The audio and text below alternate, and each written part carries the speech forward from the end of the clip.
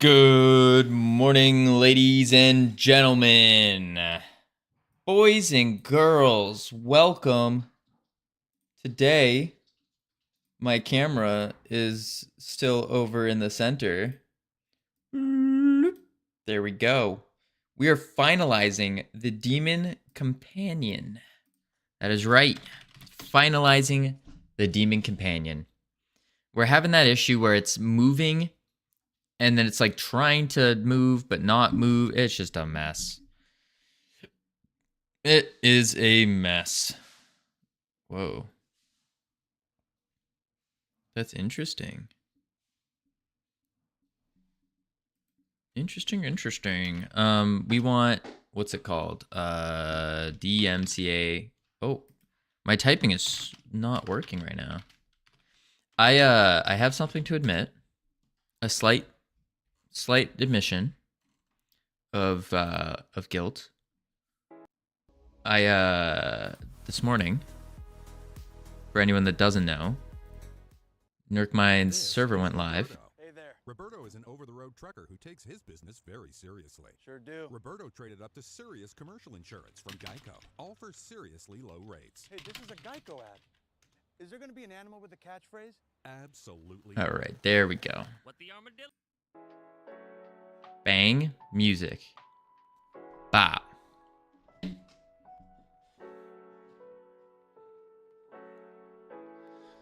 All right, so the admission. We'll get to it after the anti-pre-roll ads. After the anti-pre-roll ads, but we got music. It's working. We got the Demon Realm. We're gonna hit play. Lori, how do you do? Actually, that worked. How do you do? How do you do? Wait, is that what howdy do means? How do you do? Howdy do. Why am I just now getting this? Oh my. That makes so much sense. I must have like known that subconsciously or something. There's no way I didn't know that. Okay, here we go. So, folks, we got the demon boss. Ugh. Oh, we got the anti-pre-roll ads rolling in.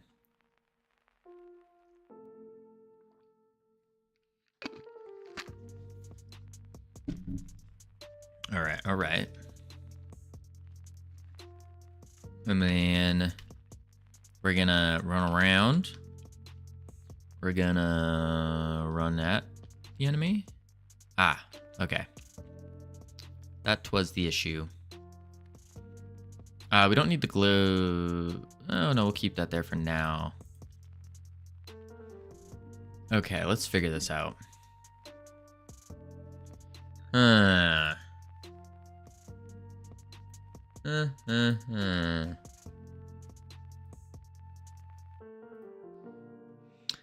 I'm fine. Fine.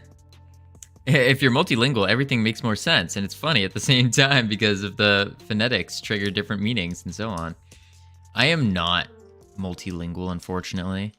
I mean, yo hablo español muy pequeño. But, very, very basic, like, 2-year-old Spanish. If I was talking to a 2-year-old, I could probably hold a solid conversation in Spanish with a 2-year-old. But besides that, no. No. They wouldn't understand my accent. They'd be like, what's going on here? All right. So, what we're doing today, we still got the ads running though. Gross. There we go, do that. 50 seconds left, and then we can explain everything that's going on here. Oh boy, oh boy.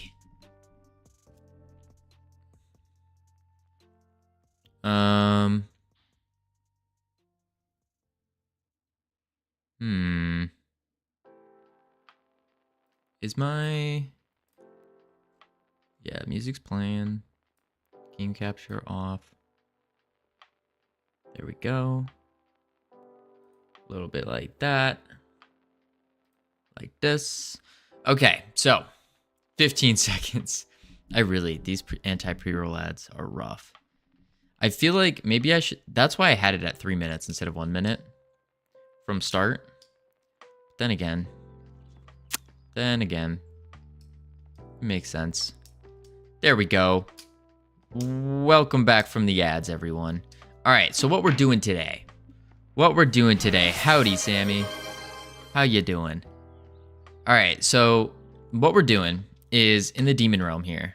I'm not native English nor Spanish, but about 6 I can speak and understand. I can understand but not speak, kind of a Europe thing. We have a lot of small countries here, and if you travel, a lot of English is not always the first option. Interesting.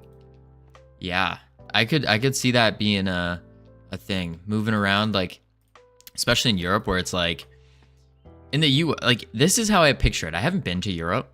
One of these days I will. But if you have the United States here, it's like, I know this is not the correct shape. Don't worry. But it's like the same thing as Europe, where you can like travel like an hour or something and be in a different state with a whole different like culture and all that. Just the only difference is everyone in the US speaks English as their primary language. I shouldn't say everyone, but most. English is the primary language.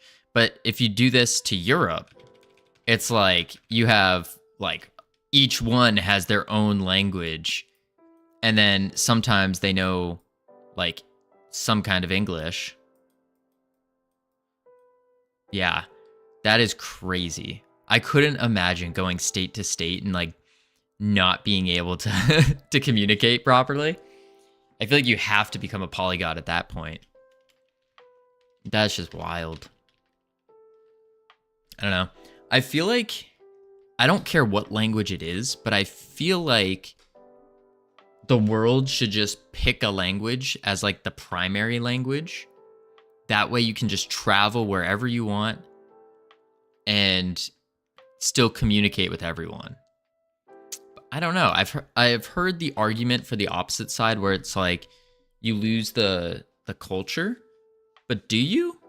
Would you lose the culture of other places if you were to only speak like one language? I guess a little bit, because I know in like more in like Asian languages, they have more emphasis on like hierarchies. So like saying sir, ma'am, yes, having titles for people. I know that's a big thing in like Asian cultures, is having that hierarchy, and I guess you lose that by speaking English. But I wonder what, I guess no language is perfect either. That's the other problem. There were some plans 40 years ago with the language Esperanza. But yeah, people are stubborn with their own culture. That makes sense. I'm just curious, like, how much, if any, of the culture are you actually losing just by changing the language? The only one I can see is, it's just because the first thing that comes to mind is like when you have in like Spanish, you add O if they're male, A if they're female, or A. Then if in like Asian dialects again, it's adding like the what's it called? Like the ending part to like say like if they're a friend, if they're an acquaintance, if it's like a special occasion, all this stuff. They have like titles almost, which I could see being like a big part of the culture. That's probably why a lot of, at least in my experience, a lot of like Asian cultures are extraordinarily respectful, like extraordinarily.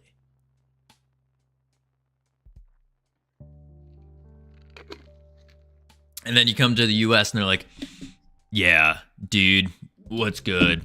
Yeah, uh-huh. Meanwhile, it's like, yes, sir, right away. Yes, most certainly. Yes, sensei, teacher. I don't know. Anywho, we're working on the demon companion here. We want to finalize it today. We want to finalize it. So the big issue that's happening right now is when we move to it, right there, you see how it glitches?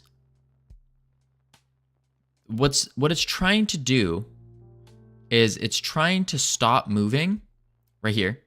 It's trying to stop right here. But for some reason, it's being propelled forward still, and it's breaking that.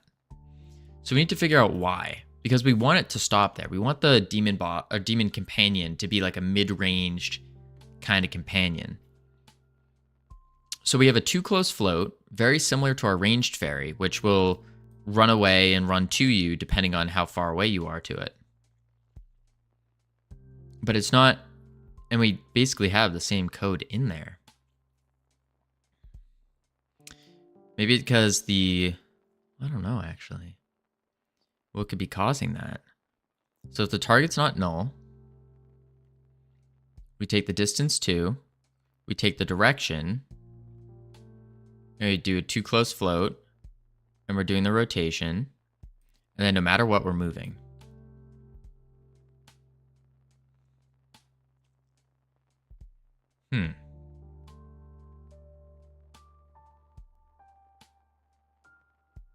Interesting. And then once we figure out why it's doing that in the moving, then we can go ahead and we can work on the special ability for the demon companion, which is to yank all the enemies within the range right in front of the demon. So if you have the demon here, then it will yank all the enemies around and put them here, right in front of it, where it will smash them. And then once we finish this, then we have finished all the companions, all the bosses. Well, we already finished all the bosses. Finished all the companions, which means we are like super, super close to being at the polishing phase. Super close. Dang. Dang, oh dang. All right, so I do have something to admit. A little admission here. I guess my opinion has a lot to do with how open-minded you are. In my country, we have 4 official languages in English. All official documentation are in these 4 languages, and some also in English. So I don't see the point from a communication standpoint, but the cultural part is a different topic. And I think you can and should separate that. Yeah, I could see that. I don't know enough about other languages to like really know like the cultural impact of just moving to one language. But the initial thought is like, hey, if we can all communicate, all using the same language, whatever language that is, doesn't have to be English, just whatever it is, that would be huge. Hi, good people. Hello, Zoomer Boomer Trimmer Cat. Remember the answer you got from ChatGPT yesterday to my question? Yes, the rendering server method. It's called a shader parameter was wrong. The actual correct method is not obvious from naming. ChatGPT useless once again. Interesting. So what was the correct solution to that?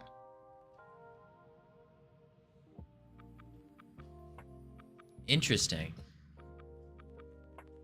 So it had nothing to do with the rendering server.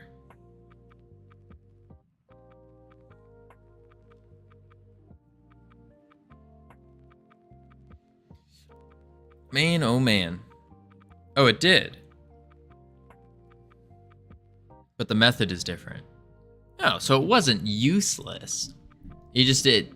I assume, did you prompt it afterward? Or did you just base it off of the prompt that I gave it? Because the prompt I gave it was just, I copy and pasted what you said. And what you got to do is you got to kind of talk through it with it. Yes, but I knew before, and you prompted it with my own insight. Right. Yeah, but I mean, because I don't know anything about the shaders. Not yet. But it just confirmed without specifying further into any meaningful or correct way. Yeah, that's how you use the AI, is you give it something, it'll confirm whatever you're thinking, or it will say, no, that's wrong. And then you push it further and you say, okay, what are the methods to doing this? And you push it further, and then it will kind of give you an answer. It's really good for like working out a problem. So if you're trying to figure something out and you already have like a kind of sort of idea on how it works, then you can prompt it, because all it's doing is it's looking through all the documentation for Godot, and you just go, but if it's wrong, greater than or equal to 30% of the time? Well, that's the thing. It can't be like wrong or right. You're just using it as almost like a rubber duck in a way, where you're just talking through everything with it, and then it will give you some ideas, and like you keep bouncing the ideas off of it. That's how you properly use an AI, at least in my opinion. That's what I do. I wouldn't suggest using it for like, give me the exact code, because it won't do that. That will be wrong like 90% of the time. But if you're prompting it looking for explanations and stuff, it's very good at like breaking down the documents and going through everything for you. So that's what I would use it for. Not for code specifically. If you're looking for a direct answer, like, oh yeah, just write if distance is greater than the max distance, then yeah. Infinite Coder. Hello. We have some words to be had. Give me the code for Windows 11. Please, ChatGPT, please. Yeah, I know. Infinite Coder. So folks, Infinite Coder just got a camera. Well, just came back from his trip. How did your trip go, by the way? How did the competition go? Inform me on that. And oh no, the trip went badly. Oh no. Yikes. Sorry to hear that. But Infinite Coder just got a new cam, and it's going great. Infinite Coder also has a push-up redeem. Except during the push-up redeem, instead of doing push-ups on camera, Infinite Coder just goes, all right, let me do some push-ups. 1, 2, 3, 4, 5. Whew. Those were some tough push-ups, folks. Those were tough. Infinite Coder, thank you for the raid. Welcome, everyone. Welcome. We were just trash talking Infinite Coder, actually, because listen, I didn't get a new camera. Oh, you didn't get a new camera? Giga Chad. I've used my laptop's built in. Oh, I mean, it was really good. I mean, the camera, like, it looked good. The quality wasn't bad. I can't really turn it. Are you able to, like, tilt your camera? That's what I do. I tilt this one to the floor, and then I do it. It was before sun went down? Ah. Anyways, Infinite Coder. You gotta do the push-ups on stream. You gotta show the push-ups. That's what you gotta do. That's how you add the value to the push-up redeem. You gotta show the struggle. How can I tilt my laptop's camera? Rip it out from the monitor? Oh, wait, but it's a laptop. So, like, don't laptops go like this? So you just tilt it a little bit, right? Or you like pick up the laptop, put it on the floor, do the push-ups, pick it back up, put it down.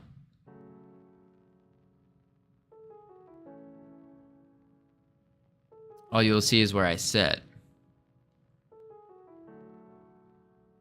But you could, what about picking up the laptop? Unless you have your laptop like hooked into a bunch of monitors and stuff. I think there's a way you could do it. But hey, I think it's great that you got the camera now. That's such a big thing, is getting the camera in there. And you got it on the proper side. It's hooked into the mic, mouse, and power lines. Ah, gotcha. I think you could figure something out. Something. But folks, I have a such a big thing is gonna get is be getting light. Yeah, I honestly applaud the GigaChad strategy. Indeed. Wait, what's the GigaChad strat? I think I can get a new camera. Ooh, that could work. I have the just like a Logitech one, or maybe by using my phone. That's been a pain. So I've streamed from the phone before and like connected it through OBS. It was kind of a pain and the quality was really bad. I wouldn't recommend it, but it's doable. It's doable. Droid cam. Yeah, something like that. Laptop has a folding camera under the F6 5.5 button. iPhone jump scare. I mean, I need money to get a camera. I feel that. I feel that. Yeah. Anyways, I have something to admit. I used a phone as a webcam. Great effect in the past. Yeah. Wait, button between F6 and F7. Oh, that's what you meant. I was like, what is the F6.5 button? What? Anyways, I have something to admit. This morning, Nerkmind's Satisfactory server went live. And so I played it for about an hour or so, little over. Instead of working, I played Satisfactory just a little bit. Just a little bit. But what we're going to be doing today, after our game dev stream, we're going to be, for the gaming stream, we're going to be crushing it on Satisfactory. Showing up, making power. It's going to be great. We got an amazing base that Sammy's been setting up.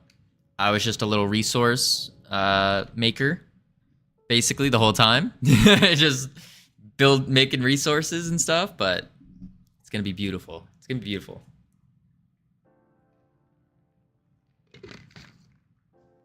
But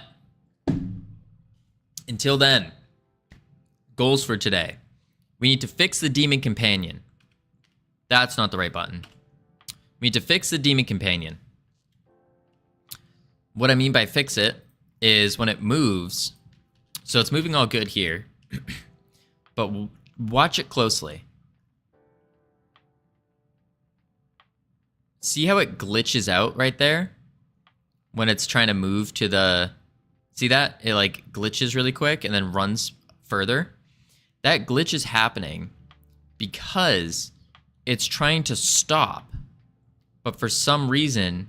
it doesn't. This is where it should be stopping, like here. But it goes and then it like freaks out. So something's overriding the stopping from it moving. Because this is supposed to be like a mid-range kind of character. So it runs up. It should run up to like here and then do the stuff instead of running up on top of it. And then once we figure that out, then all we got left is setting up the special ability, which is to pull in all the enemies right in front of it and then do the thing, do the damage.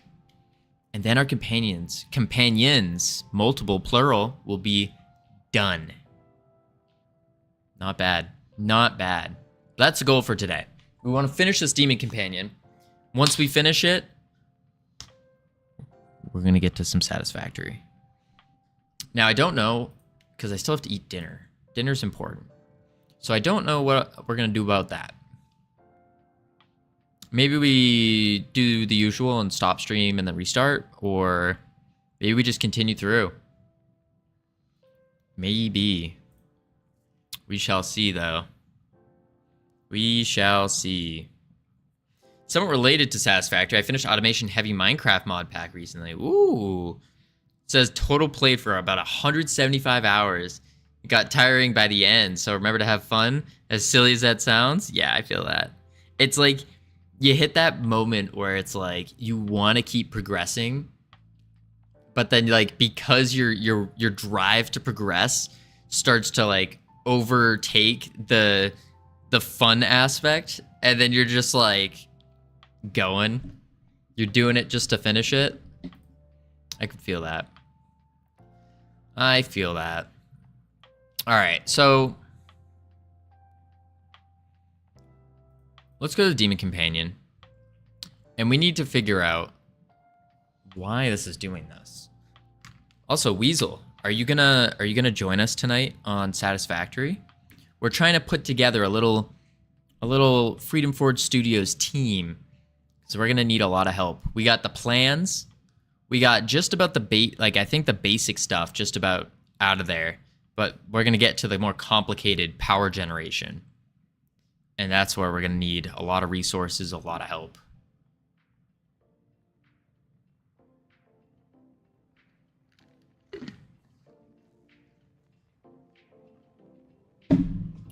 All right. Let's see here.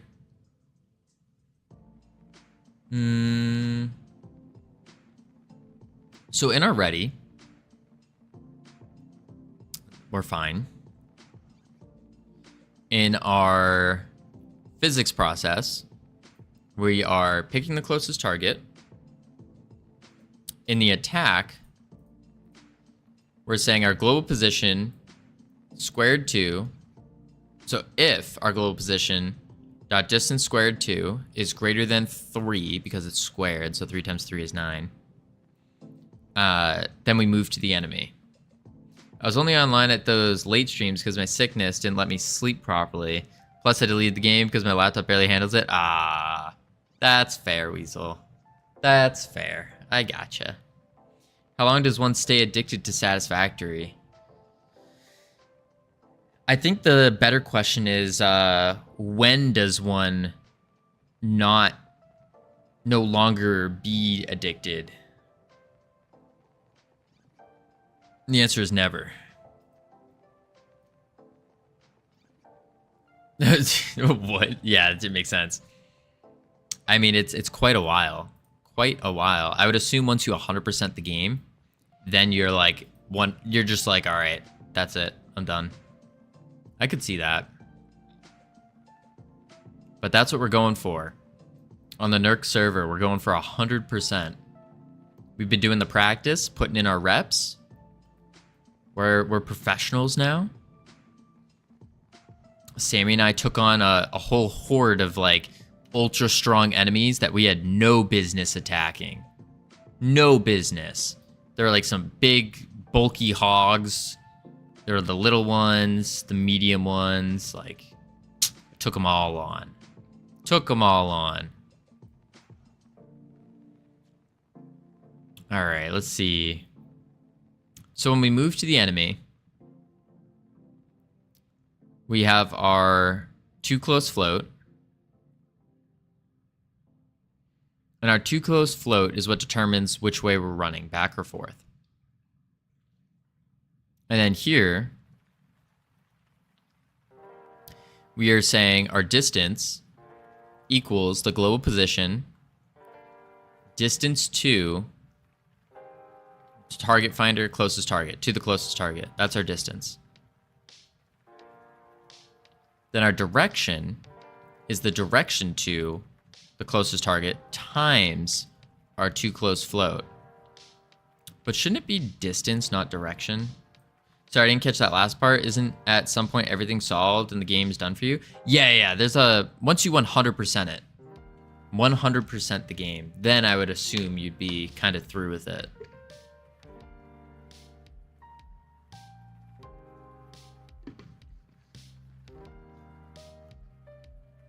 That's the assumption anyways. I don't know if that's actually true or not, but that would probably be it. Oh my lord, I ate too much. I've been like, I don't know if I'm getting sick or what, but I'm like, I haven't been able to eat as much. Usually I eat quite a bit. I haven't been able to eat as much, and I've been feeling like super full. It's not good. Not good. All right, so we have the player range, which is just the direction to our player. then if our direction and the player range is less than or equal to the attack, half the attack range, so the radius of the thing, then we move and look at. Otherwise, we take our global position length, and if it's greater than the player range plus the radius, then we go into states moving. So it's just if this is if the if we like pull it away from the enemy basically. And then in moving, it just sets it back to the companion arm stuff.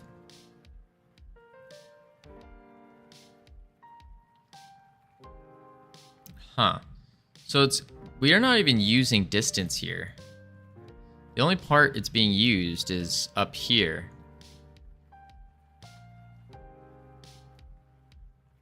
Let's go to the ranged fairy.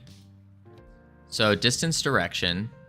And we're just doing direction. This one here is direction, direction 2. And our direction is times the too close float.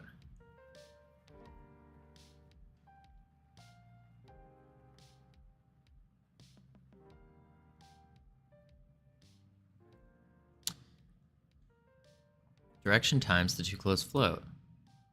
So how direction times the too close float? And then we take the direction X and Z. The look at is the same thing as the rig rotation. And then we're saying else if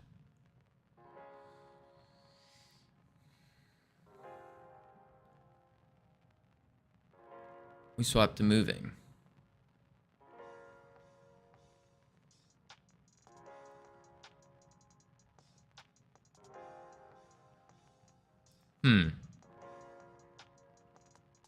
This doesn't make sense.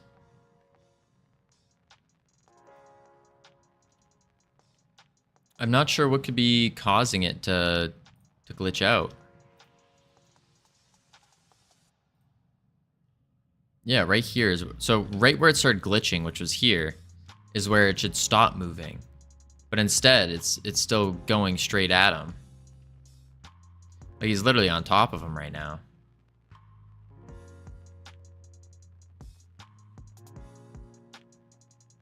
And he just keeps rotating between his special too.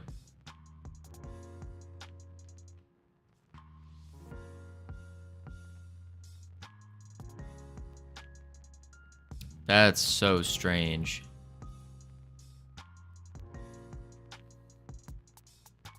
And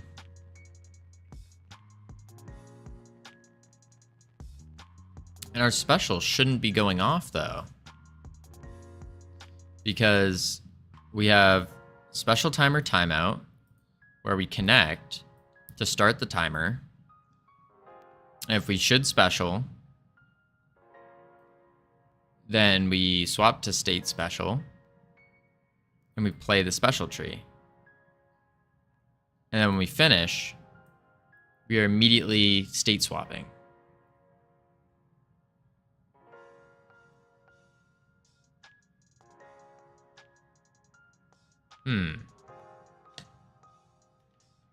Something ain't adding up here, folks.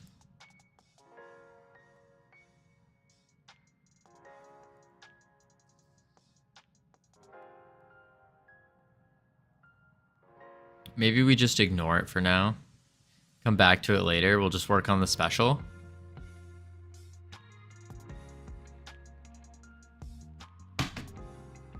I think that might be the play. Start getting some progress going, you know? Alright, let's close these. These are the enemy. Yeah, wait, no, we want the enemies open. Spirit boss. So for the spirit boss, what we want to happen is we want this, the hand attack, basically.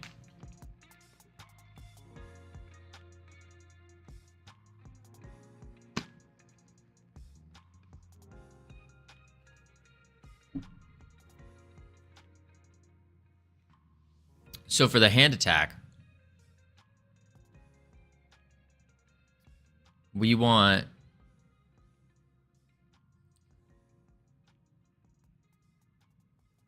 to basic. I think what we want to do is, so we have our demon companion here. And then we have the enemies here. We'll do 4, 5.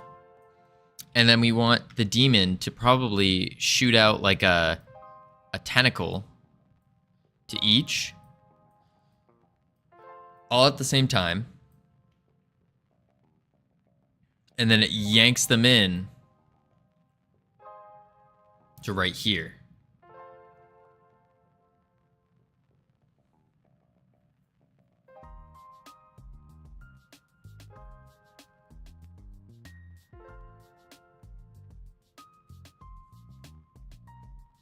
Yeah. And then, well, that's it. It just yanks them in. The tentacles Q free themselves. And then the demon will immediately goes to its smash attack. So it does that cone of damage. That's all it really does. Because then the assumption is if you have the elemental companion, then the elemental companion at this point would probably taunt them all, and then they go attack the elemental.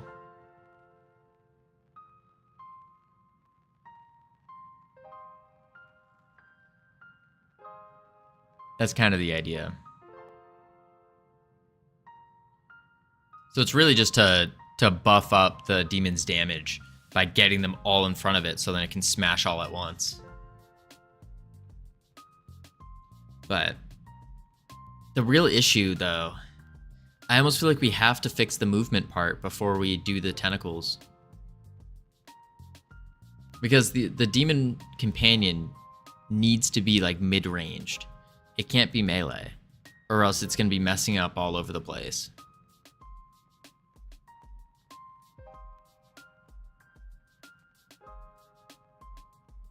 We'll just go with the tentacles for now. So what we're going to do is we're going to need something like this. And we need to do... let's go to spells.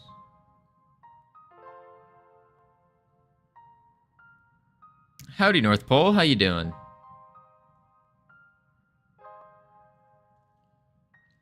Grabby hand, grabby hand. Slow effect. Oh my. Oh my.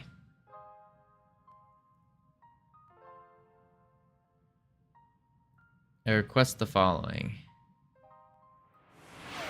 Control C. GitHub.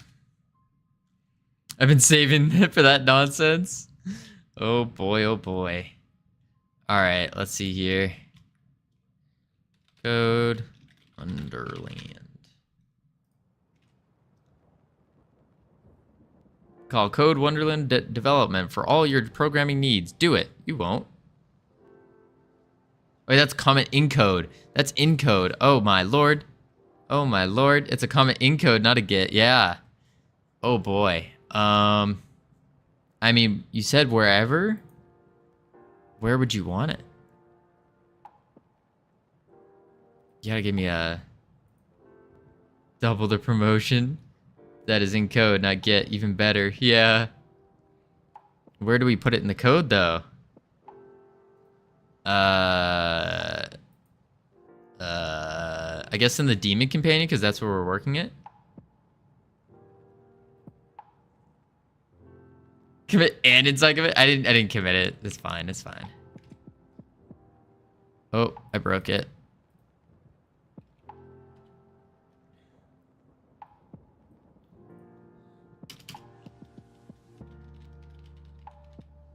What's today's date? 12 Oct 2024. Save.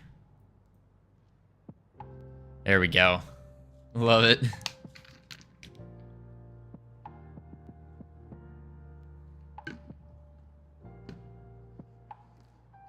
We broke it. It's all good. All right. Anywho, we need some tentacles. So I don't think we actually need to worry about what it actually looks like quite yet. But we do need the hand attack. I don't know where that is. Radial smash. Slow effect, slow AoE, stun, portal. Wait, what? Oh, is it projectile? Yeah, there it is. Big hand. This is what we need it to do.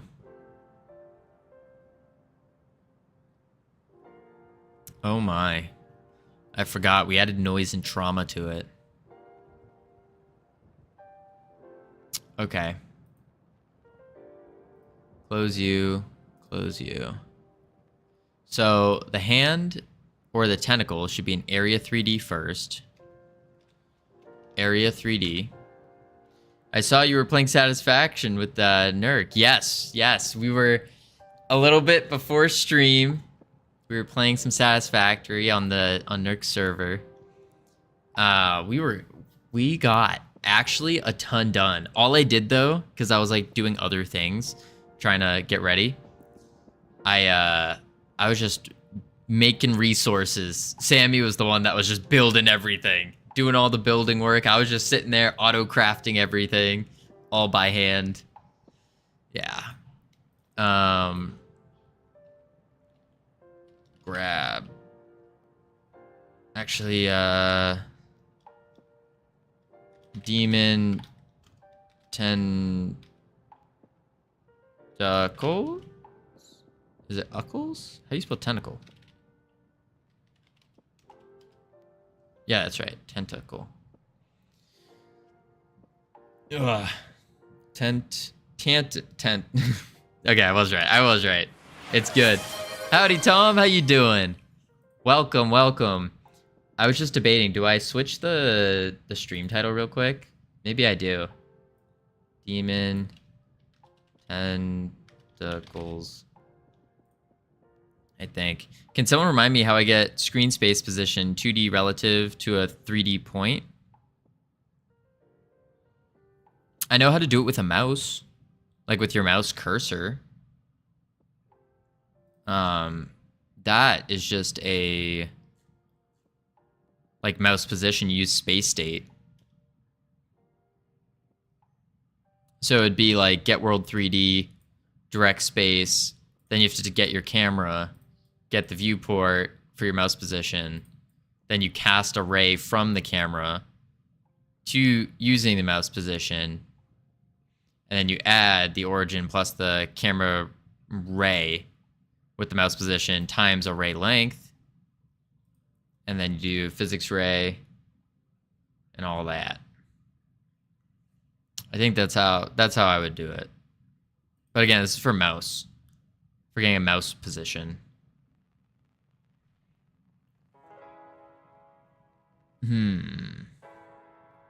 But it's very similar, I would assume. Alright, back to our tentacles. We need to rename our stream here.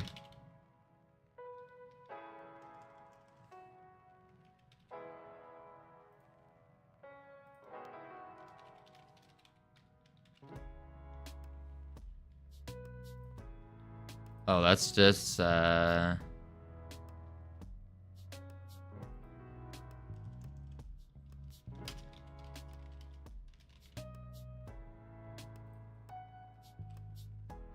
that's an iffy stream name. Might not work well. There's a simple way for that. That would be interesting tool I'd find, share the solution. There's a very simple way, I just forgot. Oh.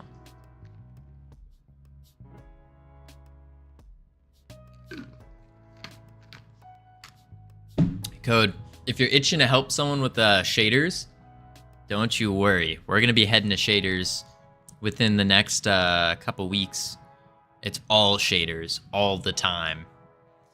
It's going to be rough. Very, very rough. Okay, let's do a mesh instance here. Who am I?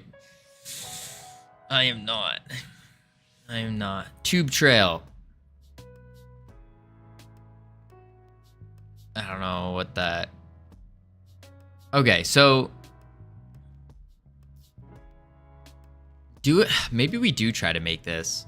How do we make like a tentacle that will... Like, I know how to attach it. I know how to pull it back.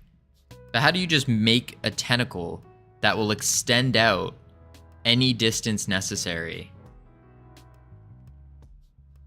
Is it just like we use like a tube mesh and then we just change its sections or something?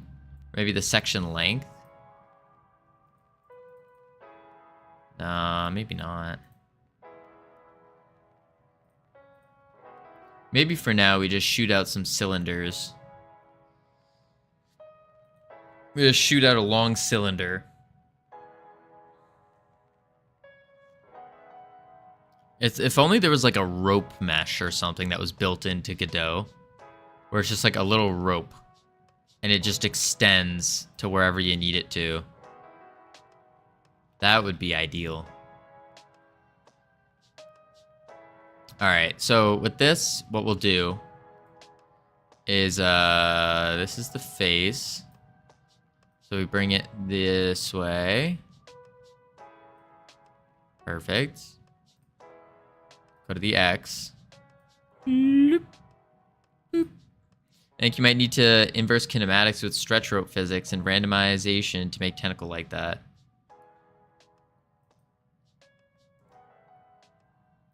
Inverse kinematics with some stretch rope physics. Yup.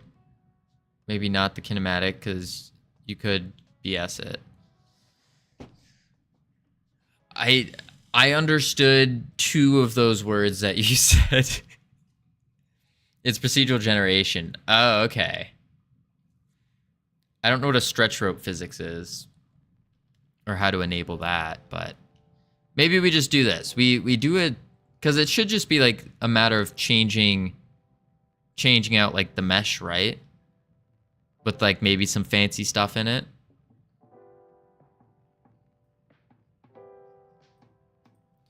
.25. Oh, numlock's not on.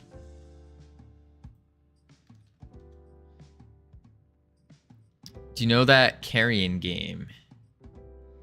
I don't think so. That game was made in Godot. All tentacles are proc gen. Carrion game. Carrion game. Oh, that we're not pulling that up. That just looks horrifying. Holy moly. The pictures that showed up when you typed that in? Oh, I see what you mean. It's on Switch. That's not what I want. I see what you mean. Yeah, tentacles. That's what we want. Solution, vector 2, unprojected position, world point, vector 3. Oh, it's a reverse horror game. You play the bad guy. Interesting. That was super simple. Yeah, that looks super simple. Huh. So I think implementing those tentacles probably shouldn't mess up with like the base script, right? So if we just make the tentacles later.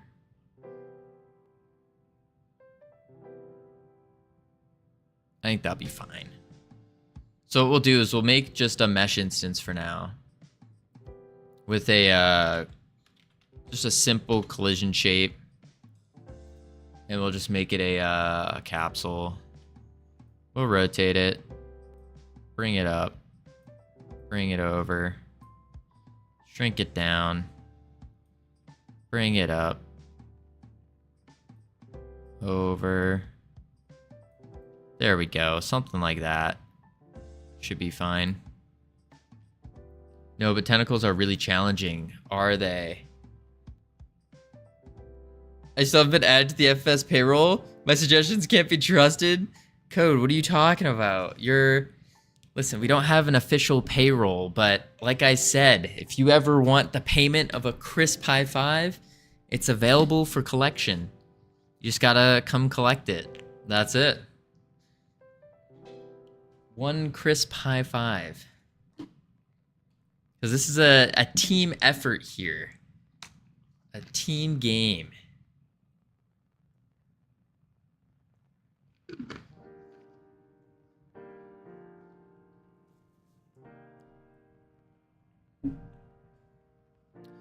Might be able to simplify the tentacles, but it depends on what you want. We just want the tentacles to basically go to all the enemies that are in our range. So we have a range, and then we have the, say, the demon boss right here, or companion. I keep calling him a boss. We have the enemies here, here, here, here, and here. And then we want the tentacles, let's use purple, to shoot out from the boss, connect to all the enemies within the range, and then yank them in so that they're all right here. This is their finalized point. So they just go straight to them? Yeah, basically. But we want them to look wiggly at the same time. Straight tentacles will be easier to implement. Octopus Feast does that. Octopus Feast. Yeah, something like that. And it looks good. Then yes. Maybe with a shader you can make them look wiggly. Yeah, we could probably add some like noise and trauma to them. So then they kind of shake and stuff. I think that would work. We're pretty good at adding some noise and trauma. Not really. We did it once. One time. Yeah, that's pretty doable. Sweet. So, I guess where would we even start with doing these tentacles, though?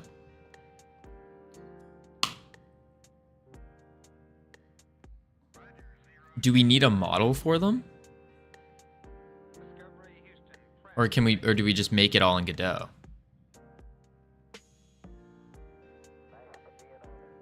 Let's look up.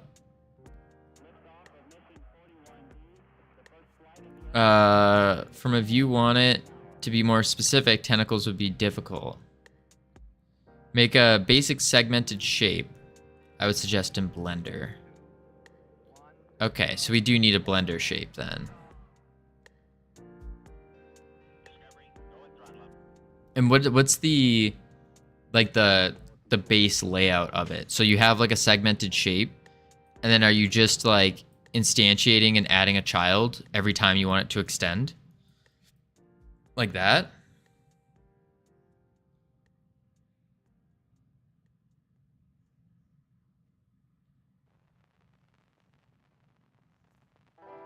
Oh, wait. So you would add a top position, middle segment for the tentacles. So it would be something like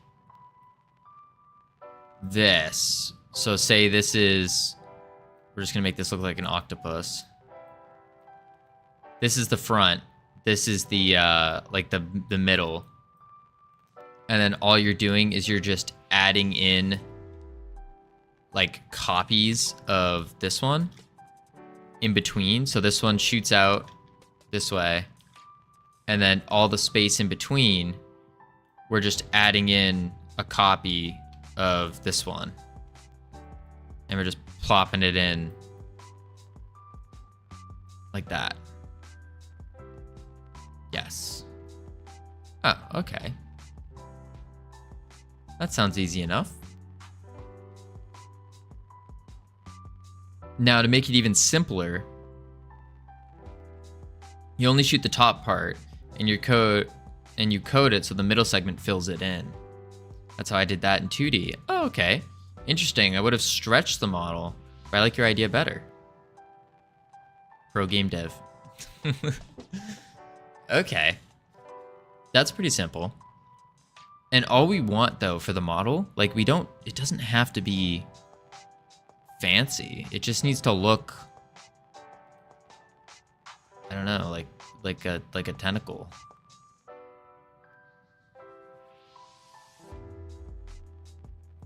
Because if we do it like a tube, and then the tip of it's just sharper, and then we add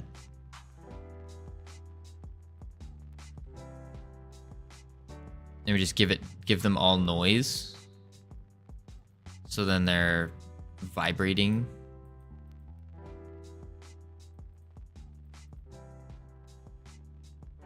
That could work.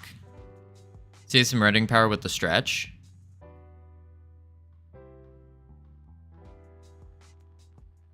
Because it's going to be very skinny. Like, it's not going to be a very visible thing. It's almost going to look like a string tentacle almost.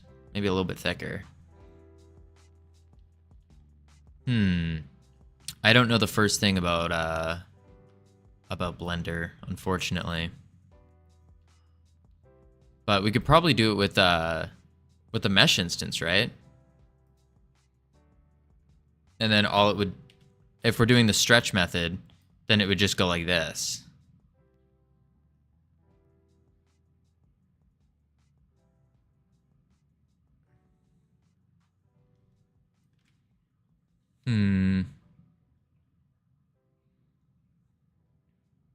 Which means we just need to change the height. But we also need to shoot out a tip. So we call this tentacle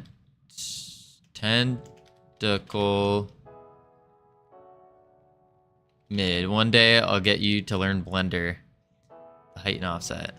I want to learn Blender. I mean, I know a little bit, but not enough.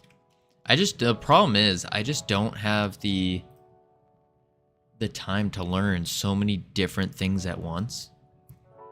It's crazy. And then we'll do another cylinder. Wait, I did a collision. Whoops.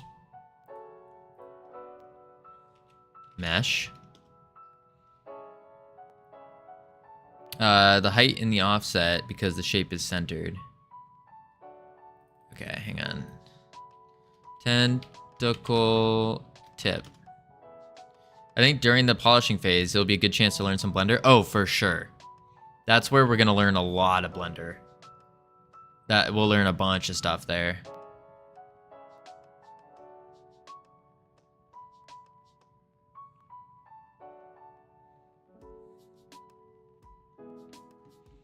So like in Escape the Coop, where you scale the chicken size up and down, I have to adjust the Z position when I change the size so it doesn't shift up and down.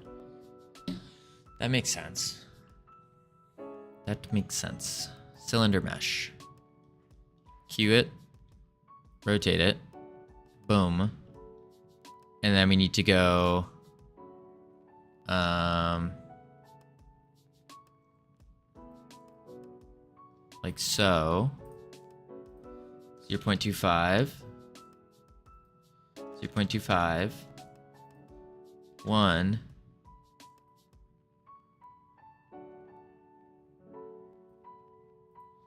0.5.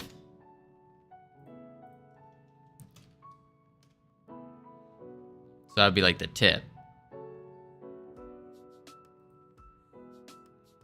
Case, Ooh, it's negative like a grapple. z-axis is the forward direction of the player.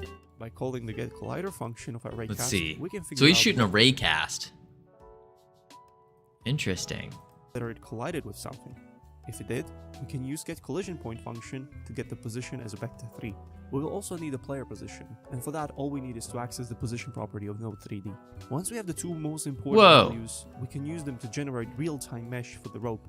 For this, let's add a mesh instance 3D child to our main. That would be library. perfect. Next up, you have to set the top level property of node 3D to true, so that it ignores the parent transform. This is a crucial step, otherwise we wouldn't be able to rotate our player, since it would also affect the mesh.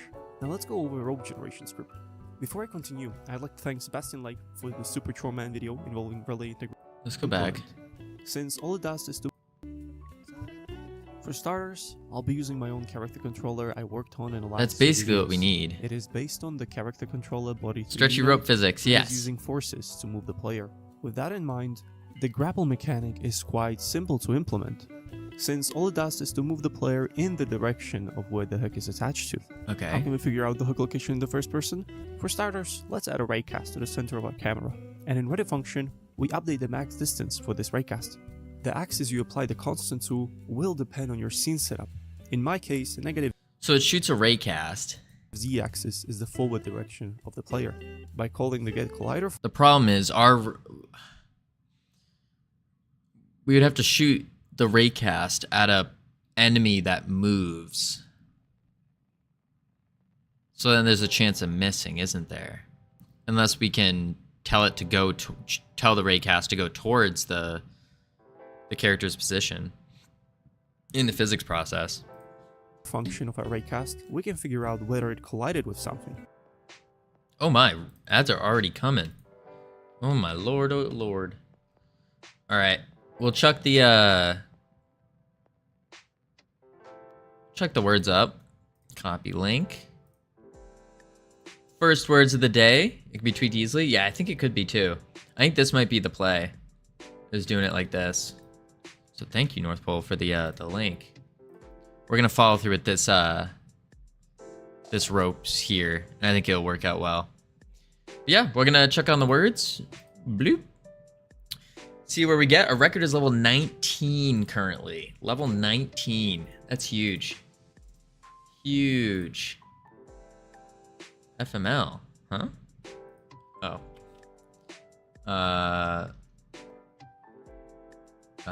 Family.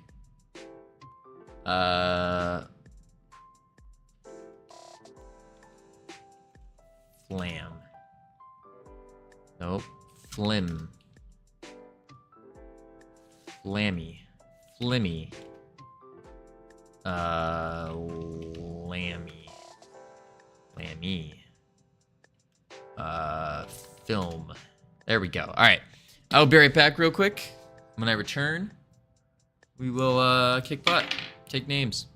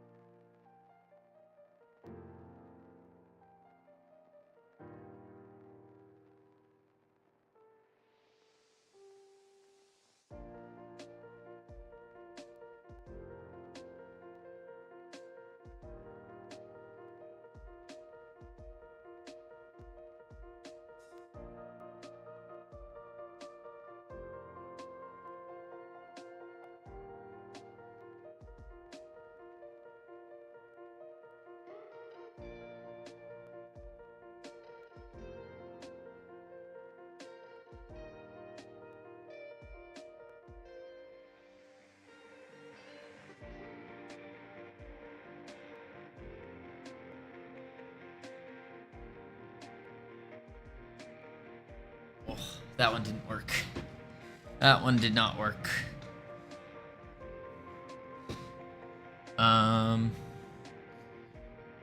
Wing, wink, king. Last one's W. W-I.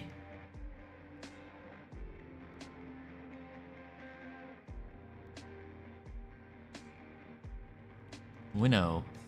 Winnow. Dang, okay, okay. Not too shabby, folks. Not too shabby. Heading to level 7 after ads. Woo! Welcome back from ads, everyone. I hope they're fun, exciting, spiffy. If it did, We're gonna try to figure out this, the wiggly rope, the tentacles, and see what we can do. PRB sounds good. All right, so what we need to do you can is use get collision point function to get the position as a vector 3. We will also need a player position, and for that all we need is to access the position property of node 3D. Once we have the two most important values, we can use them to generate real-time mesh. Wait, that's for the rope. already. For this, let's add a What? mesh instance 3D child to our main player node. Next up, How does he already have that? What? the first person. For starters, let's add a raycast to the center of our camera, and in ready function, we update the max distance for this raycast. The axis you apply the constant to will depend on your scene setup. In my case, the negative z-axis is the forward direction of the player. By So calling the raycast. collider function of our raycast, we can figure out whether it collided with something.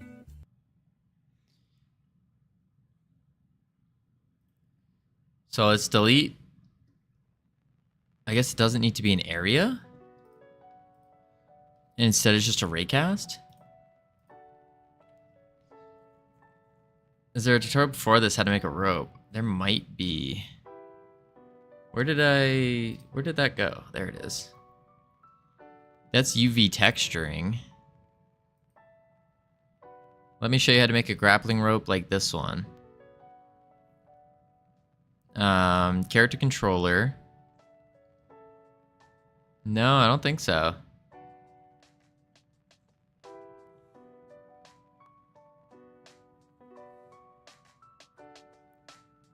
Yeah. If it did, So it's all this is really what the secret. So grapple.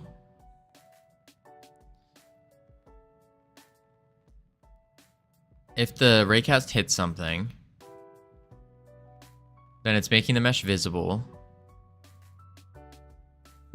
we can use get collision point function to get the position as a vector 3. We will also need a player position, and for that all we need is to access the position property of node 3D. Once we have the two most important values, we can use them to generate real-time mesh for the rope. For this, let's add a he's mesh instance explaining 3D how to child generate our it. main player node. Next up, you have to set the top level property of node 3D to true so that it ignores the parent transform. This is a crucial step, otherwise we wouldn't be able to rotate our player since it would also affect the mesh. Now let's go over a rope generation script. Before I continue, I'd like to thank Sebastian Lake for the super Rope short video generation involving script, relay okay. integration, as well as an array of all the points our rope will have. Think of them as segments that will be simulated. Those points will be represented using vector 3, and we can get them via interpolation like so. This function is only called once at the start of grappling. Afterwards, we will utilize relay integration to update the position of set points.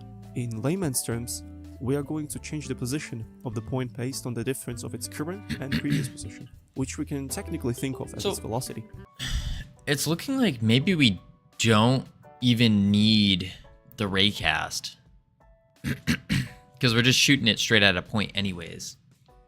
So it's like, it's either gonna get shot at the point, which is we know is a proper point, or it won't.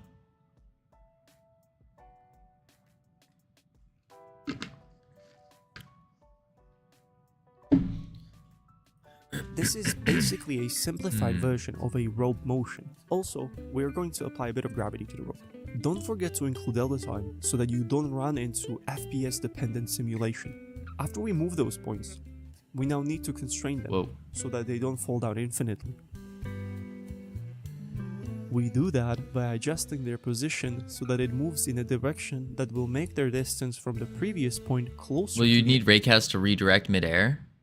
I don't think so, because it's really just gonna be, you have the enemy, you have the demon, and you're just going to the point. Like, this is the point you go to. So you're just saying, hey, go over there. You're not saying, hey, if you hit something, then go to it. Because he's doing a grappling hook. So, like, he has to shoot out a raycast because he doesn't know where the direct point might be. The point might be here, but for us, it's always going to be right there. So I actually don't think we even need the raycast.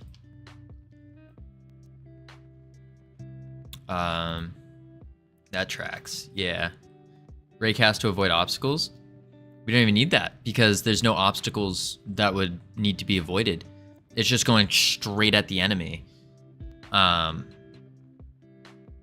If they're in the area. And I think it would be, the only situation I could see is if there is a wall here, and then there's an enemy on this side, and we're over here, and somehow the enemy is within our range still. But at that point, I feel like, hey, that's fine. If they grip them through a wall, that might be fine. I don't mind that. The ideal distance. Ideal distance being 1/n of rope. Next up is converting the point into a mesh. We need to... Whoa. In case of Godot, so it is using forces to move the player. With that in mind, the grapple mechanic is quite simple to implement. Okay. Since all it does is to move the player in the direction of where the hook is attached. And so instead of moving the player, it's moving the enemy. How can we figure out the hook location in the first person? For starters, let's add a raycast to the center of our camera. And Game I mentioned before, Octopus Feast, they definitely just let tentacles go straight through the walls. As a player, I don't mind. Yeah, I think it'd be fine. The max distance for this raycast. The axis you apply the constant to will depend on your scene setup. In my case, the negative z-axis is the forward direction of the player. Okay. By calling the get collider function of our raycast, we can figure out whether it collided with something. If it did, we can use get collision point function to get the position as a vector 3. We will also need a player position. All I need is the wiggle. All we need is to access the position property of node 3D. I need that this most thingy. Important values, we can use them to temp player, rope generator, and temp hook. Nowhere do I see a mesh unless... For this, let's add a mesh instance 3D child to our main player node. Next up, add a mesh. We have to set the top level property of node 3D to true so that it ignores top level true. So let's do that. Mesh instance. Top level true. But what kind of mesh is it? Parent transform. This is a crucial step. Otherwise, we wouldn't be able to rotate our player, since it would also affect the mesh. Now let's go over a rope generation script. Before I continue, I'd like to thank Sebastian. More on that in a second. From the two endpoints, we want to first initialize an array of all the points our rope will have. Think of them as segments that will be simulated. Those points will be represented using vector 3, and we can get them via interpolation like so. This function is only called once at the start of grappling. Afterwards, we will utilize relay integration to update the position of set points. In layman's terms, we are going to change the position of the point based on the difference of its current and previous position, which we can technically think of as its velocity. This is basically a simplified version. But how does he get to this? Also, we are going to apply a bit of gravity to the rope. Don't forget to include delta time so that you don't run into FPS dependent simulation. After we move those points, we now need to constrain them so that they don't fold out infinitely. Mesh immediate. That's in his 3D though.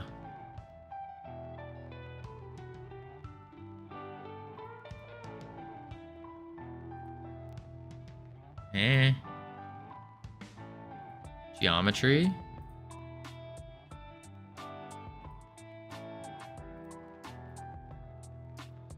Adding gravity to that mesh. Right, but how did he even get that mesh? Like, what mesh is it? New point mesh, maybe? Or maybe it's the trail?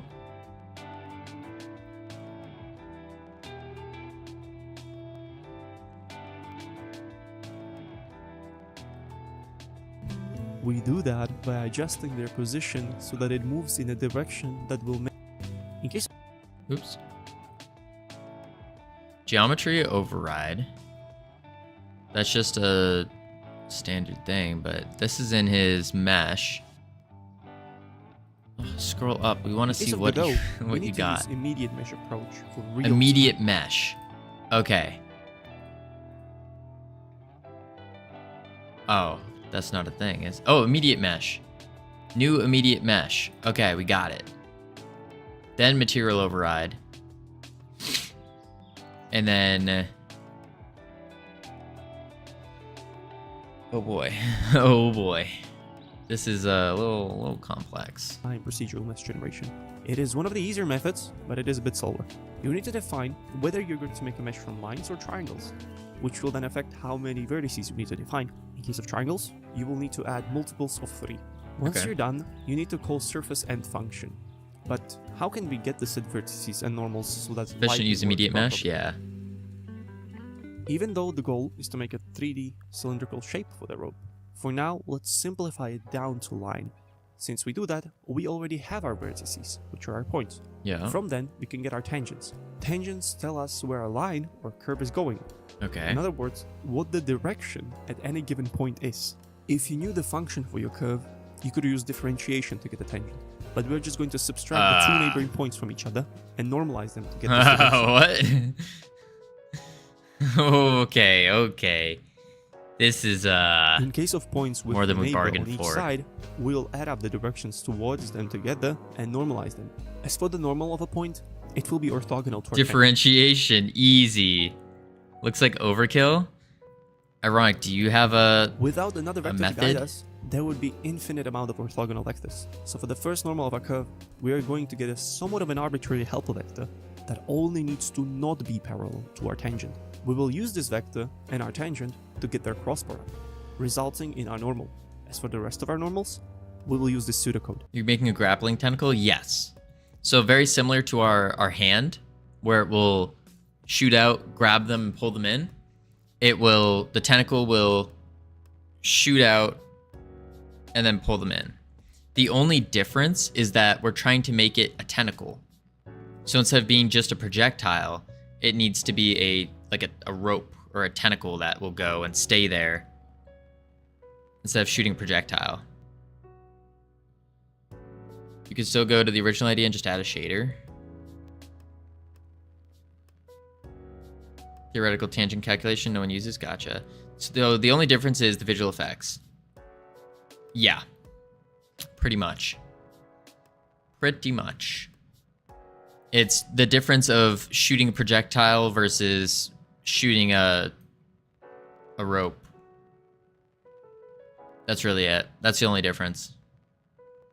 And then everything else functions the same, where it will yank it back to a certain area, cue free itself, or remove child cue free, and then big damn. We can do it! I'm wondering, though, what that trail mesh is. Yeah, I don't know either. Immediate mesh or trail mesh? Original idea was shooting the top segment, making a middle segment, fill in the gap. Right. And you set its length and position based on where it starts and where it ends. Why don't you start with the cylinder? Oh.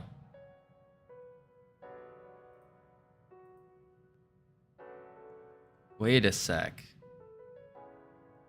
So start with the cylinder. We rotate it. We will 0.25.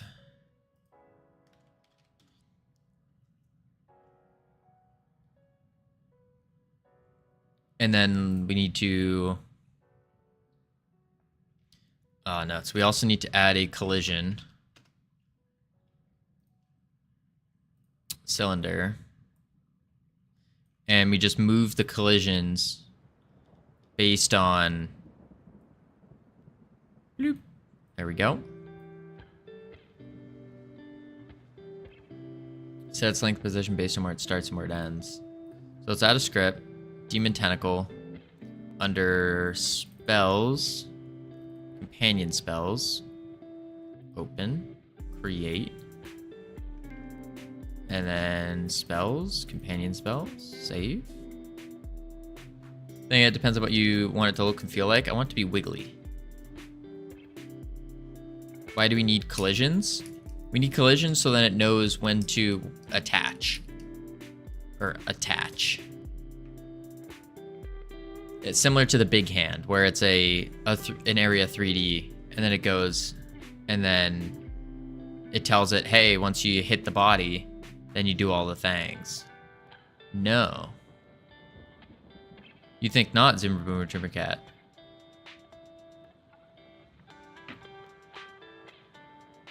What would your suggestion be instead of doing an area?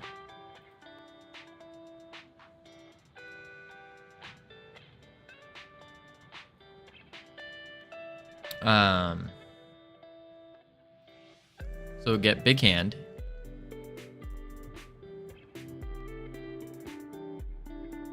I do an area as well. No collision, the tube is just a placeholder.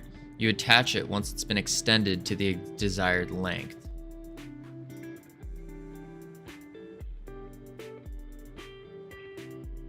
You attach it once it's been extended to the desired length. Well, wouldn't that just make it appear instead of like extending out? Like a physical tentacle. Yeah, we want it to have like a physical tentacle. So like it travels to the enemy and then retracts basically, and it would come back to the point.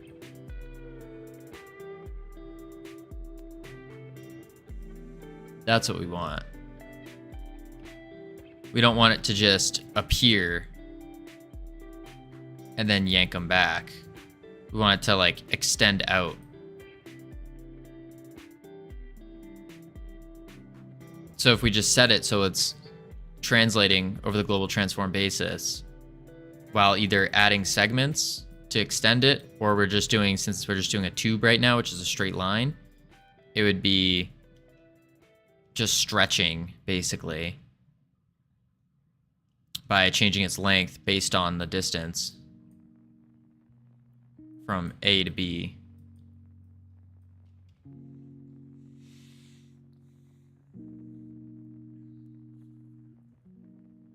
So we need a physics process.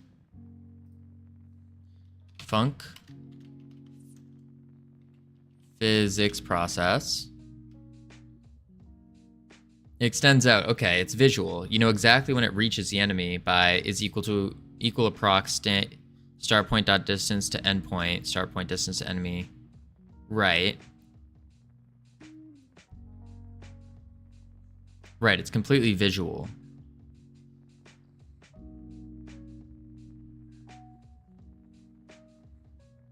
Is equal approximately start point dot distance to the end point.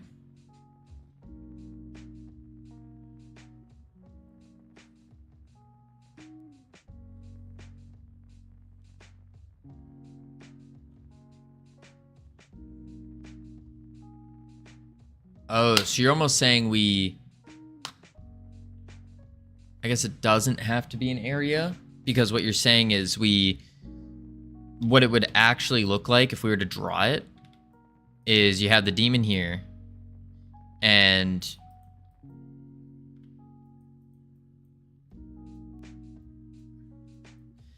the enemy. First thing we do is we go and we get the distance. So it like basically hooks it up. And then we shoot out the tentacle based on that.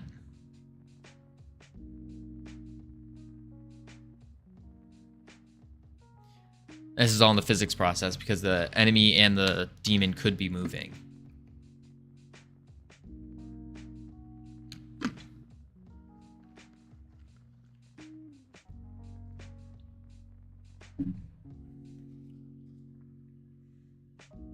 Because this distance needs to update constantly.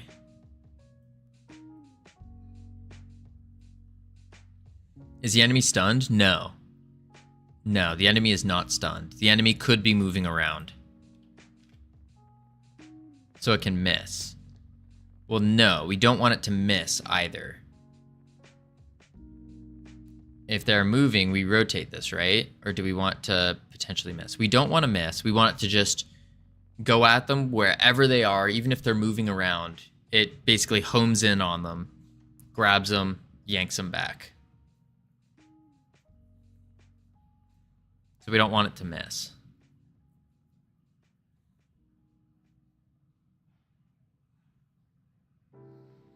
No missing.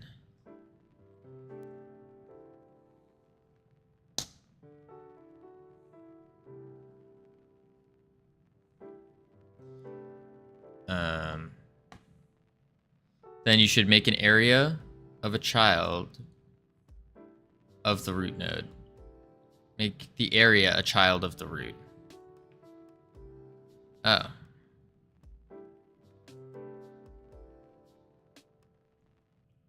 With the rope segments, we don't need to rotate anything but the front segment with a look at and change its position. Everything else will follow.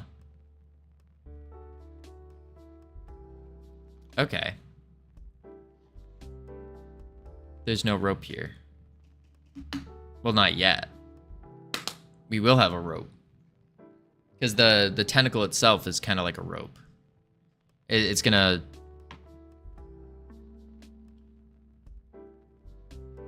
I'm also for making it pretty from the get-go. Yeah. This is not a physics-based game. I want Covino to learn mesh stuff. I would like to learn mesh stuff too. But it's not, yeah, you're right. It's not physics-based, but the rope itself will look physics-based, if you will. Like, I'm clearly not explaining it properly. Hang on. So similar to what this guy's got, where he has... child to our main player node. Next up, you have to set the top level property of node 3D to true. Where's the so that it squiggles? ignores the parent into This? So see how the rope is jiggly? dependent simulation. We basically just want it to, like, we can simulate the jiggle just through, like, noise and trauma. Yeah, wait, I walked away and came back. We were debating the use, to use the rope physics or not. I'm not sure. I'm not sure. Like, we don't have to use gravity or anything. We can always just use noise and trauma. Wants to use overcomplicated physics checks on one hand, but is afraid of mesh manipulation on the other. Are you, Zoomer Boomer Tumor Cat, are you saying Ironic is being a crab in a bucket right now? Oh, no, I'm the one who's trying not to do it complicated. Yes, burn. All right. Hang on. You guys are the ones that want to generate meshes and do physics ropes. We just want it to look like a tentacle that attaches. Well, yeah, it'll look good. Like, we don't want it a straight line, if that makes sense. We need it to wiggle. But wiggling it, we should be able to just do a straight line, add noise and trauma, right? So it's just a suggestion. I don't know anything. I don't know anything either. All right, listen. With the power of teamwork, we will get this figured out. If we all put our minds together, we will figure this out. I think step one, regardless of if it's like a straight line or a wiggly rope, is we need to shoot something out and get it to attach to an enemy and yank it back. And then from there, it should be simpler to just change the rope to see if we want it as a straight line or with noise and trauma, or if we want it with a wiggly physics-based rope, kind of like this. After we move those points, we now need to constrain them so that they don't fall down infinitely. We do that by adjusting their position so that it moves in a direction that will make their distance from the previous point closer to the ideal distance. Ideal distance being 1/nth of rope. Next up is Oh my converting the we point go. into a mesh. No need for attitudes. case It's of not Godot, helping. we I don't need think to any use of us have media. any attitudes here. It's always the thing is with chat, like dealing when you're trying to talk through like typed chat, you can't convey emotion very well unless you're spamming out those emojis. So I don't think there's any attitudes going on here, Wolf. We're all passionate about getting Realm Rapture complete and getting on to project number 2. To be honest, the physics rope will be a lot of pain. Ironic's perspective is that it's not worth it. It's a whole night's work as you are new to mesh manipulation. But since you got a tutorial, I believe you can do it. But it's maybe really not worth it. Okay. In that case, let's do it Ironic's way. And then worst case scenario, like if we want to change it, it shouldn't be, I would assume it would just be changing the mesh and manipulating it. Like I feel like both ways use the exact same logic of translating out to the position and then pulling it back. So let's just get the base functionality working first, which is go to the enemy, pull it back. Yeah, get grabbing and pulling work first, then to decide on whatever visual effect you want. Yeah, I agree with that. Okay, we'll do that. Sounds like a plan. All right, go team. So this is what we're gonna do. First thing we need to do is we probably need a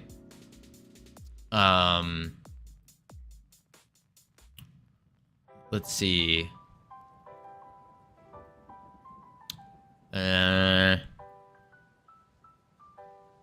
We need a position.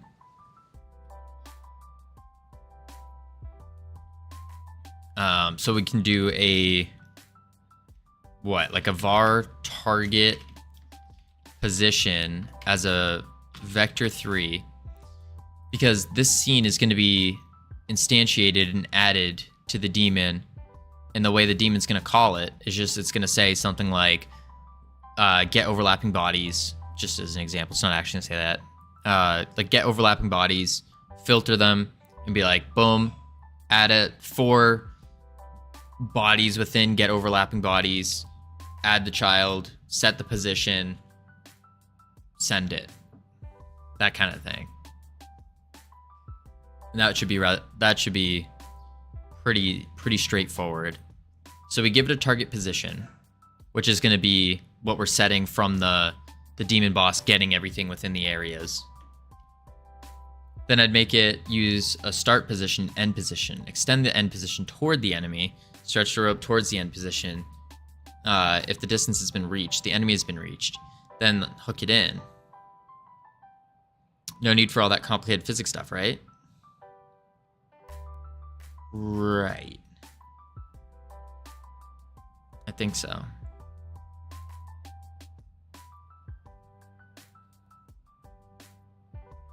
So really, it's just, we do,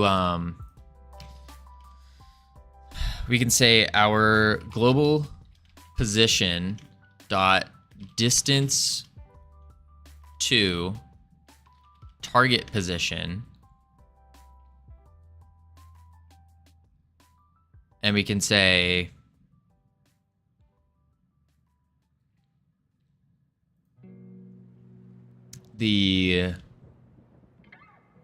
on ready var tentacle as mesh instance 3D equals get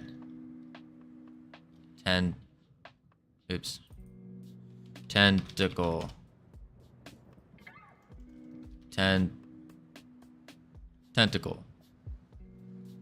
like that. And then we can say tentacle dot height equals dot length. Oh, it's already base float. Never mind, we're set. So this would extend out the tentacle there, but we want to lerp it. That's the thing. We want to lerp this. Equals lerp. Lurk sounds good. Appreciate it. From global position to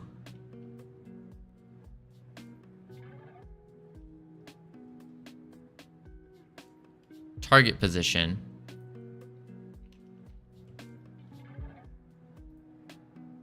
So we're stretching out the tentacle, lerping it. Global position, target position. And then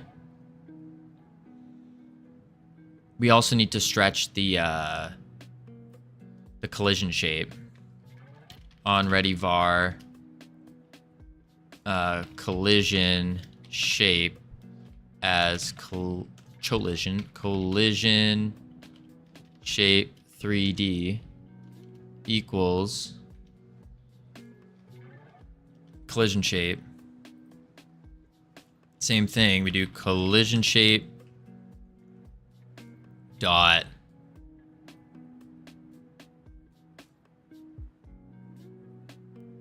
I'm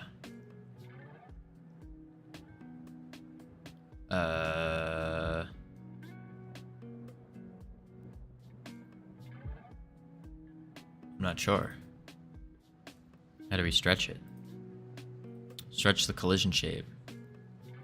Because I don't know what this point is called.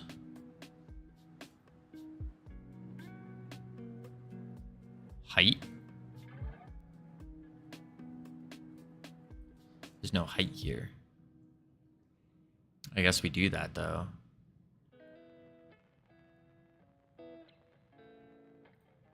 Dot height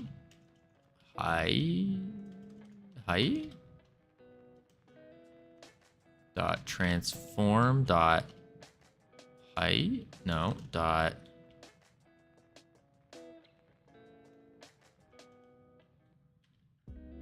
I don't think we want to change the scale. So how do we stretch the collision shape to match? Do we need to? Probably.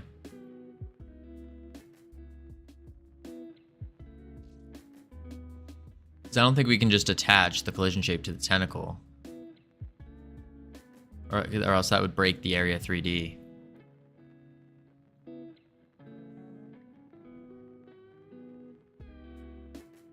Let's just get it to shoot out, go there, come back. If you scale the parent, it should scale everything. Right, but we're not scaling the parent. We're scaling the mesh.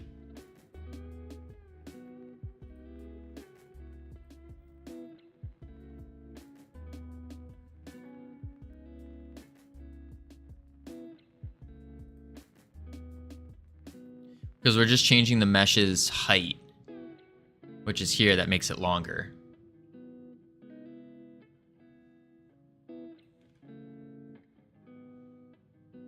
Unless we should be scaling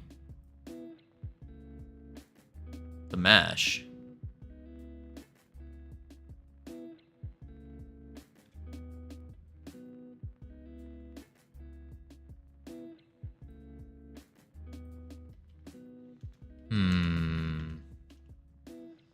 Tentacle height, and then we need to do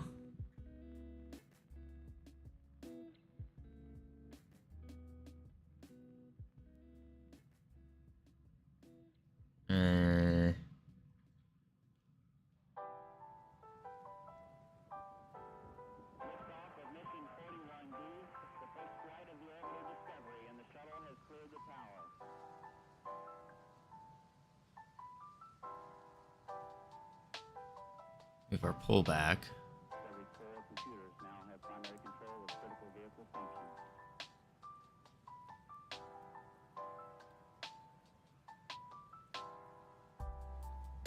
Where are we getting called pullback? Right here.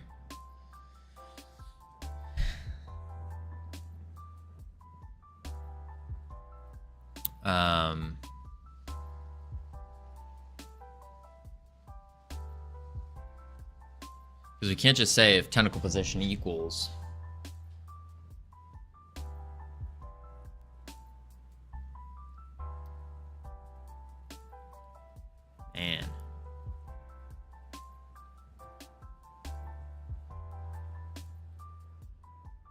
I mean, this is the thing. This is our... Once we finish this tentacle, we are done with our most complex base mechanics. This is the last one. The last one for this game. Holy moly.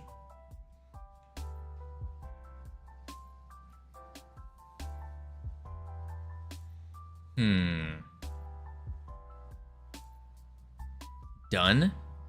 Yes, you heard that right. No, not yet, Infinite Coder. Not yet.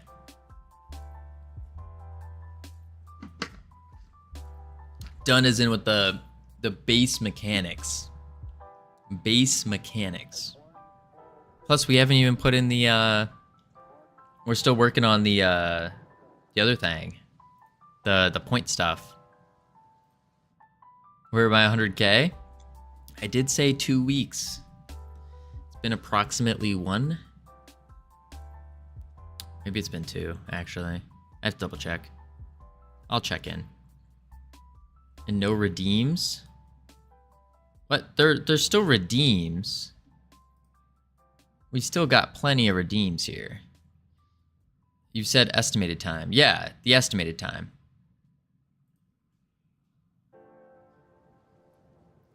Let's see. None of my favorites. We still have to add in more, yes. But I'm holding off on adding in more because I know that this new system's coming into play. So it's like, do we add them for the short term, or do we spend that time doing more important things? That's the question.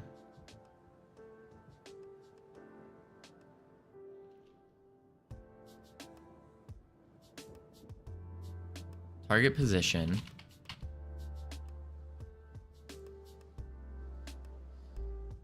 And then it moves the height.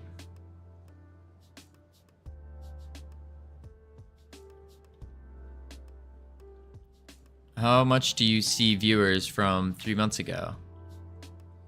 How much do you see viewers from 3 months ago? What do you mean by that? Like, how often do we see them? I would say quite often. Obviously not nearly as much, but quite often. They're still trickling in a lot of the time. So we got a couple coming in here and there, that kind of thing. Because we had 400 something followers on Freedom Forge, and that is our new follower goal, is to catch back up to that. But yeah, we got some newer folks coming in. We've been trying to grow the software and game dev category as well by reaching out to a bunch of other streamers from different games and stuff. I don't see anyone who was there 3 months ago. Oh. I mean, let's see here. Just in the list alone from Freedom Forge, we had Ironic, we had That Gamer, we had Code, Das Razor, Infernex, Hicatile, Infinite Coder, Sir Lurks-a-Lot. I think we had Sultan, North Pole. Yep. Tom, Wooger, Weasel, Zoomer Boomer Trimmer Cat. Wolf, were you part of were you there at Freedom Forge? Not sure. Might have been right at the end, right as we were switching. I was indeed. Yes. Yeah, I feel like Infinite Coder's tripping a bit. It wouldn't be unusual. Wouldn't be unusual. Infinite Coder's on some kind of coding juice. He had me at Demon Tentacles, Georgester. Yeah, Georgester's from came over. I mean, most of the people here are from the previous channel. All right, shit special. So what we'll do is we will target finder.get overlapping bodies dot filter func target, return target not equal null, and target dot team not equal team. And then we say for t, what's tripping? I'm forgetting. That's like you're on a different planet right now. Cheapest good camera is 100 bin, which is about 30 USD, which is about 4 times what I have right now. Oof. Yeah, now Covino isn't as dashing as our bald leader free of March, but he's nice. Jordster, what are you talking about? More dashing now that I have hair? Ooh. I have to get a haircut though. I need to trim out the sides. Bring those back, trim it up a little bit, but I think more dashing now. More dashing. Ugh. Ugh. I don't know about the baldness. For T in, actually we do var available targets equals in available targets. And then we need to do a packed scene. Export var tentacles as a packed scene.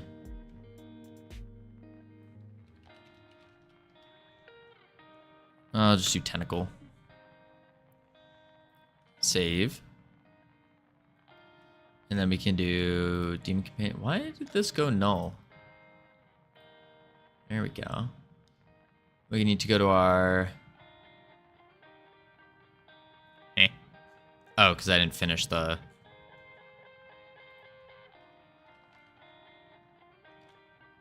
Tentacle, quick load, 10 demon tentacles open. And then we can say 14 available targets. We can say var tentacle equals tentacle dot instantiate. And then how big was the bottom platform for the anvil? The bottom platform for the anvil was, give me a sec, I gotta open up the laptop. I want to say it was 20 by 18, including the corners.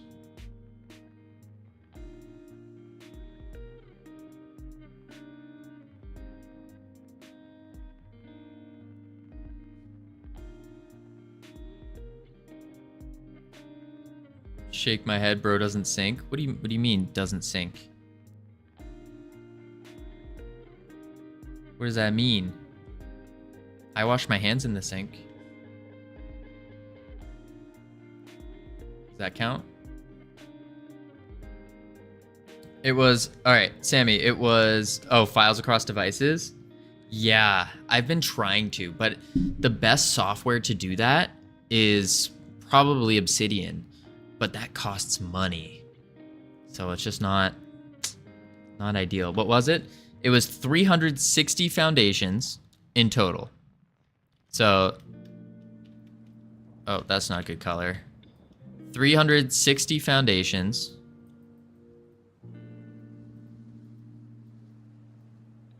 And then it was 20 by 18. So 1, 2, 3, 4, 5, 6, 7, 8, 9, 10, 11, 12, 13, 14, 15, 16, 17, 18, 19, 20. And then we counted the corners. So 1, 2, 3, 4, 5, 6, 7, 8, 9, 10, 11, 12. Yeah, you get it. You get it. 2018. So 20 across. And then you count all of them. And then you turn to the side and you recount the same corner. And you do 18. So if you're not counting the corners, what is that? Like 16 and 18? 18 by 16 if you're not counting corners.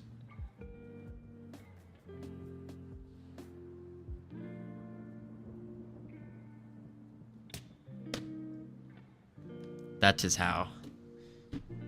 Rsync is hot. What is rsync? I don't think I've heard of that.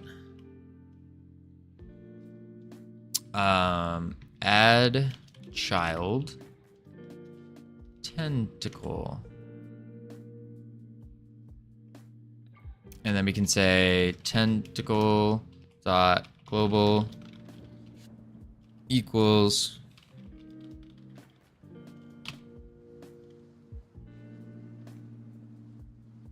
let's see what happens. See what happens. So ideally, what needs to happen is it will shoot out a tentacle.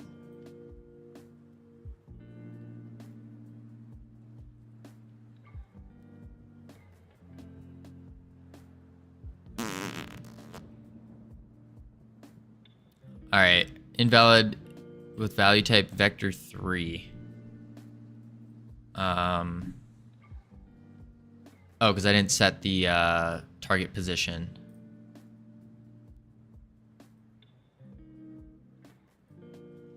So we can do tentacle dot target position equals t dot global position. 1820 is bonkers huge. No, I did not miscount. I know, because we counted it multiple times. It was 20 across, but you have to double count the corners. Double count the corners.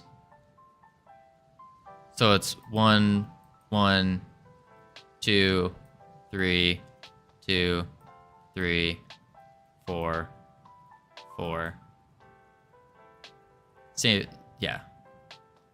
20, 1, 18,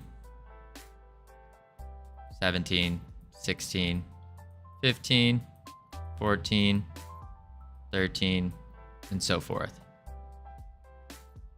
Because remember, we had, what was it? 16, I think? 16 coal generators there. We had a lot. It was a lot.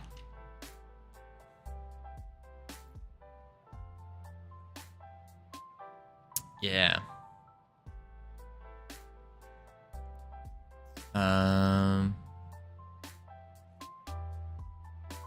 Now let's try it.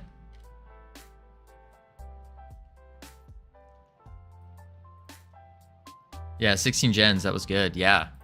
That was the size.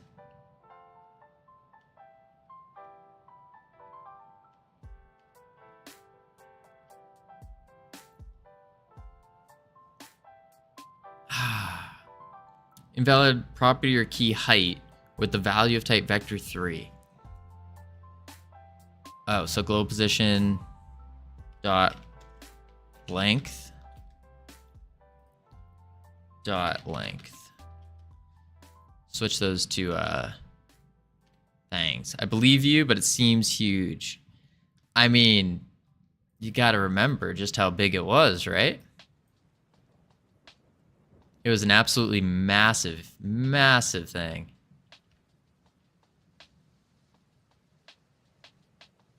Value of type float. So height isn't a thing. Dot transform dot height.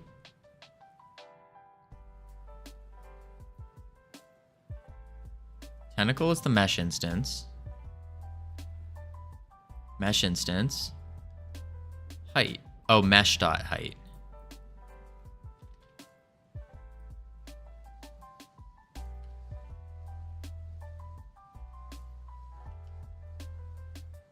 I mean, I could pull up the to show you.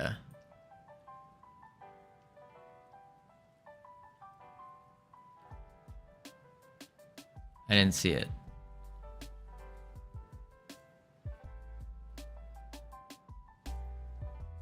I'm not seeing it being added. Oh, it's being added at ourself. It's not lerping. Here it is here. It's not lerping there.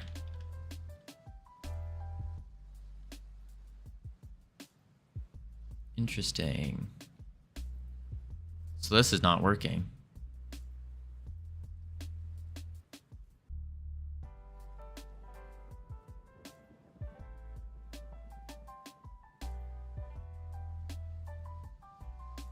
Huh.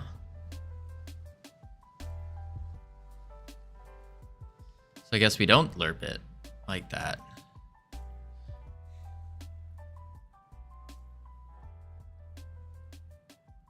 So how do we stretch the mesh instance then?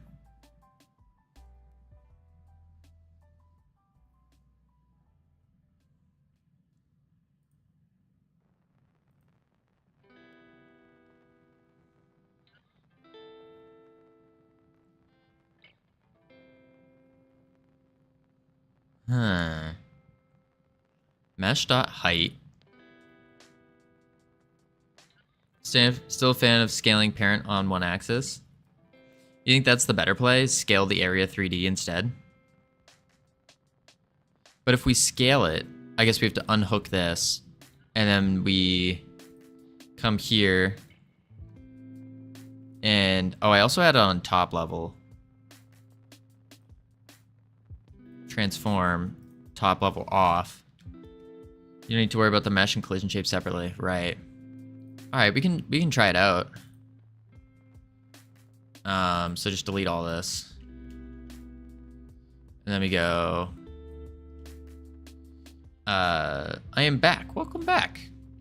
So let's do what? Scale dot z equals lerp scale dot z to our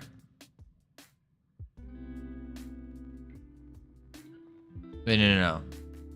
From our global position dot length to target position dot length 0.15. You were lerping the height from the length of the global position to. That's the length from 0, 0 to its position. Wait, you were lerping the height from the length of the global position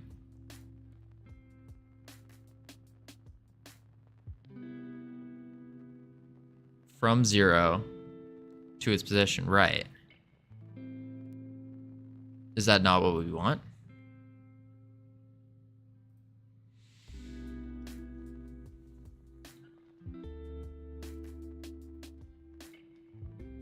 Because we want it to come from 2.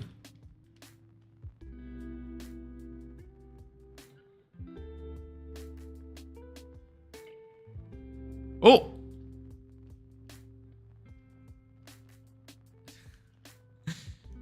It started to work.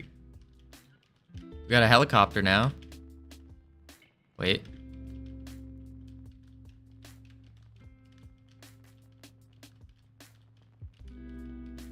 Whee!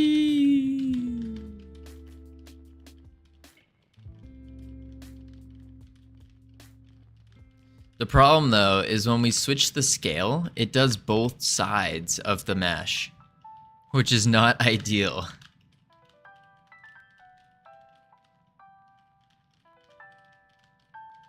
You want to alert from 0 to the target position minus the global position.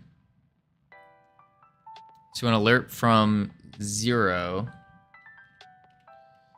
to target the global position, or target position minus the global position. Target position minus global position dot length.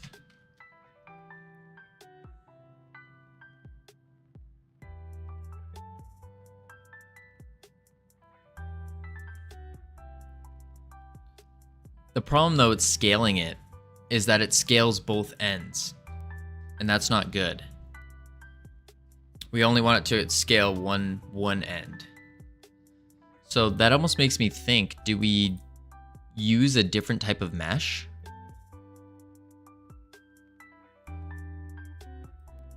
Then you adjust the offset.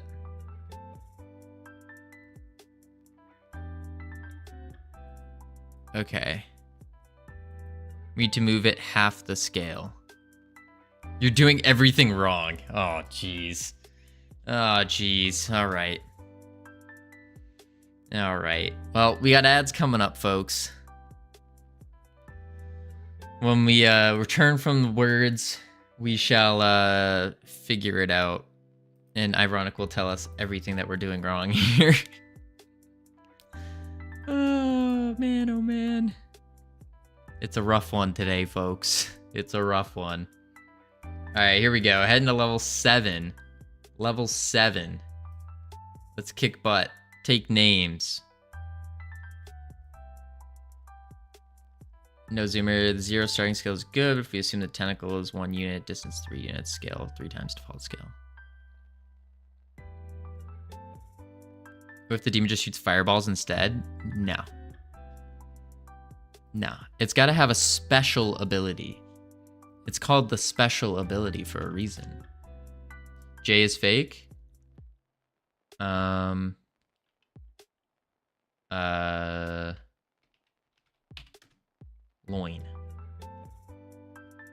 You could tell. I already finding it.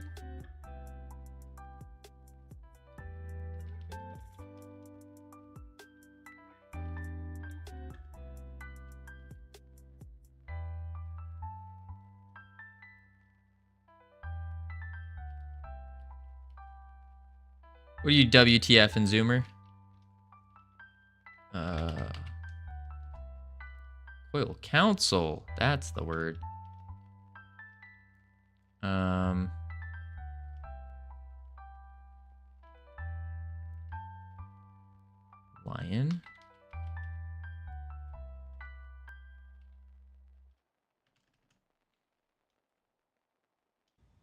Uh-oh. Guys, we need more words. J is fake. Coolio, just in time.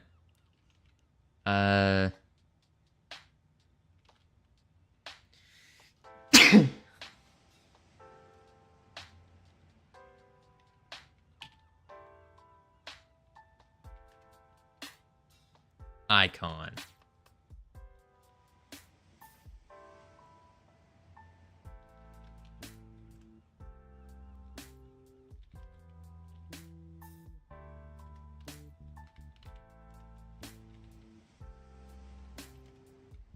No. Yeah, we were just real slow there. Real slow. Man. Not enough of us. That's what it was. Oops.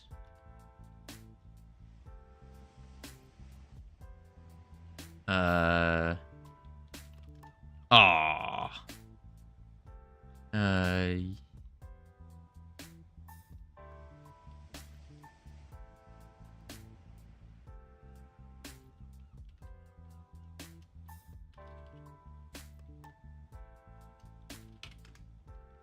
Oh, code stealing all my words. Urinary. Easy word.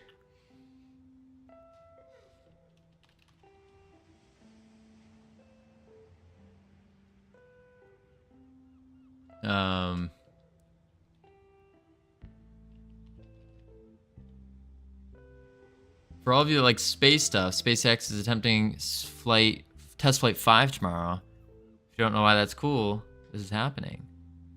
Ah, that's awesome. I will I'll be right back real quick, folks. We'll figure this out.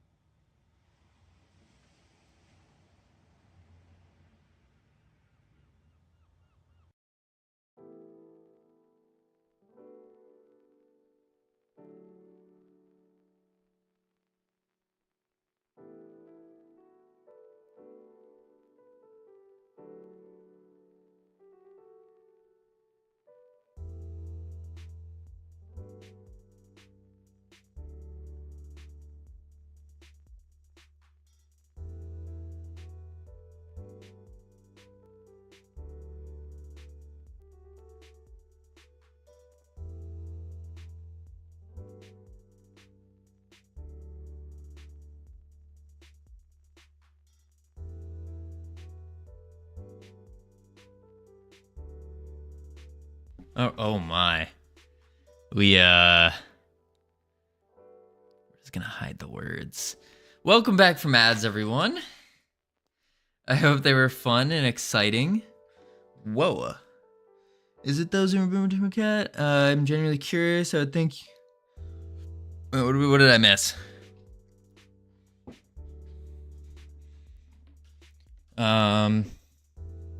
Using scale, you have to multiply with the base height, but scaling it to desired direction is essentially the same as adjusting height. That's what I was quoting as being essentially the same. Did not ask whether my suggested lerp adjustments was the same as previous code. That's dumb. You answer that dumb question. Eh? How tall is the cylinder mesh? Currently, the cylinder mesh is at a height of 2.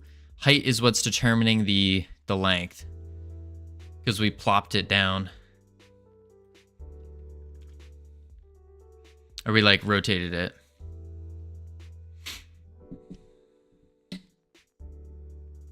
Coolio, you already linked that. I feel like I'm just confused at your question, Zoomer. It's my bad. No sweat, team. Oh, I did? Yeah, you did. Oh my, you just copying and pasting everywhere? Why not use that instead of scale? So that's what we were doing. We were using height instead of scale, but it was having the same issue of it extends both areas, and then we also need to try to get this collision shape here to go with it, which is rough. I don't know how to get the collision shape with it.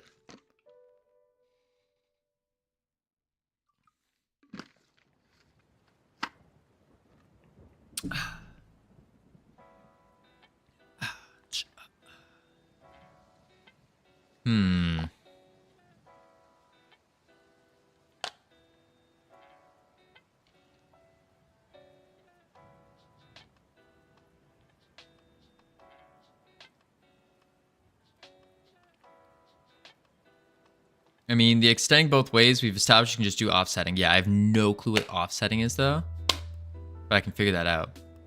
Use height, add half of height times direction to position. If height is equal to distance between the target origin, done. Also, we need to rotate stuff. Okie doke.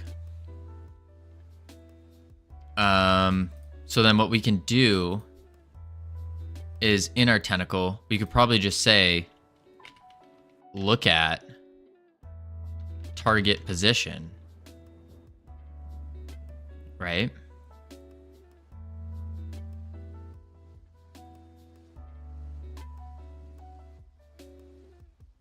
But then how are we? So what Code was mentioning was using the scale of the parent. Or is it better to use the height and then we have to figure out a way to manipulate the collision shape as well? Onready var tentacle.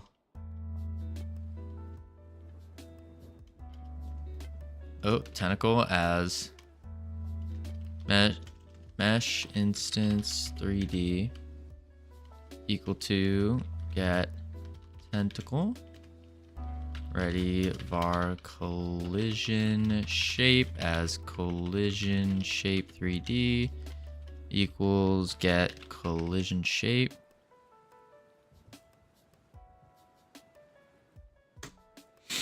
So position.z plus equals offset. Rather, position.z equals offset in this case. Okay. So let's do tentacle.mesh.height equals lerp from our base height, which is 2. Actually, we'll just go from 0 to the global position dot distance to target position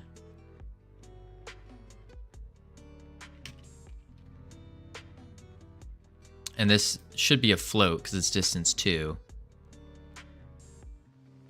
I'm in favor of using height directly. Here's why. Using scale will force us to also consider height anyways. It's an additional variable we deal with. Also, we would have to scale non-uniformly, and the idea is to capture the collision shape, but I disagree that we need it in the first place. Gotcha. I think we're on a going the right way now. So this should scale the height. We don't really need the collision shape.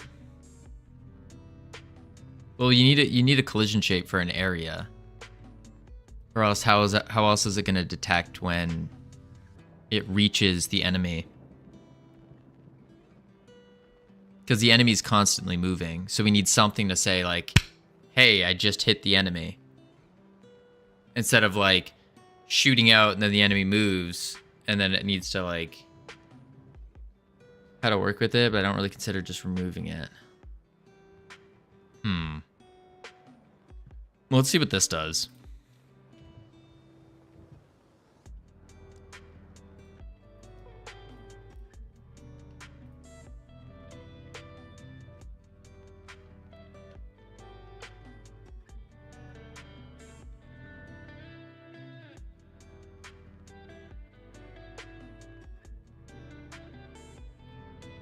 Okay, it didn't actually stretch it. It just placed it. Oh, it's lerping.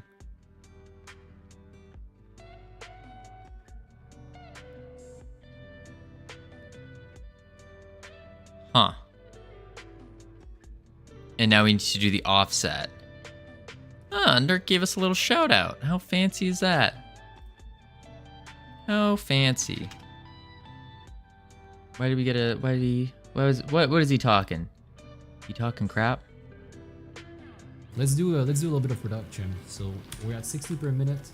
What I'm trying to do here is basically just get constructors, concrete. Anyways. We feed this 45 per minute. We have 3 of them. So 45 times 3. Now we run away. Okay. Nurk is talking about your Halloween costume contest. Oh! That's awesome! Sweet! Folks, we do have a Halloween costume contest. I heard Ironic might be dressing up as a kangaroo. Because software game development dressing up as Nulgorb from Nulgorb's Ordeal. So I heard about that. Going for the $100 US.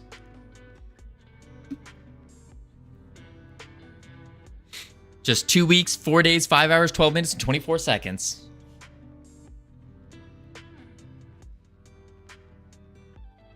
All right. So we need to do the offset thing now. So when we do offset, that needs to be a what? Tentacle dot mesh dot. Oh no, offset's not a thing. So how do we manipulate the offset of a thingy? Howdy, Ruben. How you doing? Yeah, so how do we manipulate the offset? Its position. Oh, okay.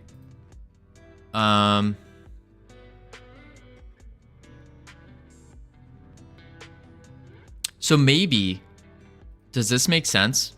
In the companion, we add a marker. And we'll put the marker like right here. Because this is where we want all the enemies to land, right?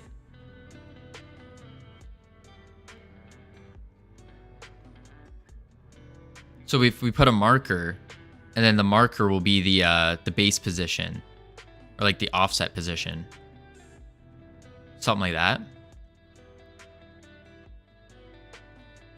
Wait, its height is the tentacle's distance from the target to the position. Its height is the distance to the tentacle's distance from its target position, right? Distance to target position. Its position on the z-axis is half its height. Ah. So then we can say tentacle dot position on the z-axis dot z equals tentacle dot mesh dot height divided by 2.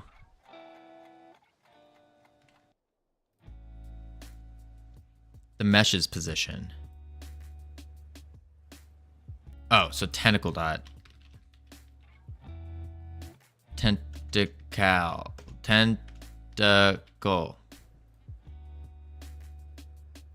dot global position.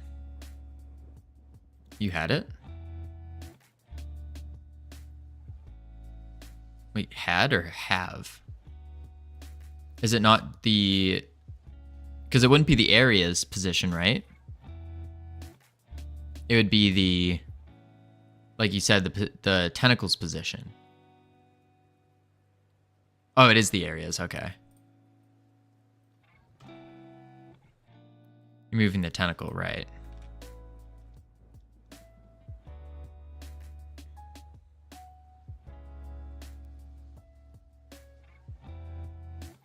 This might continuously do it though.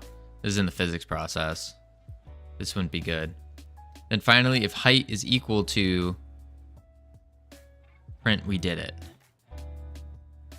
So we can say if tentacle dot mesh dot height is equal to tentacle dot global position dot distance to target position, print, we did it. We want to continuously update the position in the physics process because we are looping the sides. It's not happening all at once. Oh, okay. Let's see.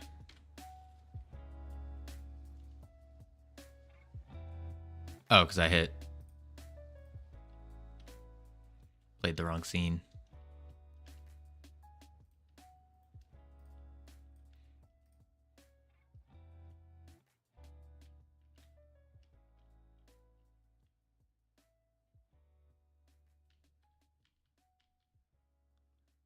It's not LARPing.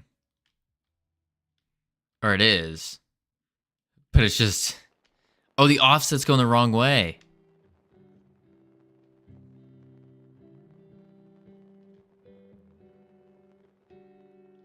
So we need it to... We actually need to add it to the rig.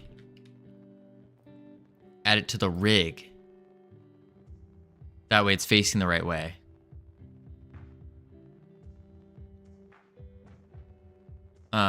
Demon Companion. Special. Rig dot add child tentacle.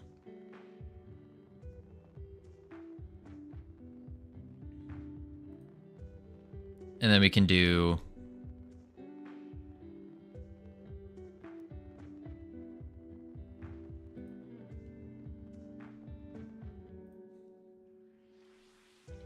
We'll do dot y equals 1.5.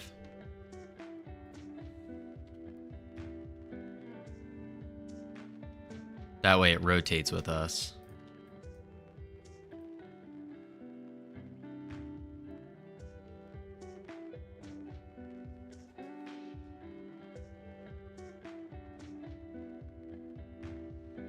That doesn't work. It's extending the wrong way.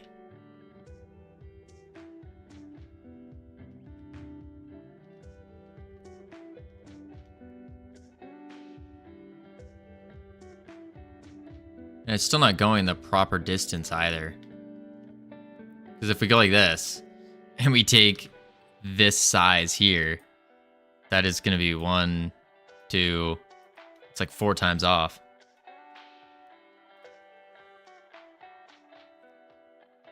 By -1. Multiply this value. Which value? The position equals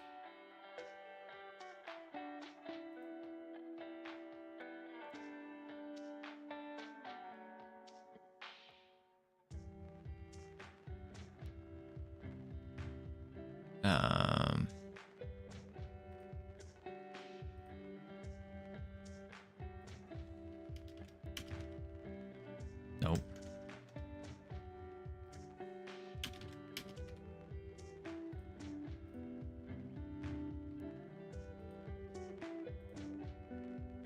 Z height times -1 divided by 2. Oh, okay. Or this works, okay.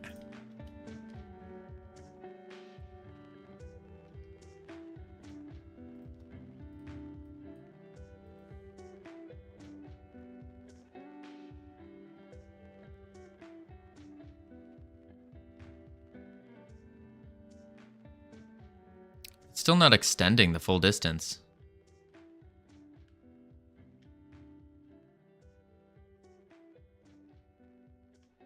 Like right now it should be attached.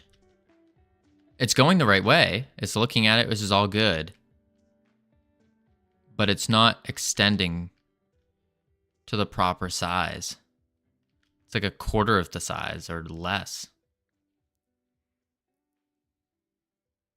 The offset seems to be working. But this should be all the way extended now.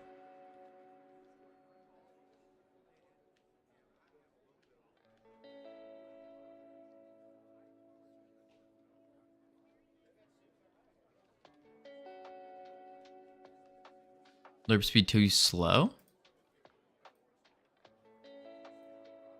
Maybe the lerp speed's too slow. It is 0.15, which is quite slow.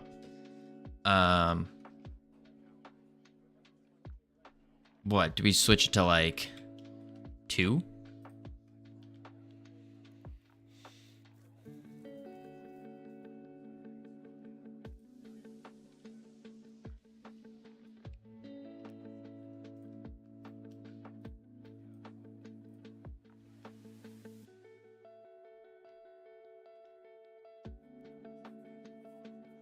Oh!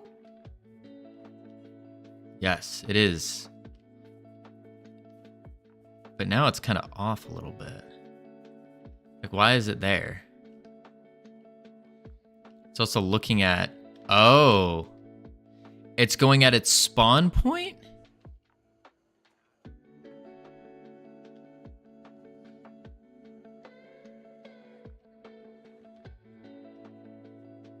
Is it going at the spawn point and not the... Yeah, it is. It's at the spawn point.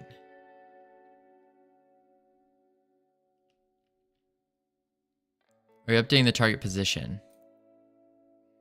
No. That's why. It goes to the initial target position. So we need to update that. Because we're just setting it. Yeah, target position equals global position. So actually, instead of... how do we update that then?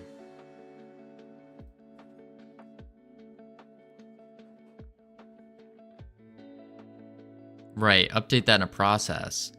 But where?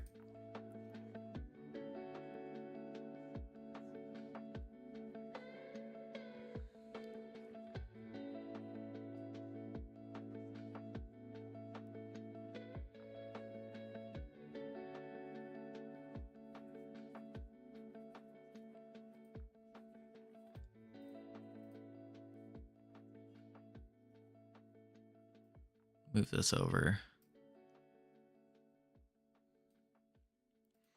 So we want to update it.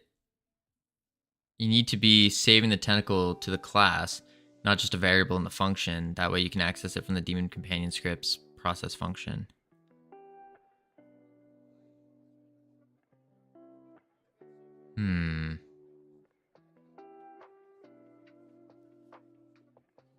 I'd pass it in the target node directly, extract the global position, every physics tick from it.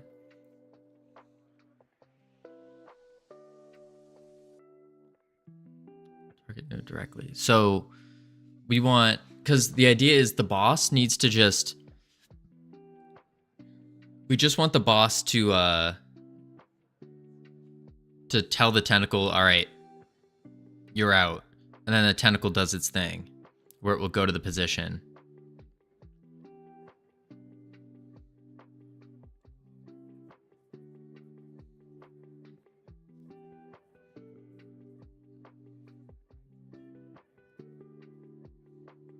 Demon Companion may want to switch targets, or does that matter? It doesn't matter, because what we're doing is we're checking available targets, which is an array. So get overlapping bodies filtered by if they're still alive, like if they're null or not, and then if they're on our team or not.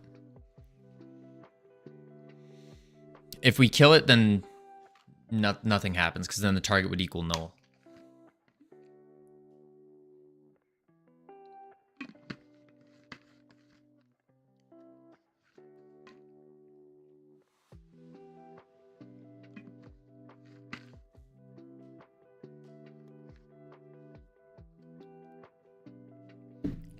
Right. But we're not even at Q freeing yet. We just want the tentacle to go and attach.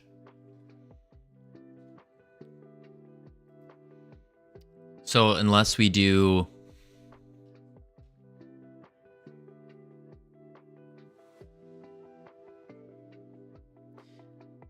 Like, I know how to do it with one. Attach the target, not its position, to the tentacle.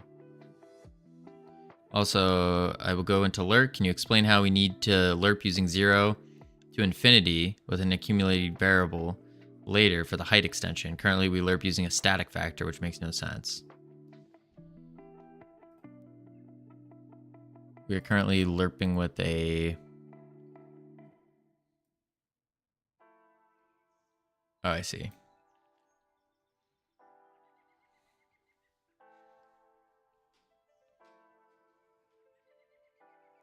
So it's basically replacing the 0 with an infinity variable.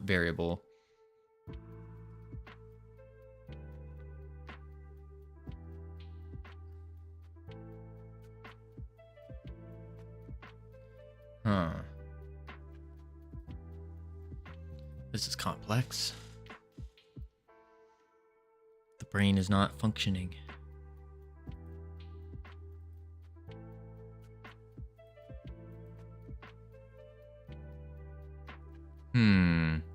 For T and available targets, var tentacle equals tentacle.instantiate.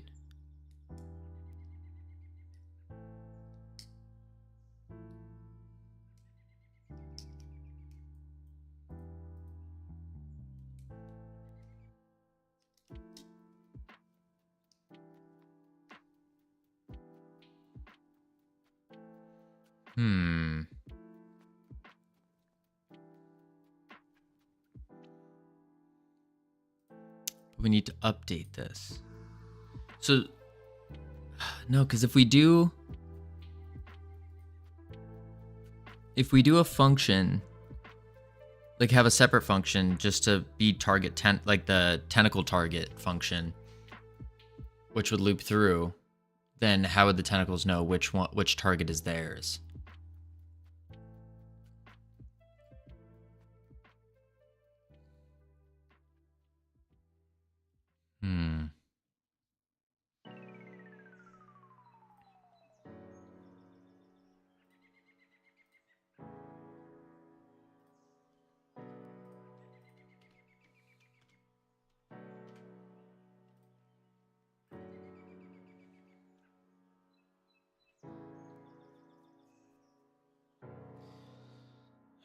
Available targets, target finder, get overlapping bodies.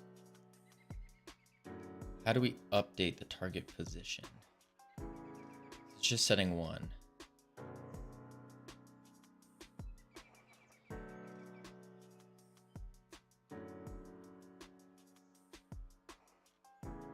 I guess we can just do in the tentacle, once we set the target position, we can say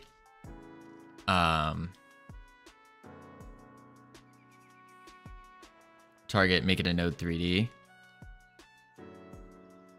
So I was thinking we just say target position equals target position.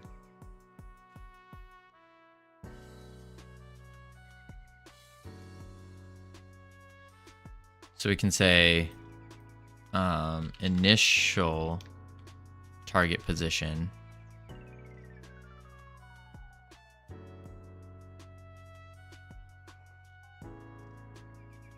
Create a new variable on the tentacle and target and make it a node 3D. Hang on. So we do initial target position, and then we can say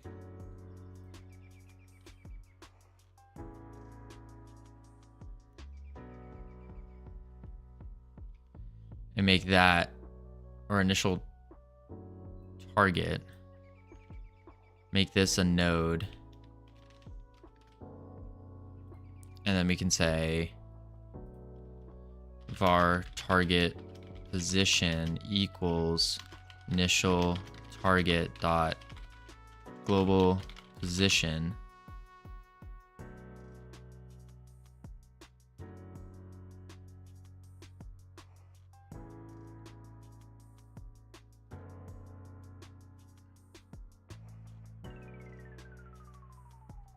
equals t.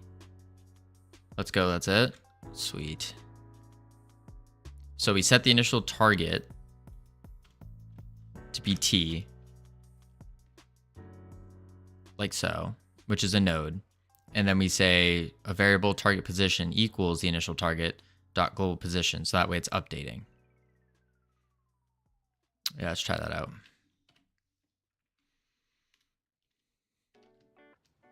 I also added 2.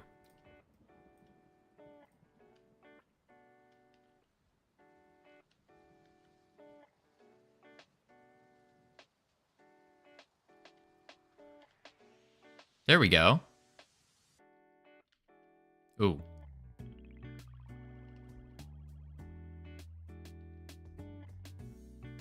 Okay, they kind of broke. That was at some point.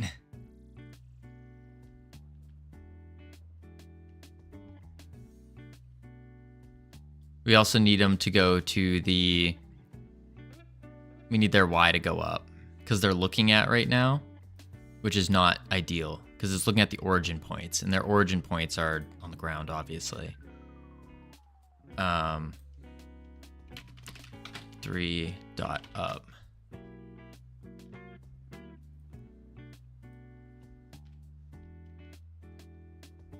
Let's try that. I don't think vector 3 up would work though.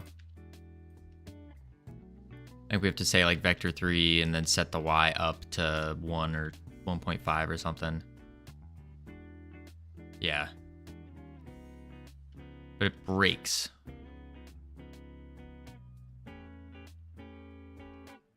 I mean, luckily we won't have the tentacles there for a long time. They're just going to be there until we yank them. It'll be a pretty quick yank too. Vector 3, 0, 1.5, 0.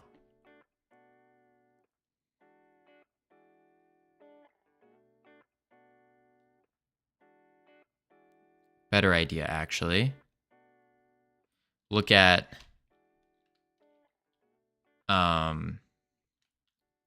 initial target dot marker, because they all have a marker for targeting, which is in the center of their bodies.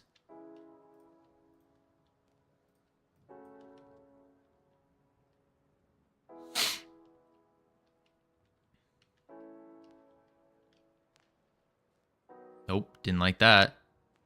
Oh, because it needs to be marker dot global position.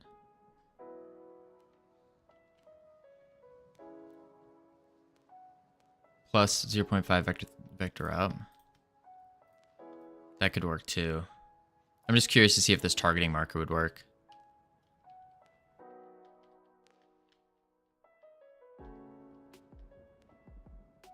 Sorta. It gets the right Y, it's just not getting the right Z.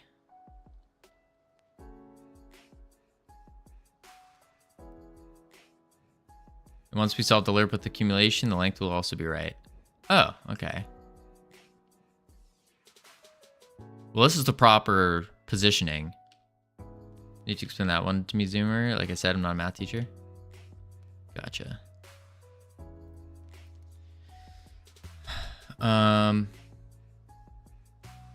Which actually, wait a sec.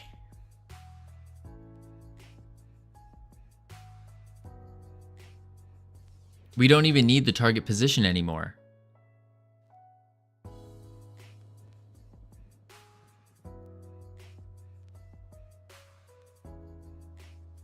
Yeah, we don't even need the target position because we can just use the marker's position. And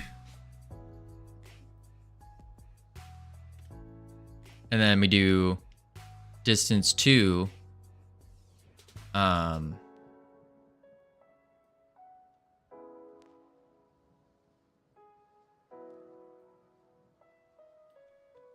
This.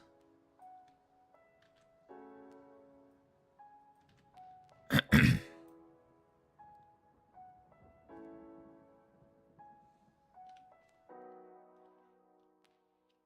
forgot. We made our lives a little bit easier with the markers.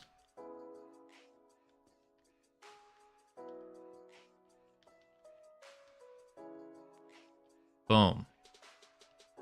Okay, so now we just have to fix the length. And Zoomer, you're saying with this accumulation, it'll fix all the lengths?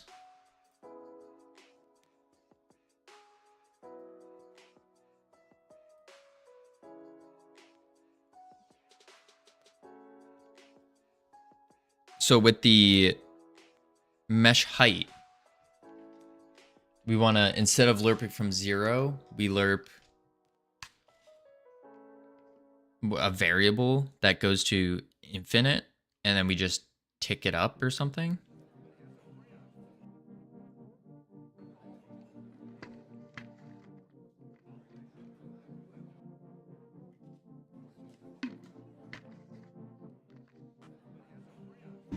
Var time elapsed equals 0. Inside the class gets initialized for each instance in tick. Time elapsed plus equals lerp. Wait.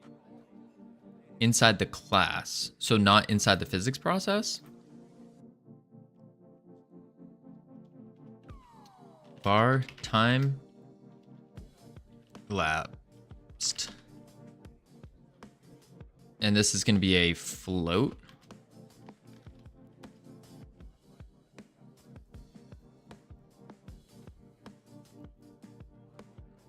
And then you might want to do time elapsed equals 0 or time elapsed as a float equals might be interpreted. But yes, let's go. Okay, sweet.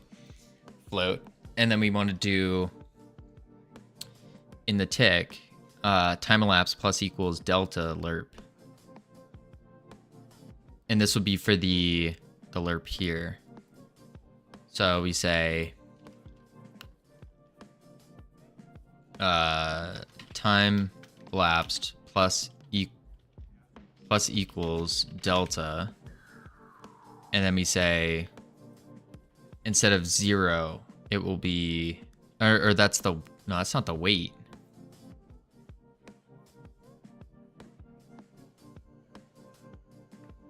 Third argument. Oh, it is the weight.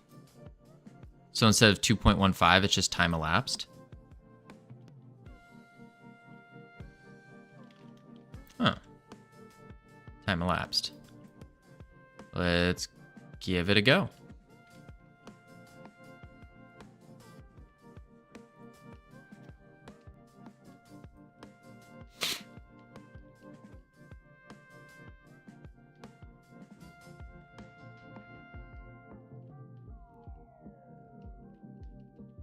Oh. Oh. What's going on here?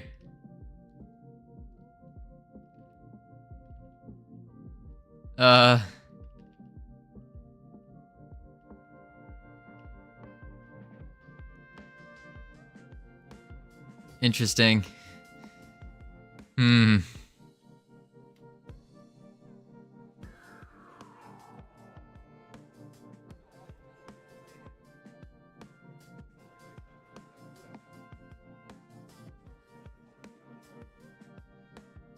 Okay. What we can say here. Now we need to stop extending once we hit. Yeah. Lurk for 5 minutes for real now? Sounds good. Okay, and then we just do the same thing as the hand, where once we hit, so body entered, connect, and we want to do big hand. I'll leave that there. We can say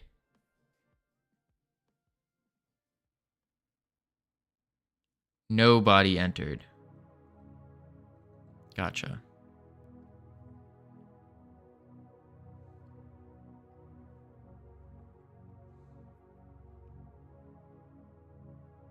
Create a new variable in the tentacle var hit target equals false.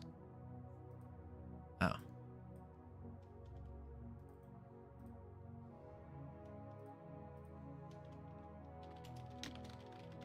Target as a bool. Bool equals false.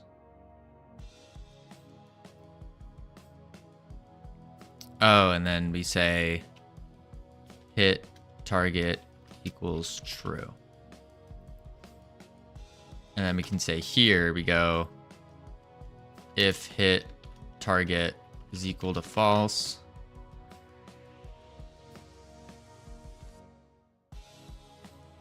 else if true.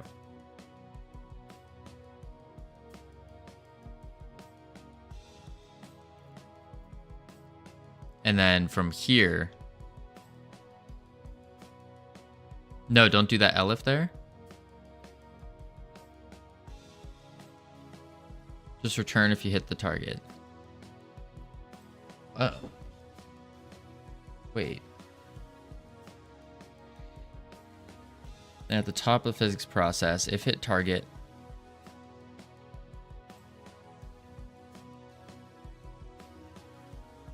return. So if hit target,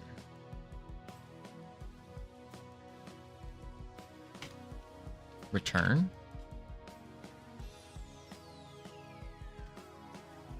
and then like that.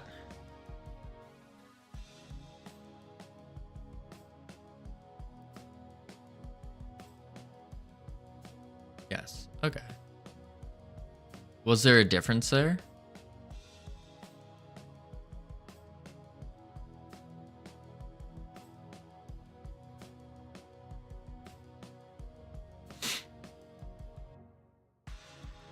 I'm back. Want to avoid some pain with this. Is equal to should be greater than or equal to. Floats are almost never truly equal.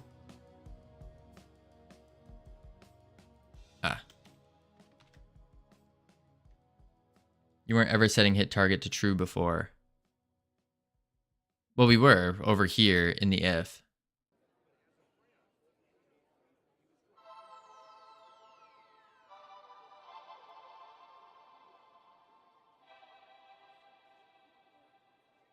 Not when you had the elif set up. Oh, I get it. I think I get it. It just checks one or the other. I think I see. Okay. And then instead of return, this is going to be where we're going to do our pullback function. You can do whatever queue-free code you want there. Return statement is, or in at the bottom of the if statement, you're stopped from growing. Gotcha. So now we want to take the big hand and we're going to do the pullback. I'm assuming you have to trigger some kind of damage signal first. No damage. Just pullback.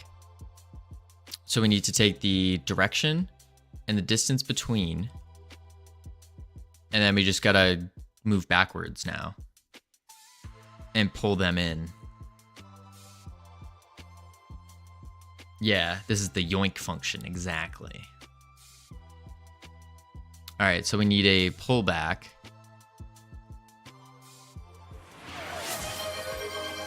Aaron, congrats on first. Man, oh man. Oh, I had no one redeem first. Listen, they were saving it for you. That's the answer. They were saving it for you. Everyone was like, oh, Aaron's gonna want this. Way too locked in today. Wait, no, I forgot. Oh, Ruben. Ugh. You snooze, you lose, I guess. All right, so now we want a pullback function. So func pull back. And then we're gonna want to say,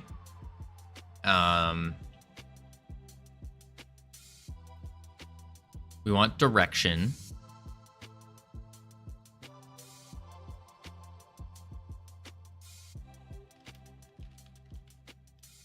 Var direction equals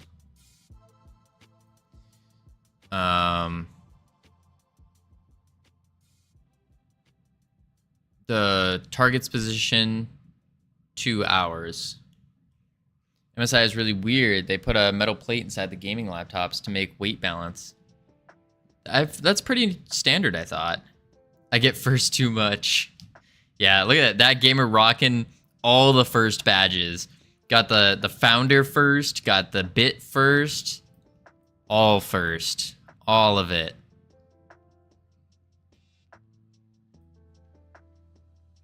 Just wait till the moment that someone dethrones that gamer.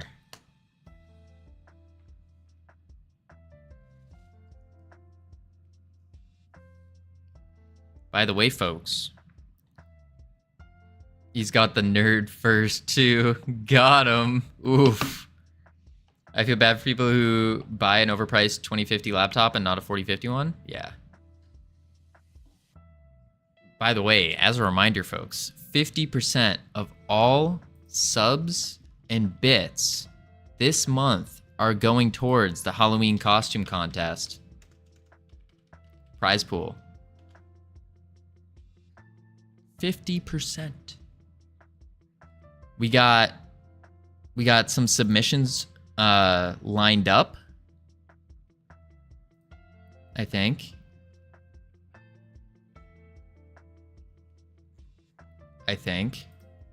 Wait, let me check how many submissions we got.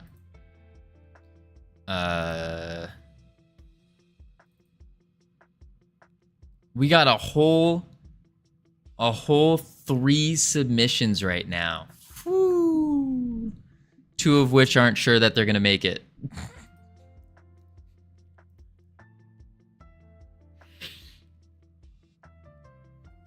I thought it would be a fun little event. And so I thought more people would be interested in it. I was clearly dead wrong. I've been posting this to someone's gonna win by default. Yeah, that's $100. That's why I saved up $100. I was like, oh, this will hopefully get like 20 people or something. No, just one.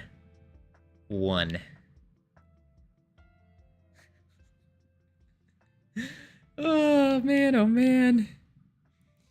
Oh, I'm gonna have to. We're computer engineers. What did you expect? I expected us to have fun, a little fun here and there, you know. But also, well, I already spent $900 on a costume. Oh, Aaron, well, fill out that form. Let us know that you're participating. Wait, but do you compete with different streamers' viewers too, or just 3 people? It's everyone who enters. It's whoever you want. We have 2 special guest judges lined up, possibly a 3rd. But the thing is, like, I don't want to take away their time if we don't have enough people, you know? Costume is Half-Life Scientist cosplay from Etsy, $90. And then a giant Dark Souls 3 blade for $800. Oh my. Yeah, it's software game development as the theme. So really, like, it's open to interpretation there. We would judge models. So if you submit a model, because we're just judging based off of presentation and creativity. And of course, the relation to the theme. So if you're creative about it, if the presentation's cool, I mean, come on. Easiest $100 right there. I mean, heck, put a cardboard box over your head and call yourself a computer. Or is the rule no bot costumes, only self-made? No, the only rule, well, there are no rules. It's just how to compete. This is what we're judging off of. It's left open for interpretation. Obviously, like, you have to follow just like the standard TOS across the board. So like no NSFW stuff. We're not trying to see that, but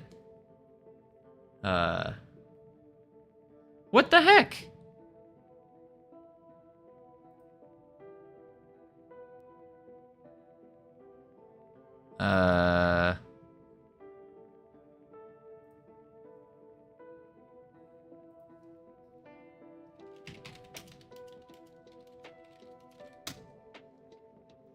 There we go. But yeah, that's... Run down to your local Spirit Halloween, you'll win, pretty much. I don't need $100, good luck, and thanks for participating in my stead. It's not that if you need it, it's more of just a fun little event, you know? You gotta add some play to your life. Make it exciting. Make it fun. The sword. I want to... Oh my lord, that's not a sword. That is not a sword.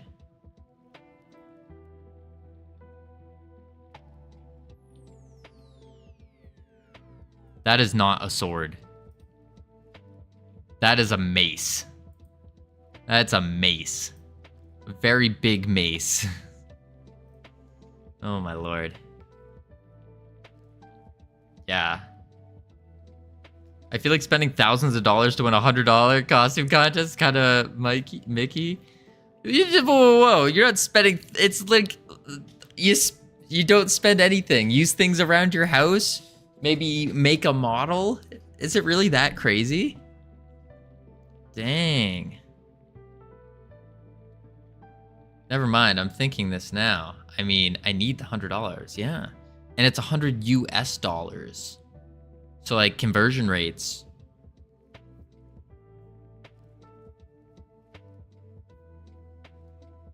Depending on what country you're in, maybe that $100 US will go further. You need to do sacrifices all the time to win. I feel like spending thousands of dollars. It's like, ah, man, oh man. Wait till y'all see my costumes, then you'll understand. I have multiple.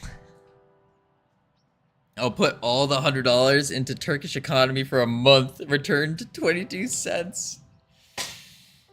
Yeah. Maybe this costume contest was a mistake. We'll learn from it. We'll think of other little events to do instead. Disappointed though.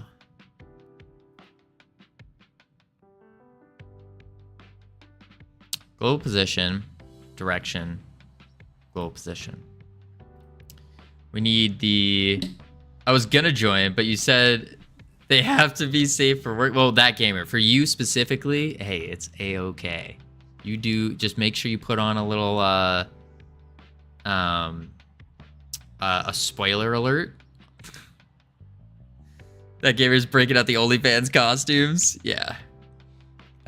What did you want to dress up as, then? Who, me? I can't spoil my costumes. I can't. They're good. Just know that. That gamer's actually the #1 creator on OnlyForge.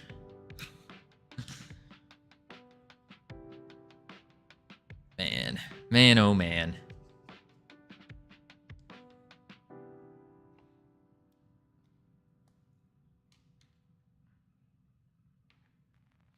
OnlyForge has me dead. All right, so we need to get the program in here. By the way, maybe I should start running like my ideas through you guys first to make sure that they're good, so I don't just drop randomly. It's randomly just giving the first person that enters $100, which is a lot for me right now. I mean, it took me a couple months to save that up. Months. Man, oh man. So the next idea is later today. I'm thinking we might stream like all the way. Like I'm just gonna, I don't know what I'm gonna do about dinner, but I'm thinking we just stream all the way. Well, it's a morph bodysuit. Let's just say the goods are on display. Now I feel bad. I haven't celebrated Halloween in a while. Exactly, Sammy. More the reason. I give out candy, but that's it.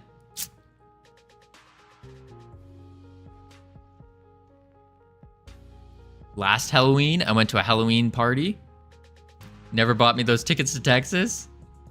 Well, I don't have money to buy you tickets to Texas. But if you happen to be here, Crisp High Five, waiting for you. Payment. We need to do initial target dot marker dot global position dot distance to, oh wait, no, this isn't right.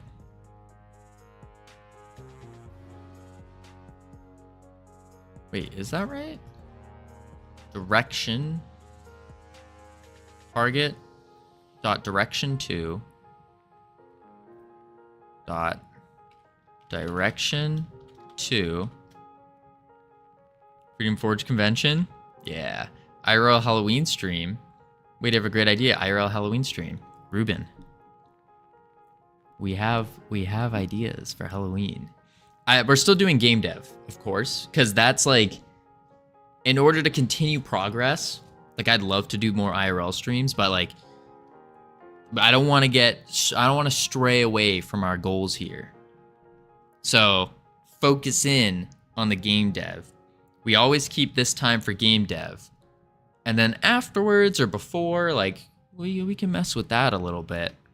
I don't mind giving up some work time to stream even more. Because work time is really just planning, filling out random paperwork that I just get notified about. Taxes, P&Ls, that kind of stuff. Direction to... we want the...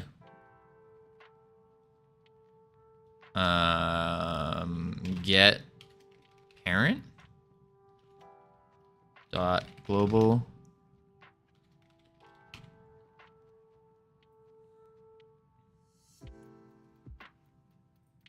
and then we can do var distance between and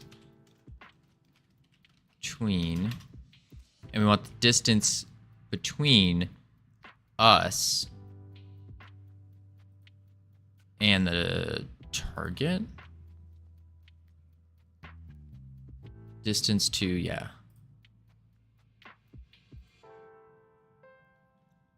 Get parent dot global position distance to initial target dot marker dot global position.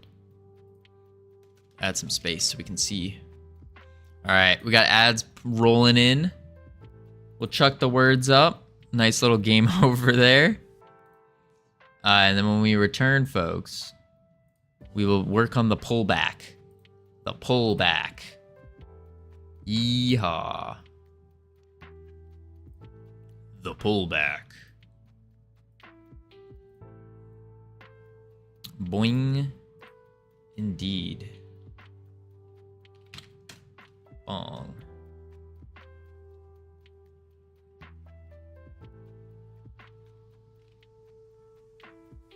Ooh. Booing. Fast Razor, howdy. How you doing?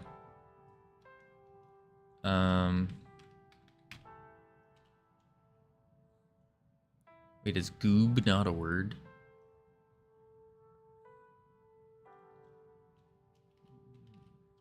Bonk.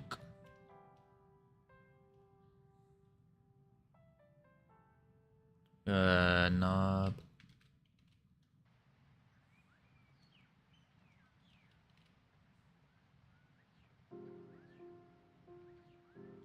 Oink. Oh, I was about to do king. Boink.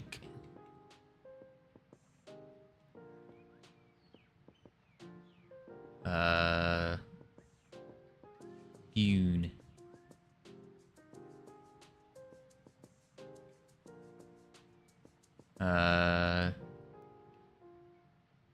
Oh. Big word. Wait for it, wait for it, wait for it. Come on, come on. Unlock. Nook. Oh no, noob's not a word then. What is this nonsense?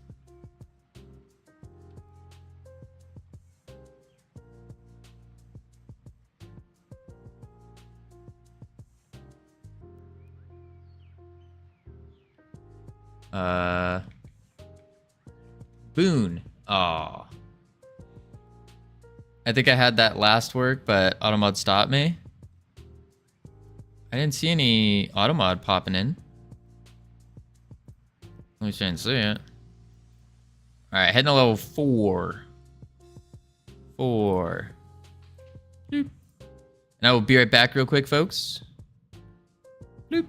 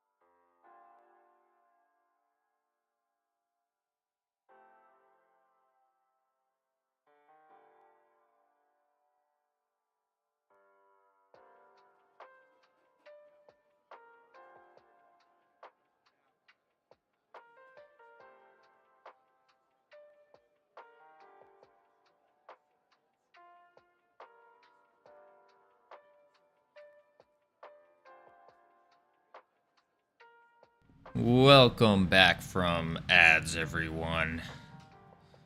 I hope they were fun. I hope they were exciting. Loot. Let's crush this level.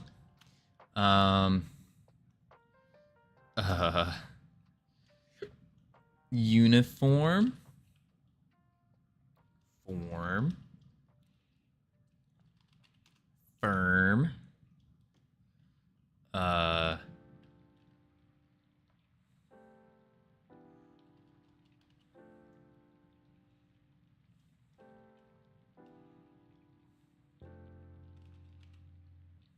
Oh, we already got Morn.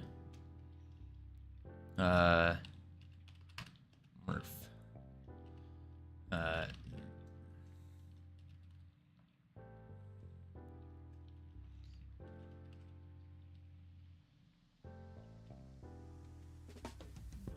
Oh, we already got that, dang it.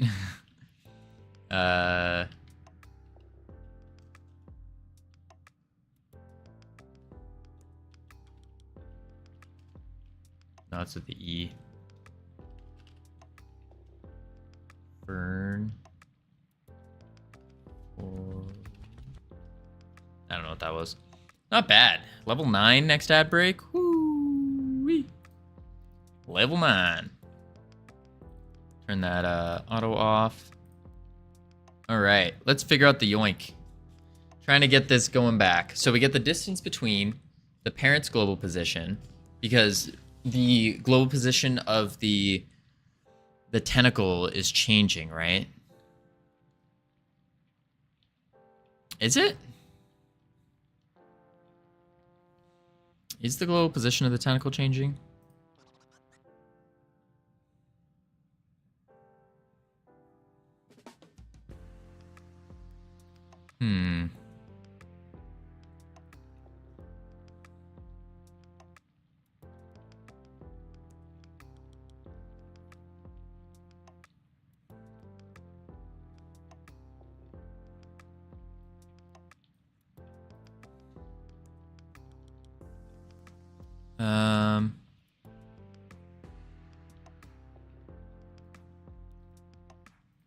Tentacle. So now we got to do tentacle dot mesh dot height equals lerp,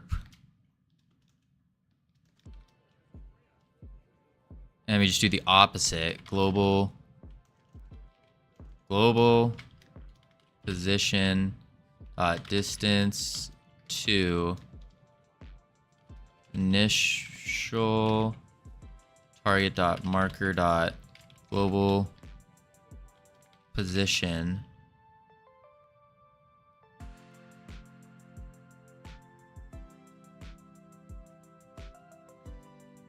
zero, or just do 1.0. No, just do 0 for now.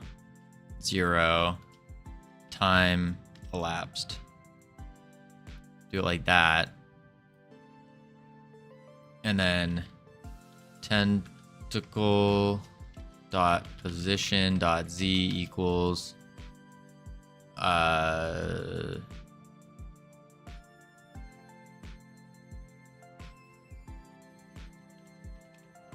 tentacle dot mesh dot height divided by 2 times -1 again.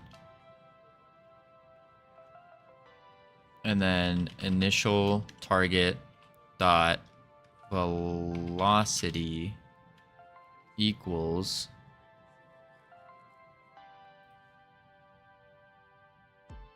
plus equals direction times distance between times 3 plus equals this.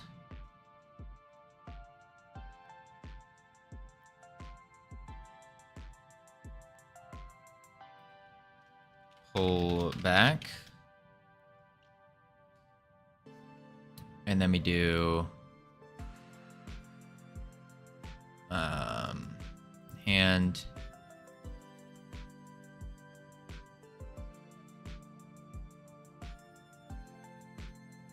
oh, we can't do just our global position actually. Not to get parent yet. global, global,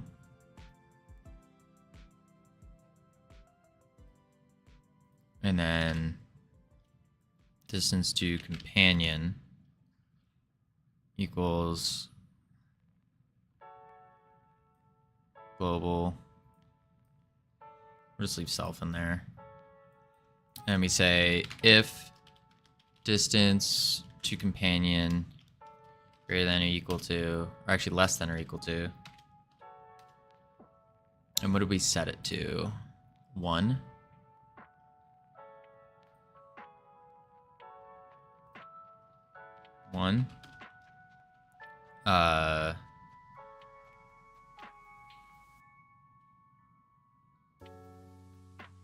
Get parent dot rig dot remove child self dot queue free. Save. All right, moment of truth. Does it work? There's a lot that we just implemented there. So there's a lot of breakage points, but we'll find out. So he's gonna set the tentacles. Loop. Oh, they immediately go away. Rig on base object of node. Let's just not remove child, see what happens.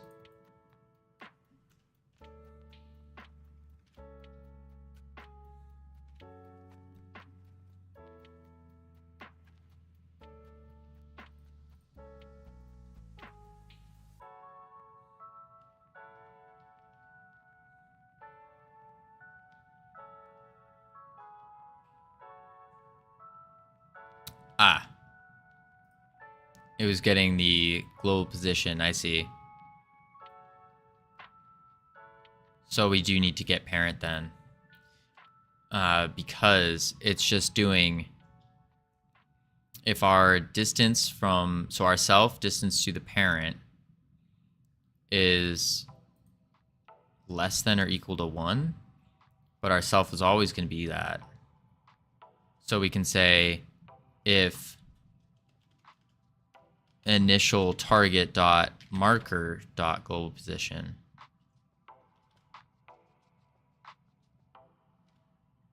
now, hopefully it will yank them back. Let's break them real quick.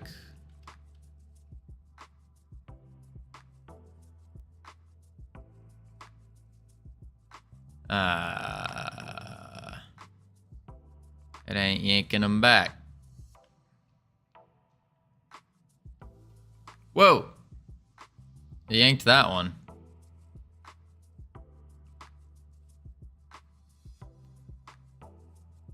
It kind of yanks them. Sorta.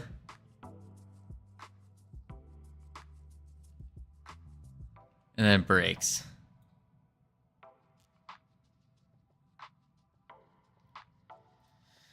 Oh boy. Let's not queue free yet then.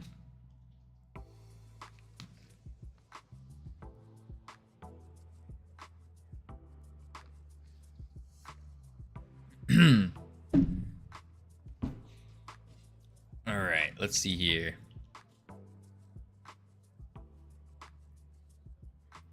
Let's do excuse me. Dying. Let's do this. And let's just see if it will yank them back.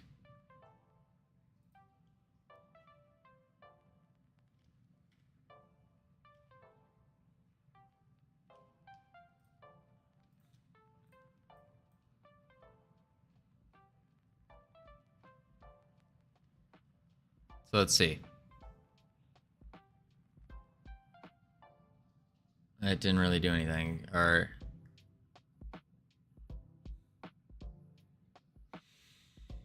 Alright.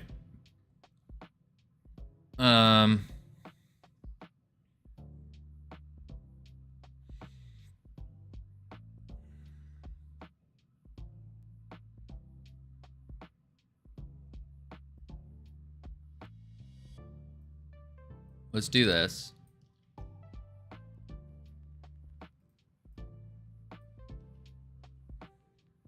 Covino, did I tell you my dog played in a mud puddle yesterday? Yes, you did. You did.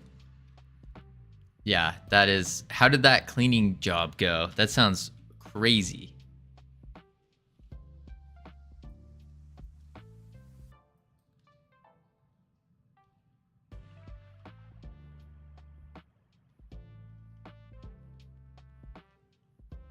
Okay, that worked.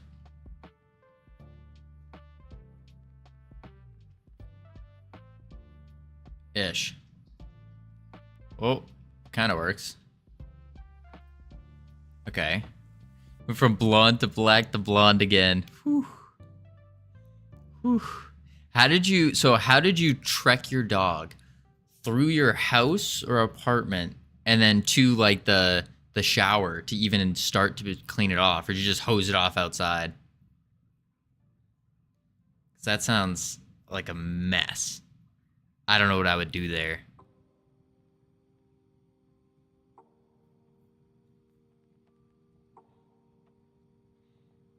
Man, oh man. Because we had the issue with our, with my dog. He'd go play out in the snow, and then he'd be covered in snow. Just hose him off. Check Discord. Oh my lord. You recorded it? Hang on. Oh no. Oh no. Oh no.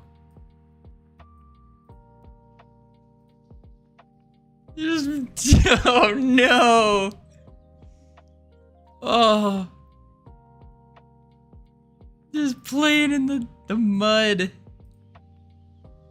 He had fun. Yeah, looks like it. Just rolling in it. Oh. Run back. What is this? We were looking at North Pole's dog just rolling in the mud. What a good boy. Man, oh man. The bestest. I thought this was a lion. It does look like a lion. In a zoo. Aaron, you gotta go out and see some dogs. Go to the zoo. I could see it though. Man. What happened to not letting your dogs off leash? I thought you were saying when you go walking, like you can't let them off leash.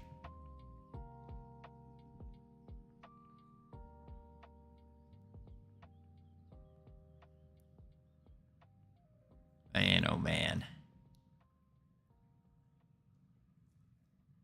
Oh, it was a dog run zone. I gotcha.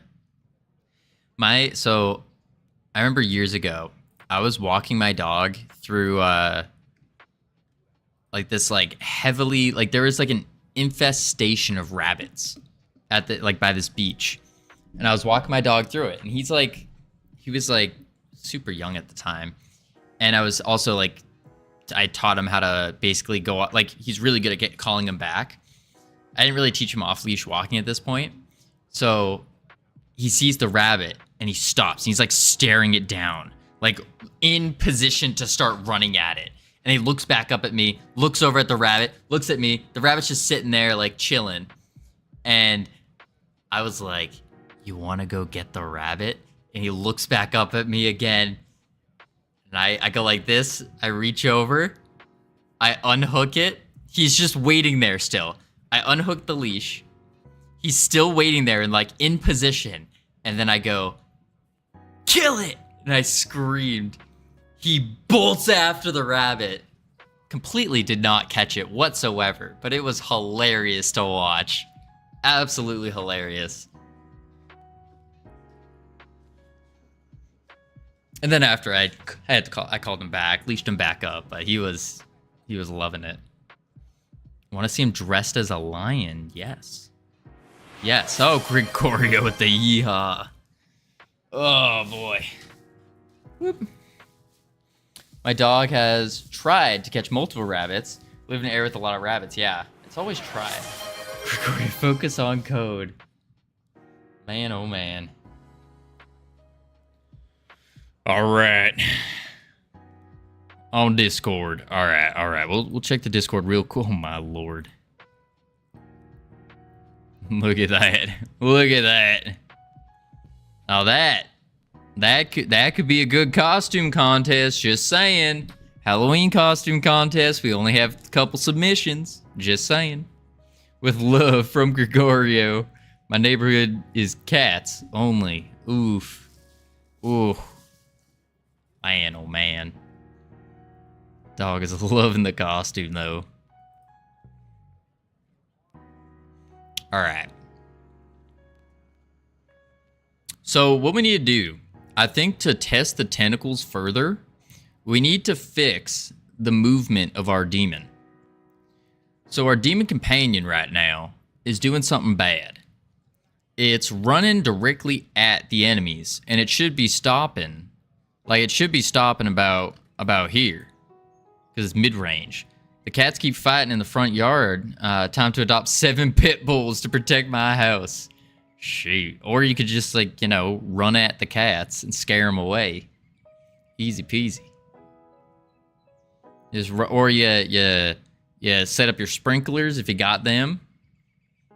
Turn the sprinklers on. Or you just take a pot and a pan and you just go, every time you see them in the yard, just bang. And they'll scatter. And pretty soon what will happen is, because they keep hearing that loud noise every time they touch your yard, now they'll no longer go there.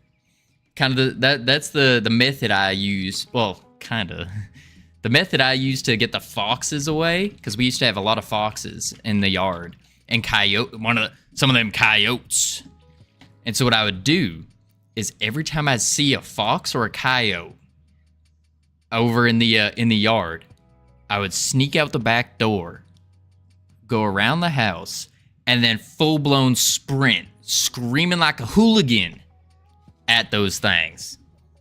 And pretty soon, luckily they all run off immediately. I don't know what I would do if they stood their ground. I don't know what they... Oh, no, actually, one has stood its ground. It was one of them coyotes. The coyote stood its ground one time when I was running at it. And I got to, like, I don't know, like 10 feet away from it. Like, if it just charged at me, I would have been donezo. I would have had to pull some Black Ops 2 maneuvers and grabbed it and done some unspeakable bad things. But what I did is I stopped about 10 feet away. I was like, why aren't you running? And so then I did a little flex maneuver on it. And it immediately turned tail and ran. I don't know why. It's like it attempted to stand its ground, and then that little jolt there got it.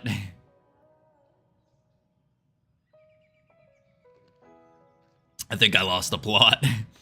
The plot was there were some coyotes, some foxes. When they're in the yard, you chase them. You gotta bully them. And then if they hold their ground, you just better hope they don't. But the same method can be used with cats. You just run at them, and you're gonna harass them enough where they won't come by. All right. So with the demon boss here, this is the issue. It needs to stop moving here, but it doesn't. So you can see it glitches out. Like it's trying to stop, but it just keeps moving. And I don't know why.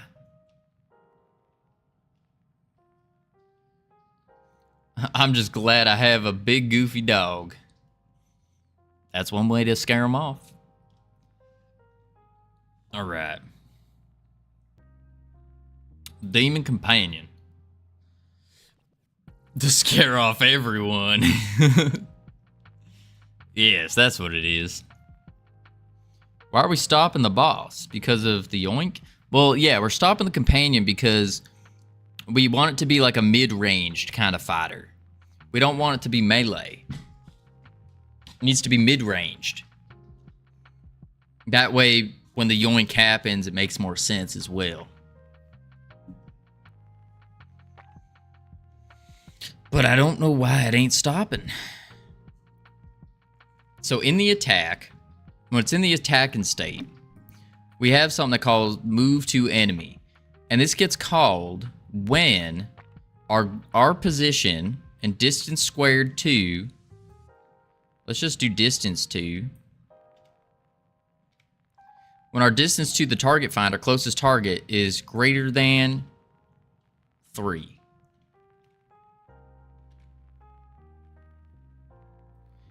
Then it calls move to enemy. So if we're too far away from it, well, actually, wait a moment. We move to the enemy when we are greater than max distance. Max distance. And then we move to enemy. That way we move to it. And when we're moving to it, over here, we're setting, if our distance is greater than our max distance, then our too close float equals 1.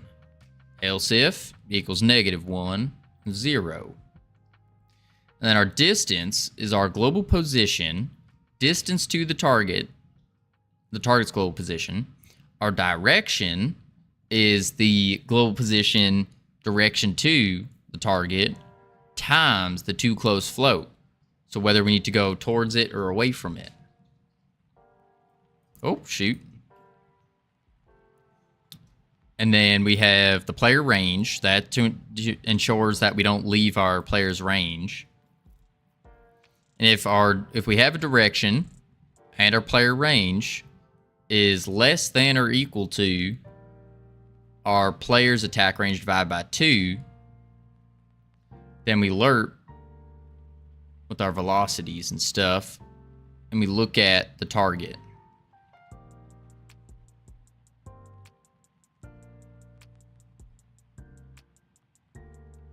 And then if our global position length is greater than the range, then we just swap to the move-in state.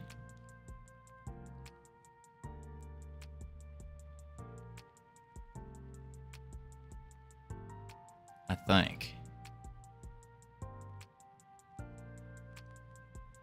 106 don't seem right. Yeah, reading it out, it don't seem right either.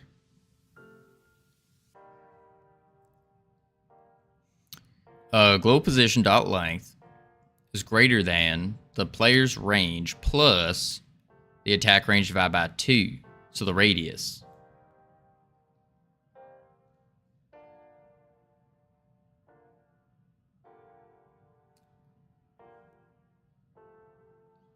So if our position is greater than the range,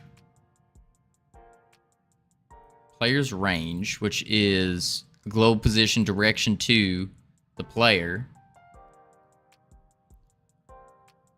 So if the distance to the player is greater than, or our distance is greater than the distance to the player, direction to the player, plus their, this is giving me a headache.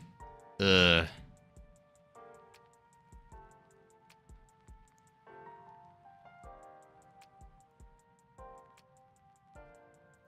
Player manager, player stats, attack range.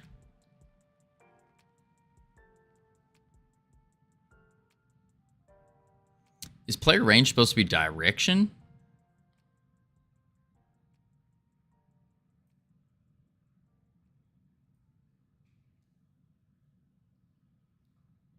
I almost feel like it should be,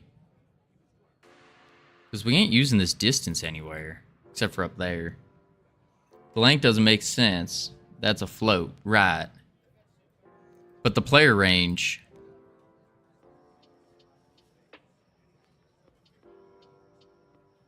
is, oh shucks. The player range is a length as well. It's also a float.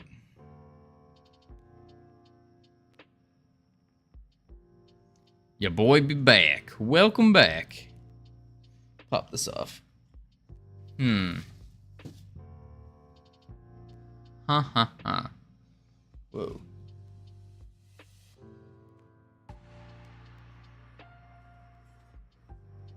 I just don't know. Ugh.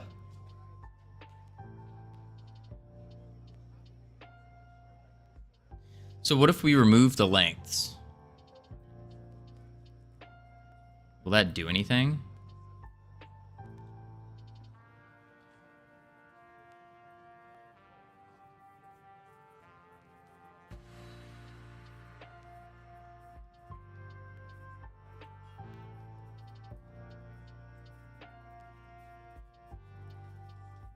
No, so we have to have the length to check the player's position thing. And because we put a length here, we have to put the length over here as well. Don't do length. The point, so what this is supposed to be doing is, let's just make that smaller. What it's supposed to be doing is saying, hey, if you are outside the area, then you move back to your original position. So if we are here, then we move back.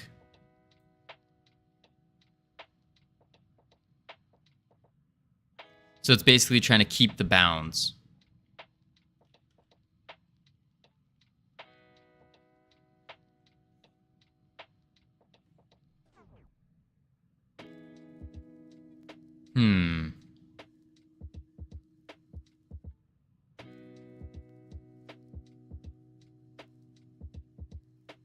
That's tough.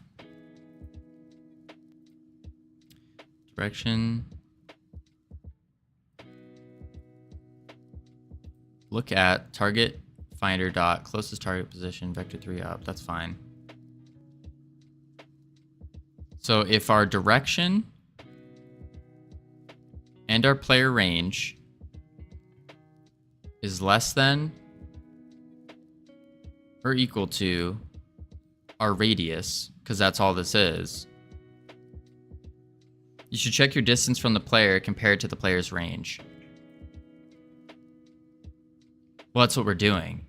This is the player's range here, but we need to do divide by 2 in order to ensure that it's the radius and not the full length.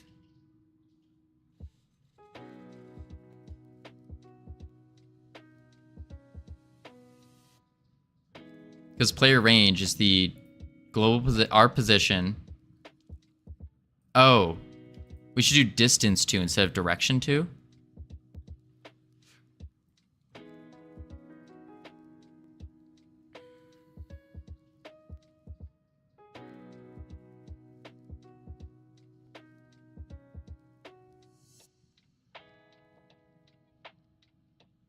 So if our position's distance, if that's what player range is supposed to be.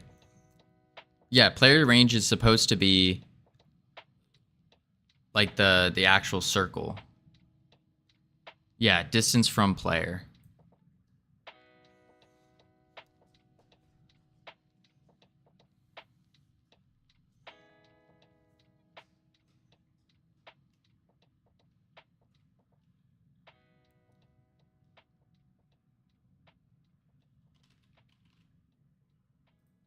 So distance 2. Now let's change player range to distance from player.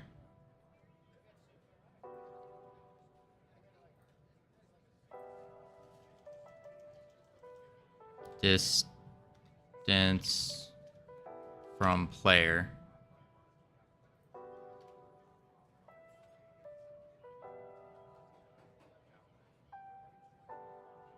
So distance from player is our global position, distance to the player.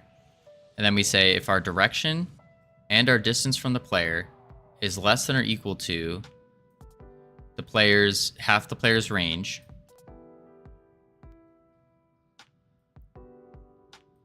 you don't compare your global position with the distance from the player on line 106. Line 106.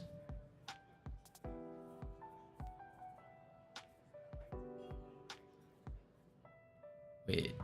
You don't compare your global position to the distance from the player.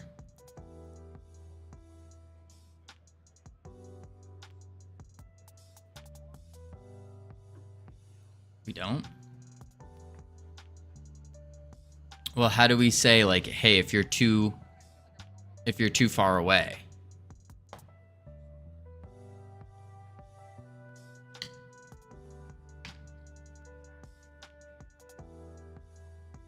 Think about it. So if our global position is greater than, I guess, distance to distance from player. So global position distance to player is greater than distance from player.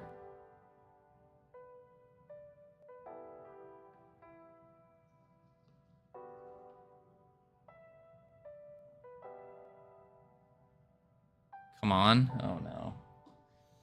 Oh no. All right, let me think this through. Hang on. Bloop, bloop. So you have your distance from the player. Right. And if our distance from the player is greater than the attack range value divided by 2, that's it.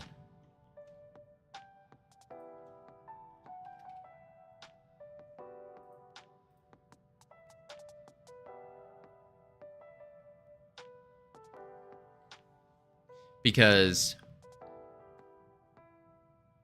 yeah, if our distance to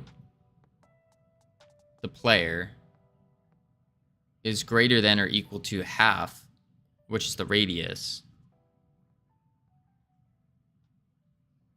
then we go back to moving.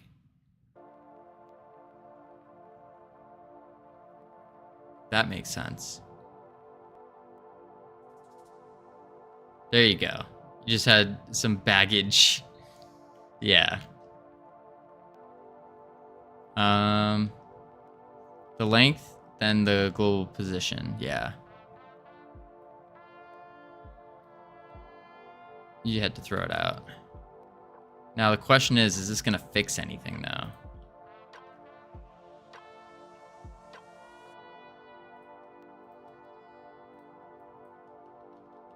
All right, we're moving. Oh.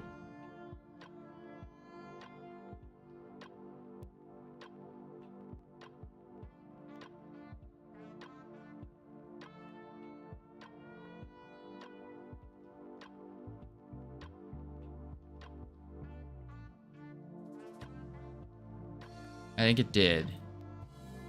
Okay. So we have to go back to our tentacles here. To queue free them. And then the same thing here.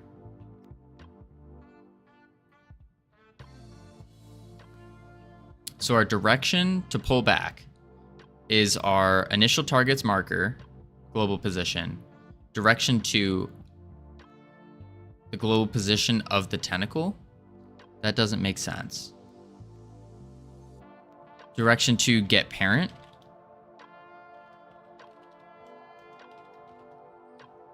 Dot global position.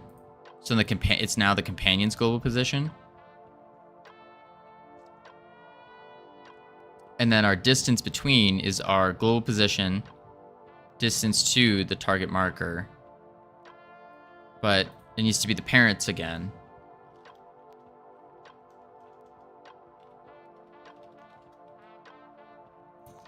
And then our height is our global position, distance to.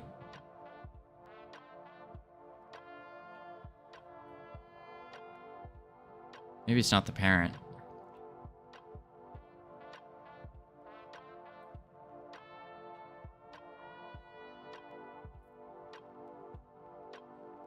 Let's see.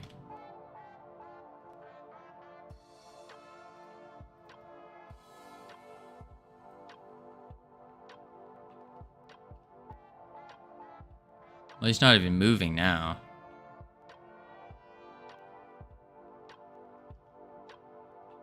That's just straight up not. Oh.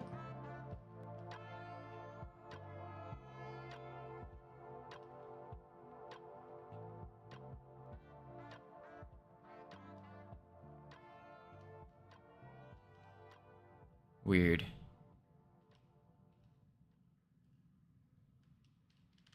What the heck is going on here? So it's not parent.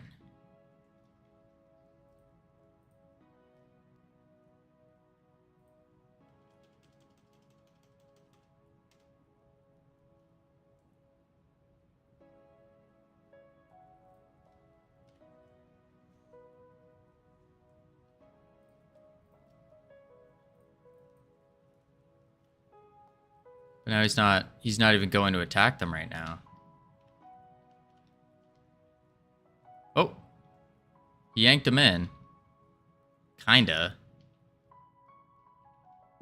They didn't queue free either. And they're not getting yanked in again.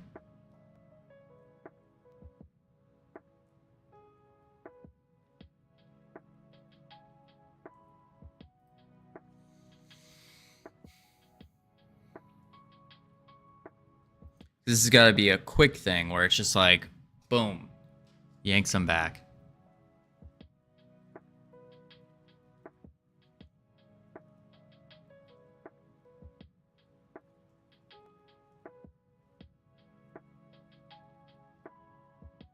If distance to companion is less than or equal to 1,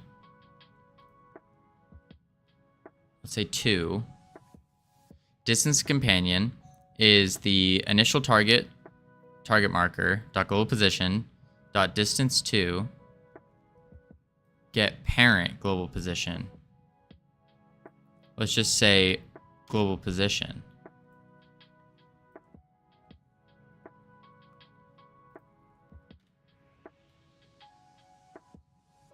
And then we go over here, go that.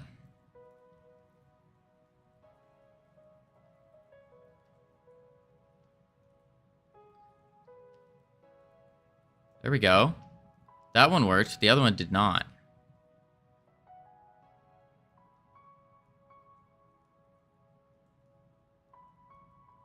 And they're just breaking because he keeps reusing his special.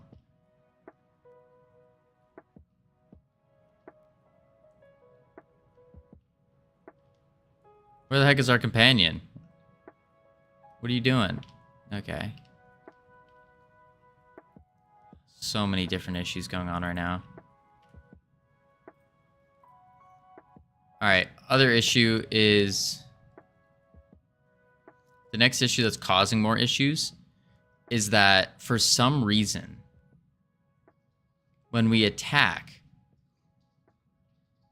we're just using the special. Like we're using it regardless of the special timer, which doesn't make sense. Wait time, 5 seconds. 1 shot. And then it auto starts.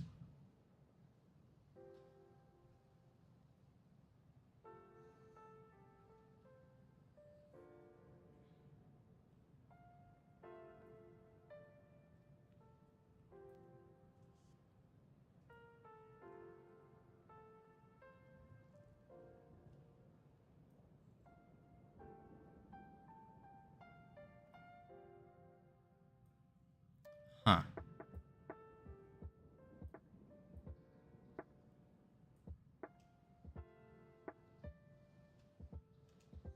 Global position distance squared to is less than or equal to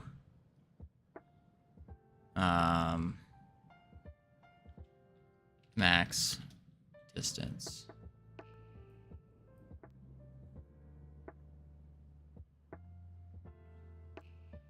Target finder, not null. It has a regular attack and the tentacles and a ground slam. No, just the tentacles and a ground slam.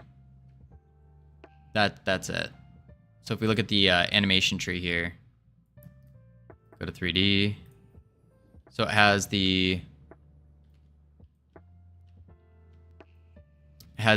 attack, which is the ground slam.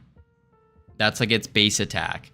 And then it has the special where it does the tentacles. Boom. And then it smashes right after it pulls them. But for some reason, every time we smash, it goes and does the special. Which doesn't make sense the way it's linked up.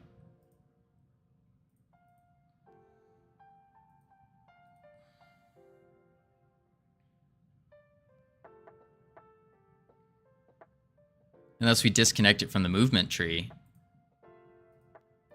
Immediate enabled. We just disconnect it, and then we're just traveling.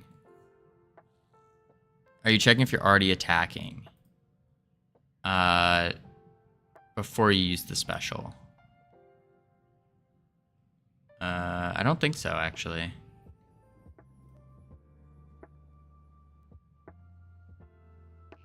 So we have a special timer. We check should special. Should special, we're just saying if the target finder is not null and they're not on our team.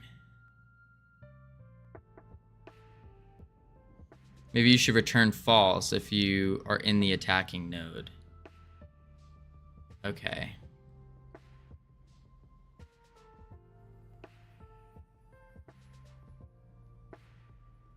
And would that look like here, under the method call? If you don't want the tentacle to interrupt the attack. Right, we don't. So do we say like, put it like a Boolean here in the method call? Set it to true, and then on finished attack, we set it to false?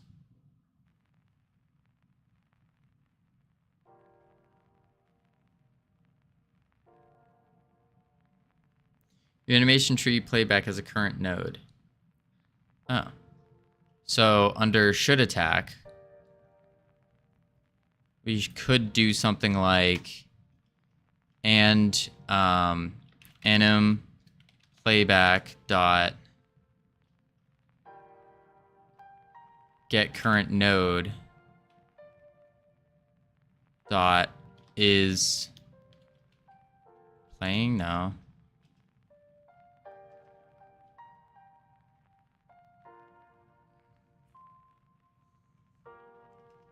Not equal attack tree.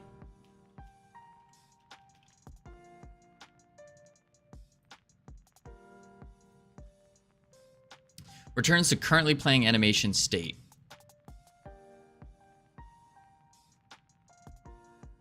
Okay. So if it's returning that, it would return it as a string, right? It's a string, okay. Which is what I set it to, was a string.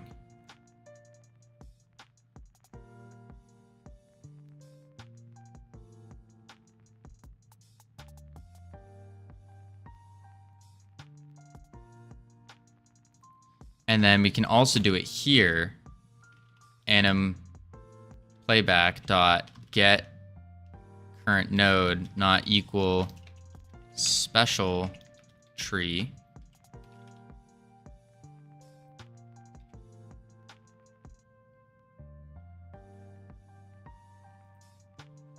Let's see.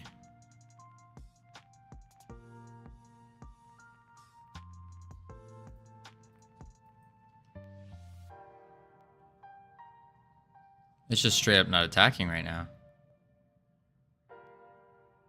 Oh, that was beautiful.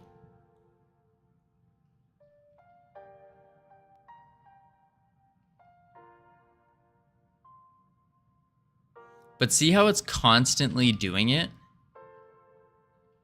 Like, it should only be going off once every 5 seconds. This is not once every 5 seconds. And then it starts breaking because of that.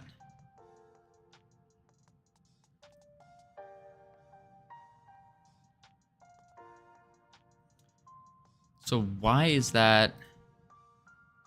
Let's go to the animation player here. Let's go to the companion special. It is emitting a signal at the end. Finished special.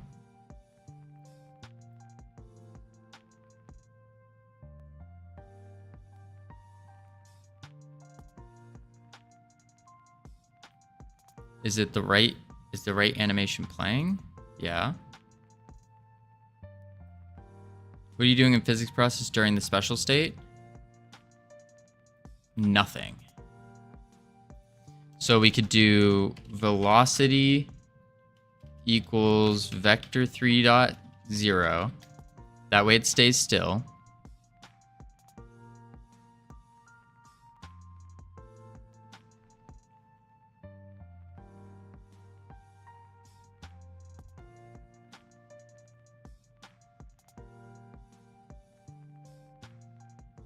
And when do you swap to the special state? We swap to the special state whenever the timer is called. So every time the timer times out, so every 5 seconds, it swaps us to special.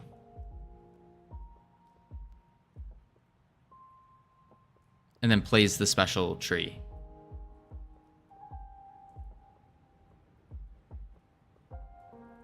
What starts the timer again? Itself.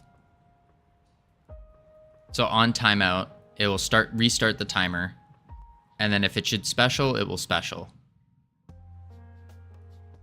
And then after we finish the special, we're just state swapping out of the special.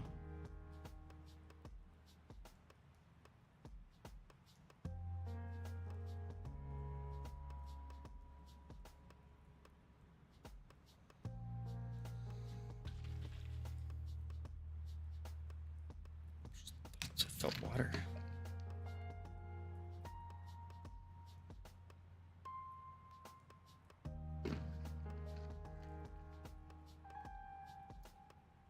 Is the special supposed to cancel any state you're in? I mean, yeah, I would think so, because it's swapping to the special state. So you can't do anything outside of that.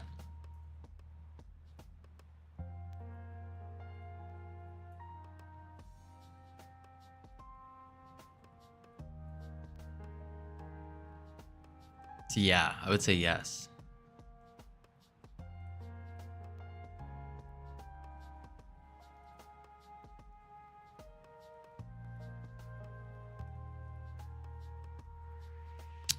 Cancel any other state.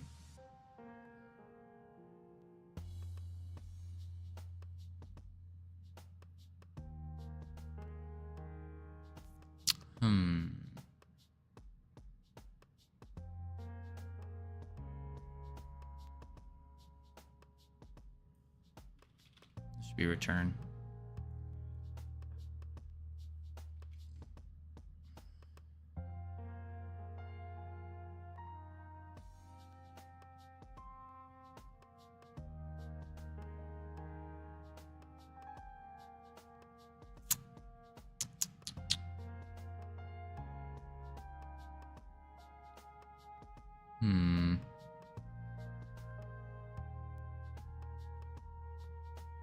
So what's the problem then? That's what we're trying to figure out. The problem is that watch closely when it attacks. Well, one, it's not attacking right now. It should be going and attacking, getting into the position. But two, yanks them in, it smashes them, but it's immediately going back to the special. That wasn't 5 seconds. See? Immediately to the special again. Smashes, immediately to the special. So it's like rotating between special attack, special attack, special attack, special attack. And it shouldn't be doing that. Attacking, moving. Right. But why is it using the special move? Like, it's going attacking, moving, which is fine.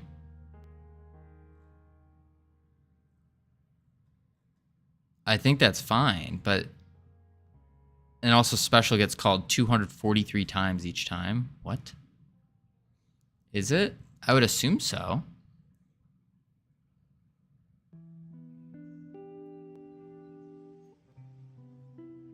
Because we want a pause in between that. But why is the question is, why is the special animation playing at all? it shouldn't be playing at all during attacking or moving. If we look at attacking and moving, nowhere here does it tell it to use the special. Like, nowhere.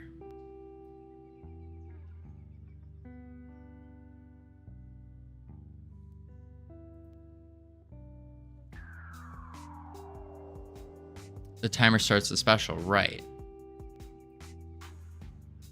And then 5 seconds later, it specials again. Correct. But it's not doing that. It's doing it after every attack, which is not 5 seconds. Like, if I switch this to 10,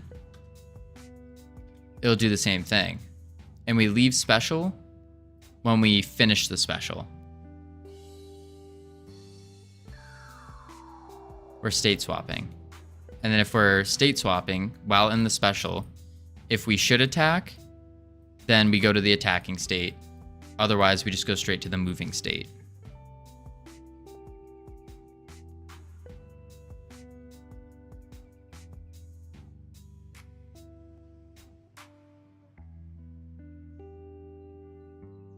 Watch, I set the timer to 10. Like that, go over here.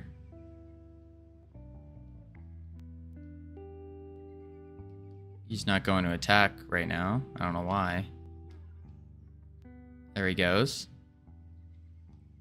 He does it. He pulls them in. Oh.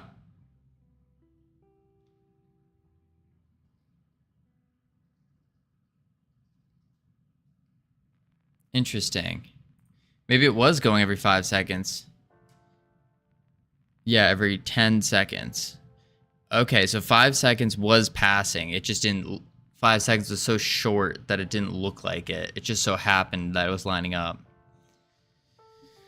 Oh, the brain. Oh, boy.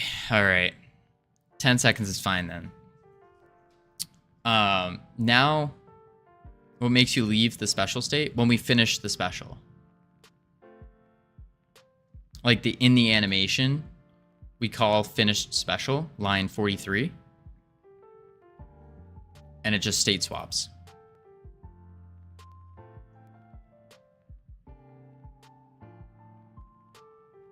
So at the end of the animation.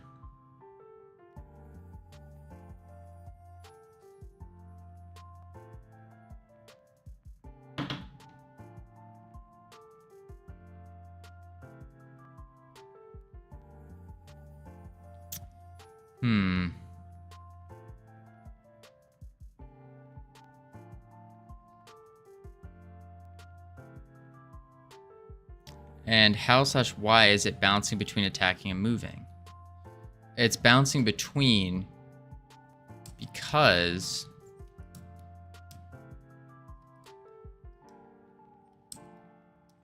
at the end of our attack,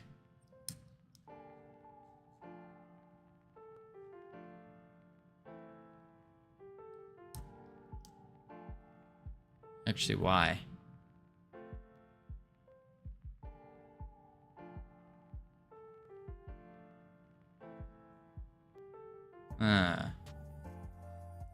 We got ads popping up. I'll check up the words and then we will figure out how and why they're attacking folks. How and why. Heading to level 9 here. Here we go. I need to focus on figuring this out.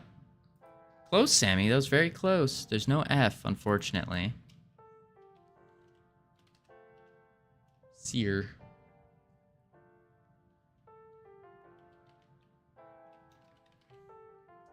Oh, I got a big word. I got a big word. Never mind, I don't. C is fake, I bet.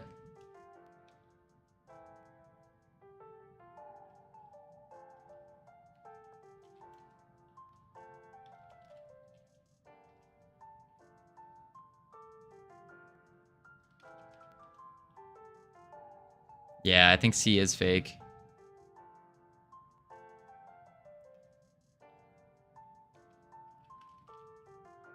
Acres? Yeah, C is fake for sure. C is fake for sure. Eraser.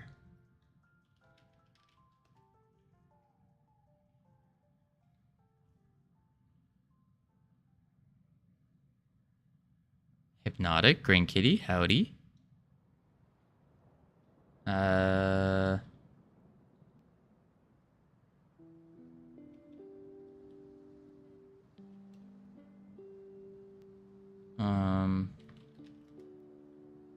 Ears. Areas.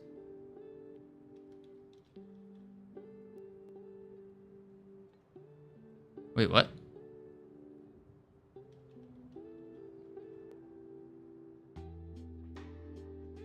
Area didn't work? Oh, because there's two A's. Aries. Not bad, not bad. Heading to the big level 10, folks. The big level 10. I will be right back real quick. We got this. We got this. Easy.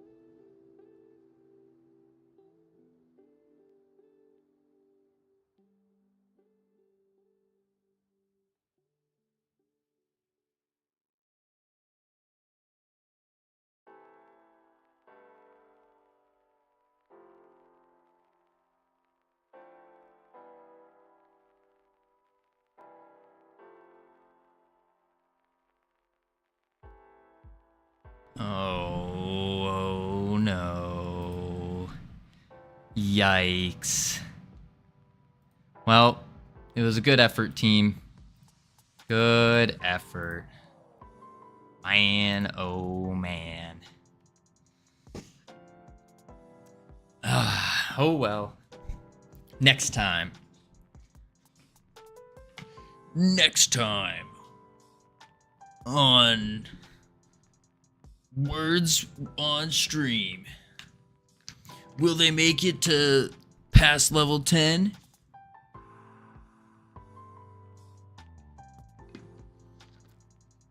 You know, say it like an anime character.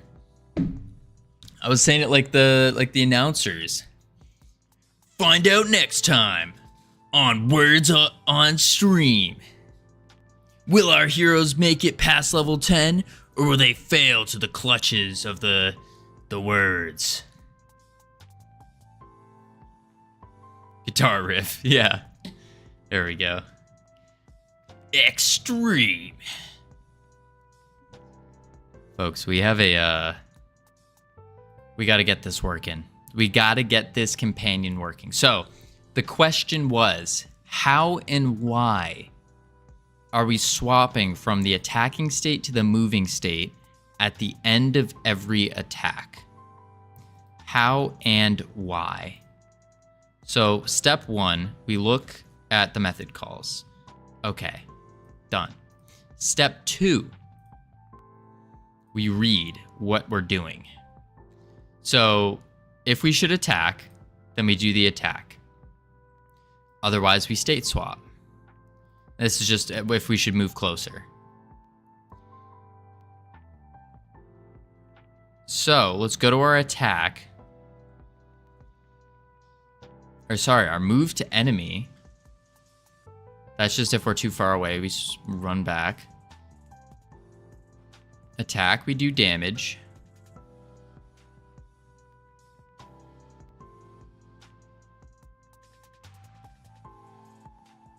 So why are we switching from attack to move?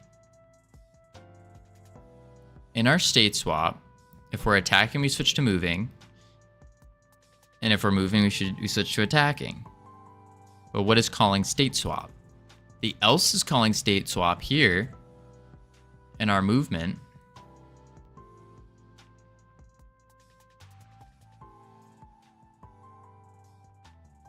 Our finished special is calling state swap.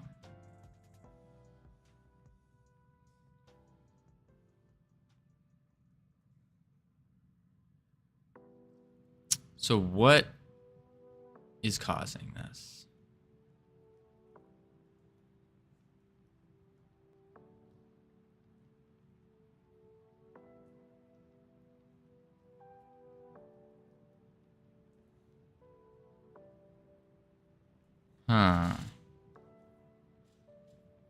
Maybe you should start the special timer when the special ends.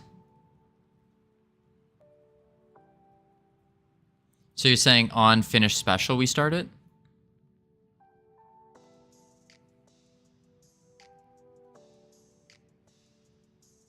We can do that. Use our handy dandy anonymous functions. Anonymous lambdas, excuse me.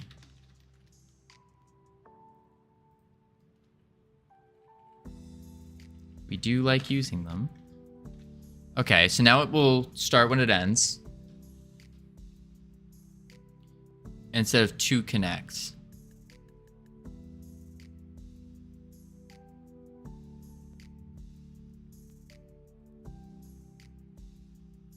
What do you mean 2 connects?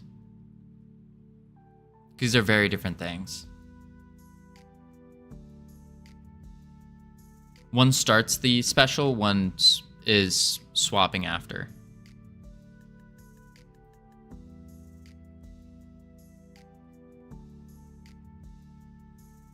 Finish special, connect twice. Where is finish special connected twice? It's only connected once.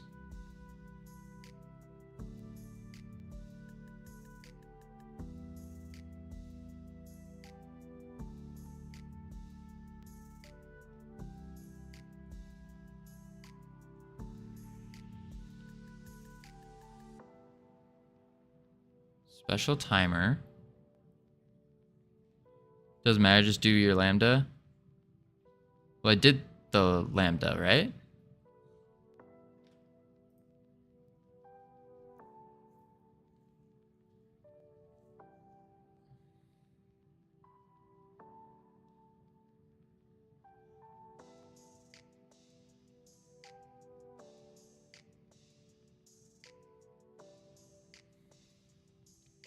Oh, unless you're saying, instead of calling a lambda to do 2 finished special connects. But, like, it does the same thing, right?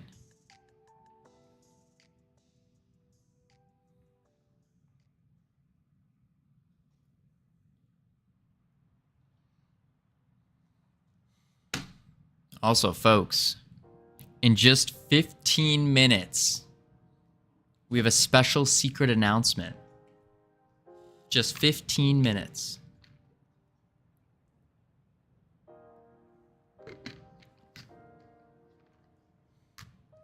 We gotta get this working though. Gots to get it working.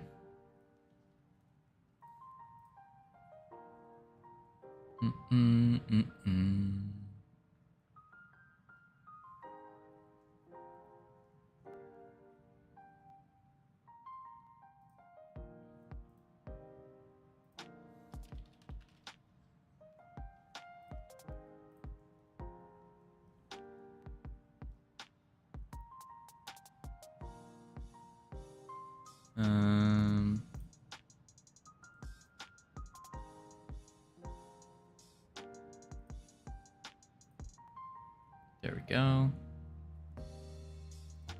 That.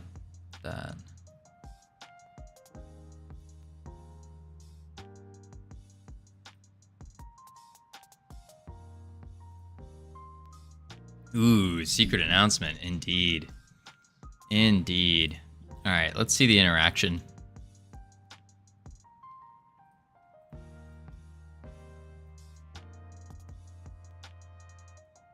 All right. Issue number 1. It's not moving. It's still swapping. Look at this. Whoa, that was sick. That was really awesome. And then they died. But yeah, it's just constantly switching between them. Huh, I didn't even notice that.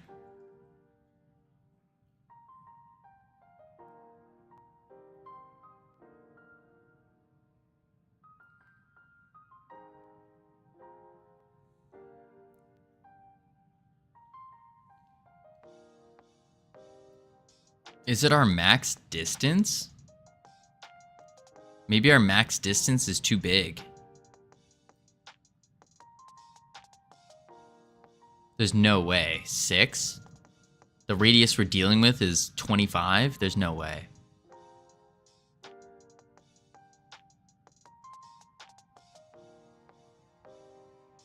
Maybe min distance?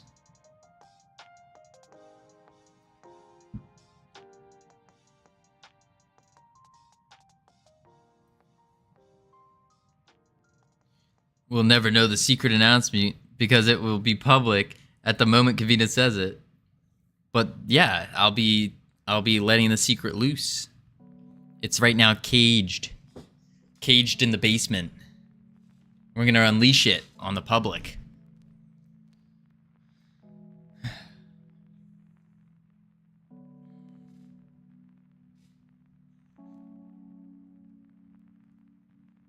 All right. So what can be causing it? It's probably something to do here. But it's not even... What if we do the min distance?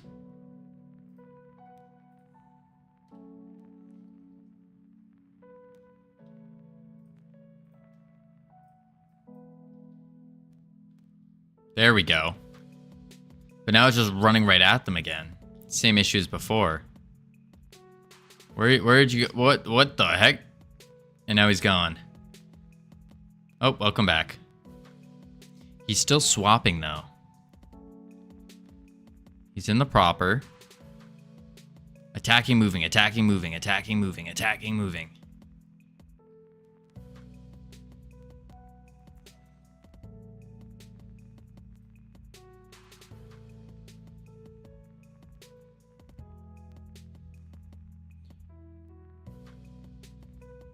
So it needs to be greater than the max. That makes sense. And then in moving,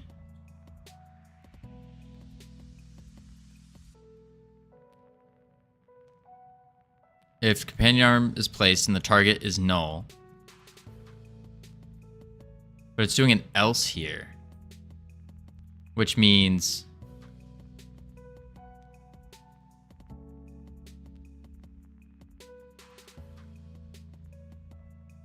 what if we just do this? We do another elif. Target is equal to null. Oh wait, target finder dot closest target is equal to null.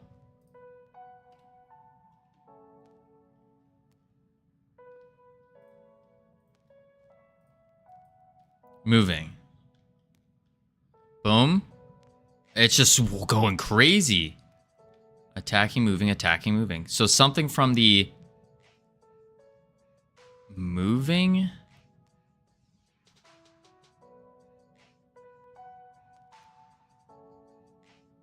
If the target's not null, and the global position distance 2 is greater than the max distance, then we move to the enemy. Otherwise, if our target is null, then we state swap to moving. And then in moving, if our position's placed and the target is equal to null, then we do the movement. If it's not placed, then we just move it with the arm. Otherwise, we state swap back to attacking.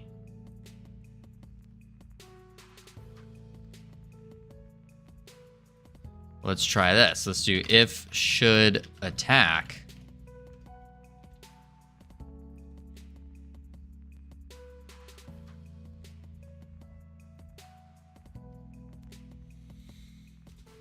I think it has something to do with this distance thing. I think I am done with the fairy tree. Oh, Frostcore, are you? Holy moly. Okay, now it's just not switching out of moving. Oh. Special. Yoink. Oh, it didn't yoink him. That's weird. Hola! How you doing, Almighty? Now it's just breaking.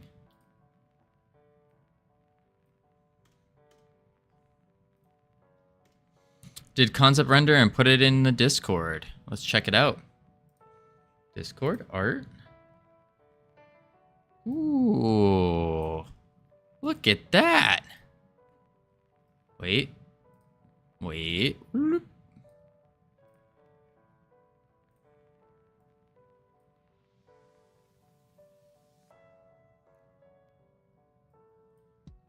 Treelicious indeed. I like this.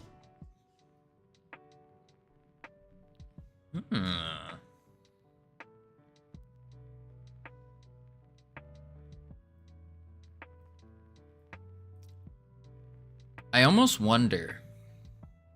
So the little particles, that we're gonna have to do in Godot, I believe. It's gonna add vines from the top down. You can't see them. That's what I was gonna say. I think if you could have some kind of like vine work or some kind of like something that hangs, maybe even like a little fairy house of some sort. I don't know. Something. I feel like it needs something to it, but to really make it like a magical tree. Because the little emission orbs, I think we have to do that in Godot. I don't think we can bring that over from Blender. I could be wrong. But we need some kind of magic to it. I'm not sure what though. Yeah, you do. I'm not sure what could make it more magical.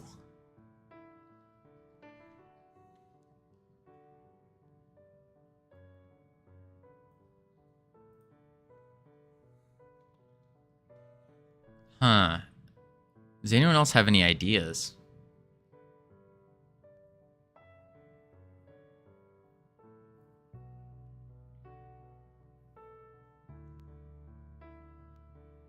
This might be a little too complex. I don't know. Let me know what you think. But would we be able to add like lines in the tree? Like on the branches and on the trunk? And then we, in Godot, we'll add like an emission to the lines. So it looks like it's kind of pulsating with energy of some sort. Some kind of like magic energy. Cinnamon roll leaves. You're a cinnamon roll leaf. I'm just trying to think of how to make it look like more magical. It's like a fairy tree, you know? It's not just a big tree. It's like a magic tree. Draw a spiral on the leaves.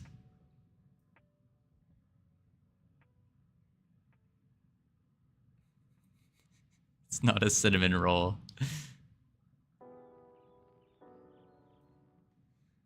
It's so magical. What's the poly limit? That's a great question. I don't know. I don't know. What would be a poly limit? What's a poly limit? As long as it doesn't lag out a potato. Not even a potato, just like a standard phone. Mobile device. How many trees are you gonna have? This is just one. Just one of these. So this is gonna be the, get rid of those spirals. This is gonna be the altar for level 3. Usually tied to the hardware running it, so limit on PC would be higher today. Right. We're talking about a mobile game on like a phone. And there's just one of these. The other tree was like 900. Oh, wow.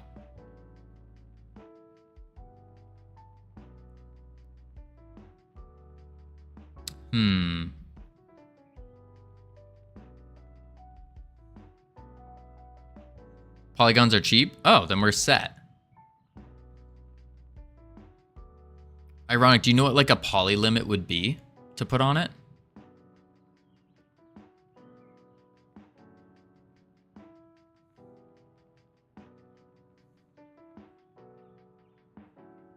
I assume so. Because I think that would be the finishing touch, is some kind of like lines through it that we add an emission to.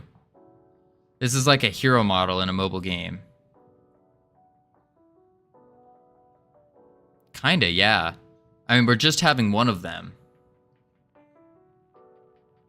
Because it's the altar. If there's just one, keep it low, use textures for detail. Okay.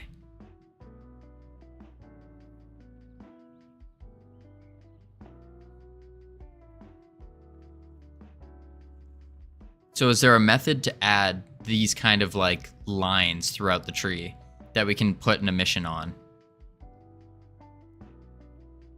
That way it looks like it's really pulsating with like magical energy of fairy magic. I think that would make the tree like perfect.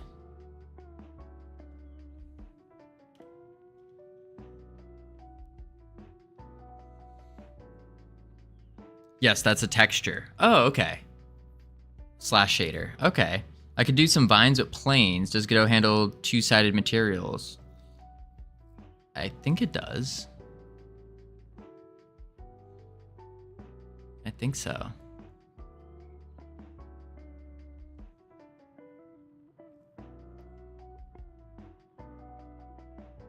Okay. So if we add like a roughness texture to it, where we can fill in some slots with emission, I would do a 3-sided cylinder for vines. Okay, instead of a plane. That would make sense.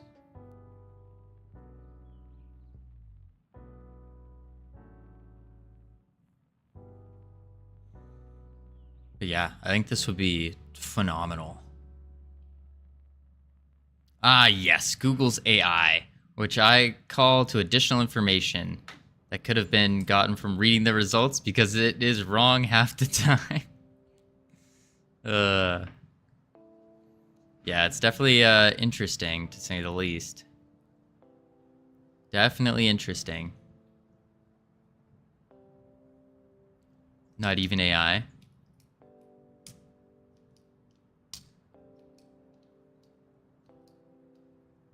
All right, let me cook for a minute. Sounds good. Appreciate it. Just here is information from the first site that comes back. Yikes. Honestly, stuff from Switch games is a good reference. Switch is basically a mobile phone. That makes sense. That's a good point. Because I will say the mobile gaming industry, the games are kind of a little lackluster in my opinion. Some of them are good, but vast majority of them are kind of garbage.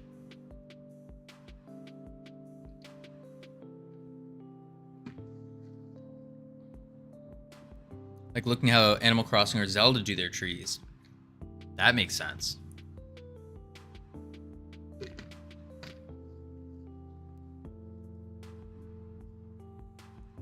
All right.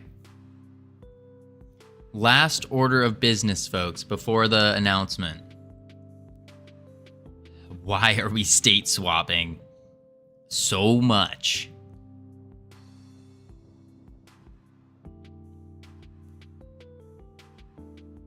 Ooh, what did I win? Dr. Dark, you won our hearts. That's what you won.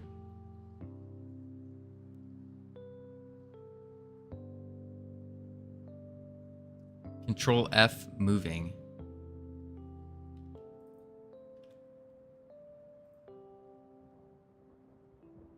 Okay.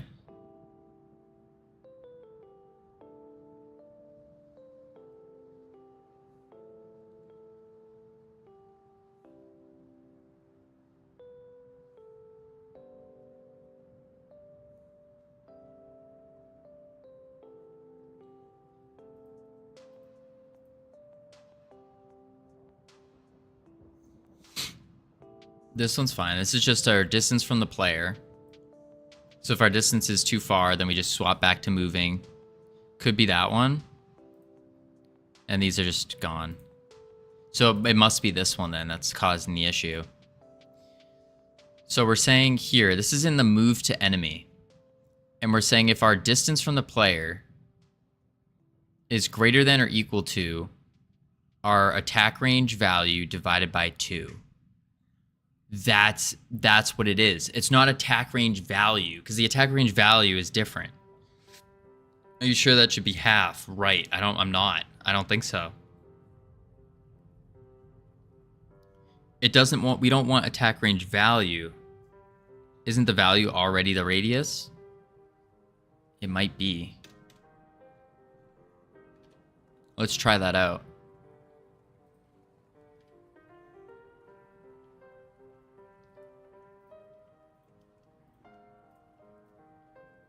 There's one more above. I mean, that's work. That's.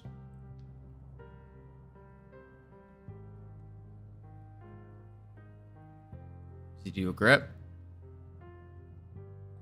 Interesting. Now the grip's not working. Ugh!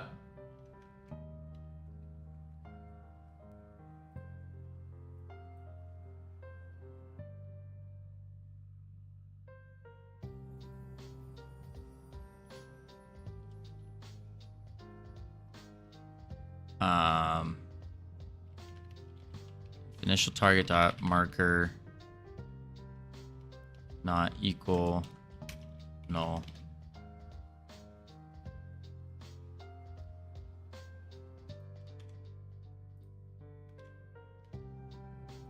The other moving was that was it. These are in the state swaps.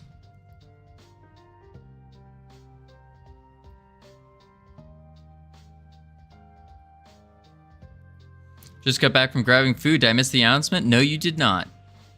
No, you're having the radius again? Where am I having the radius?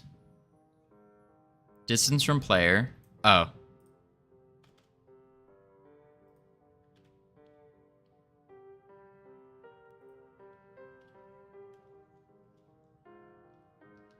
We're just trying to get this demon bot companion working.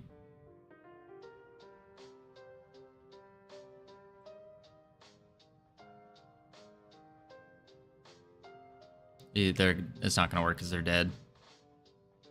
Yeah. Because they don't currently have a proper health die thing.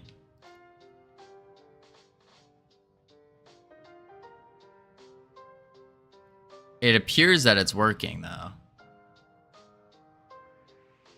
the tentacle doesn't hit them because they're dead already. So it's like, because of I think it's because our health bars are still like messed up to a very big extent. Can I see the tentacle script? Yeah. But I think it's because of the health bars. Because the health bars are messed up, so it's not signaling that they're dead properly. And that just ends up causing so many issues. Which really, we're going to have to, since I don't think that fix is going to be implemented, the deep copy fix, we're going to have to figure out a roundabout way to get their individual health. Because they're sharing the health bar right now, and sometimes they're not. It's weird. It like does damage sometimes to them, sometimes it doesn't because of the issue. Godot error 40436 or something like that. 4036. I can't remember what it was. There's an error with deep copying.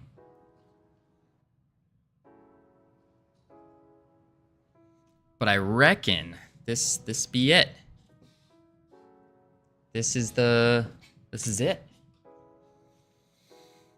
I think once we fix those health bars,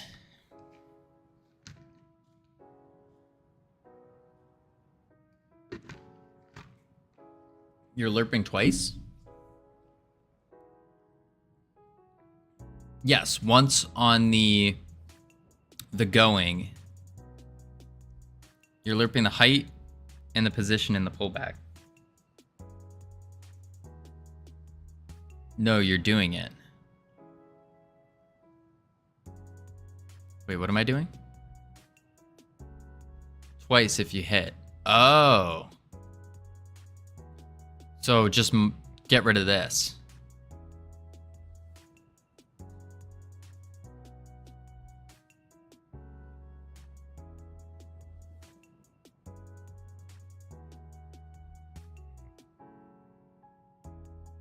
Or,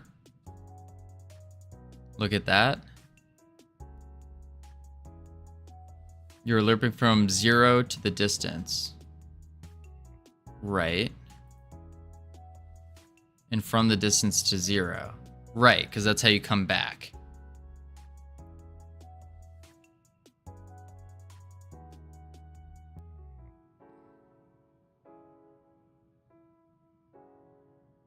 So can't we just do, yes, but look at the physics process one at a time. Yeah. So couldn't we just do an else here?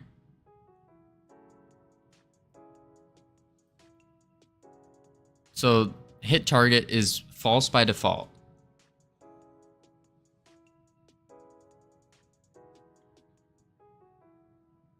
Right. So it's false by default. And then we can say else, whoops,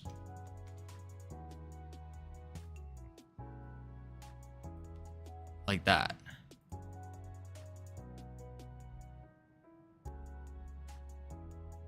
Wait, expected statement found.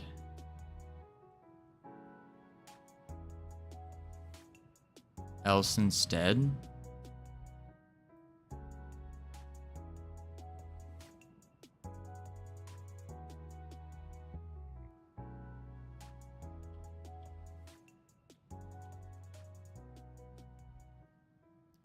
Logger, how you doing? Need to indent line 13. No, because we want this to just run.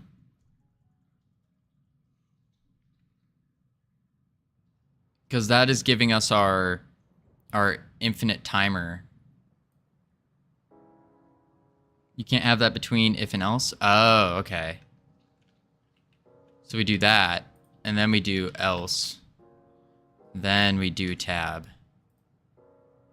And now that should work.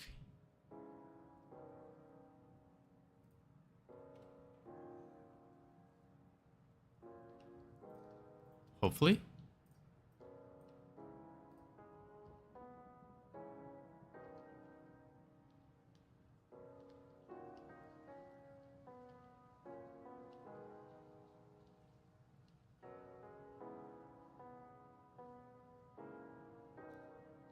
No, that just really messed up. I thought it might have to be with the if statement. Can't have that between if and else. That just, now it just doesn't work.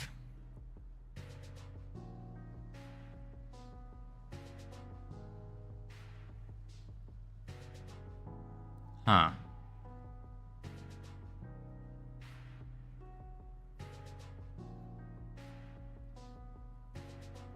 Don't indent look at.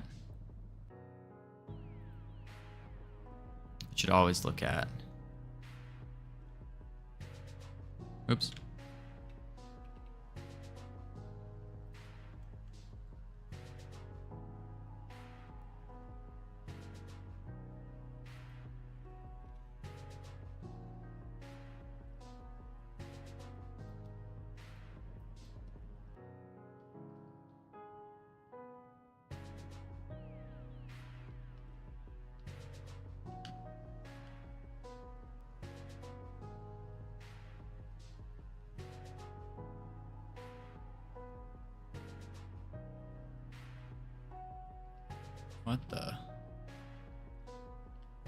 What the heck just happened?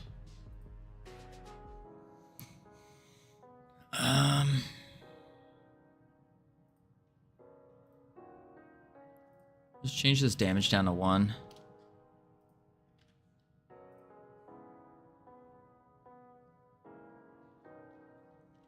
It's working, we should stop killing them, yeah. I just brought the damage completely down.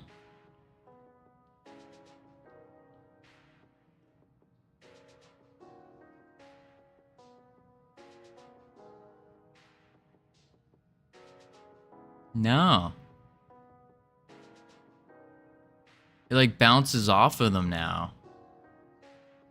And goes infinitely.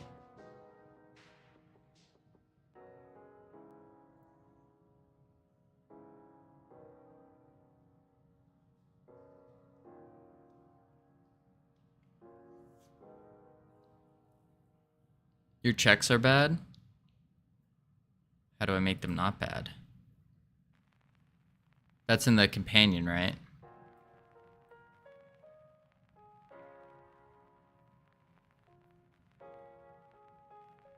Oh, it's on the tentacle.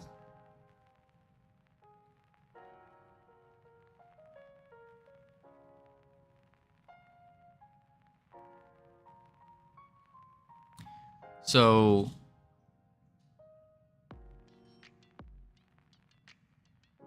if hit target is true, then we pull back.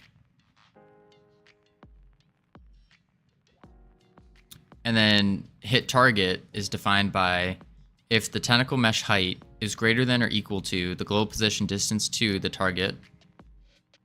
Don't use tentacles global position on line 18. Oh. Which global position should we use then? Just well,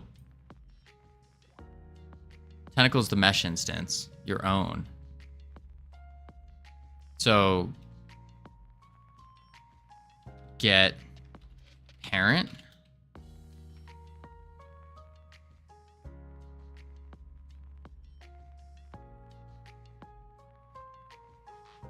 So now it's the demon's global position.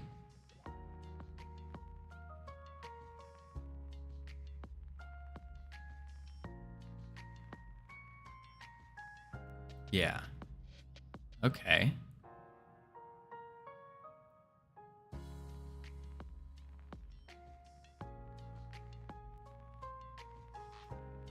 Try it out.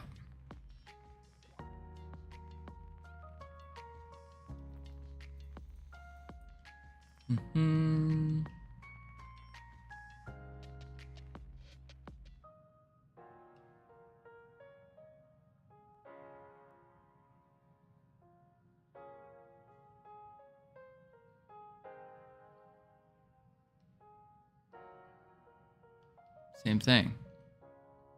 They just reversed. They like bounced off.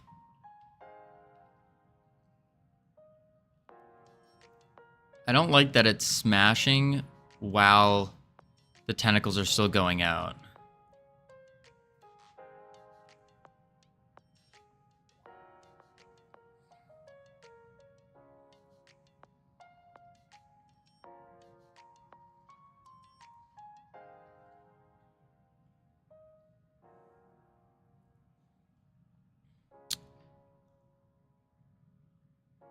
Because it was working before once, and then stopped.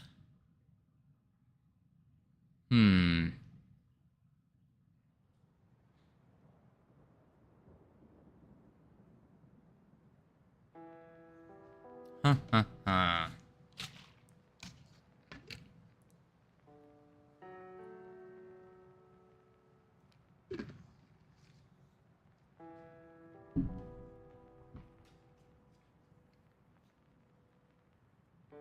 Can you scroll down to the right?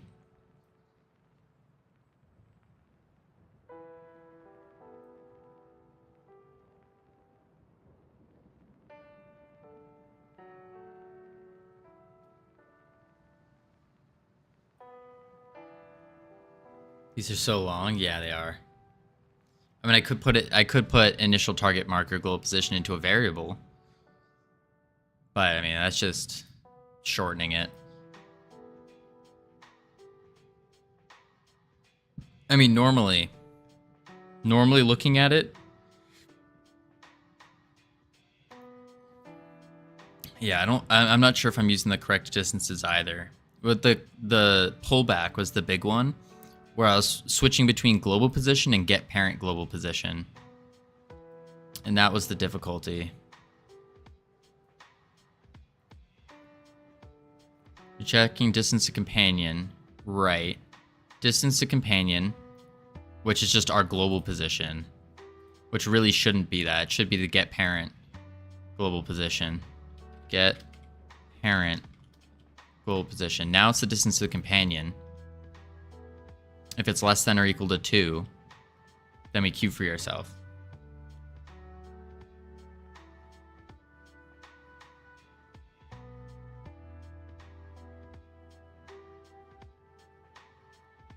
You already have a distance between above. Right.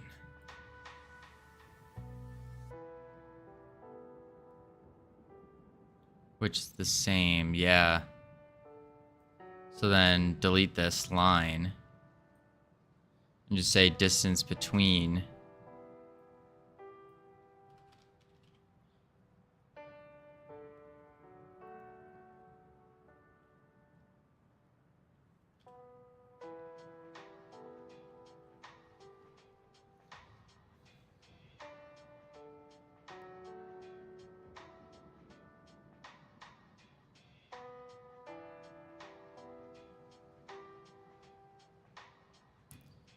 Tentacle mesh height. On 25, you're doing it again. Instead of using that variable.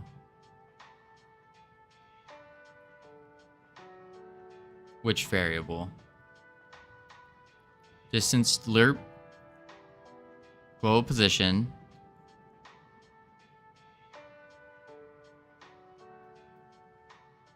Oh. We can just say... Right. But you can't... If you're lerping it, you can't say distance between. You need to give multiple things, right? I guess not.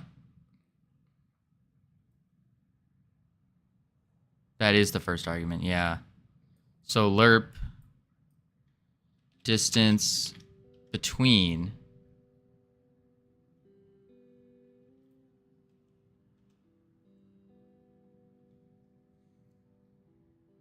oh, try tentacle.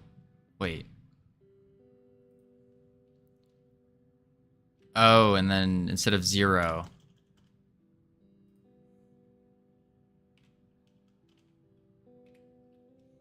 Tentacle dot mesh dot height.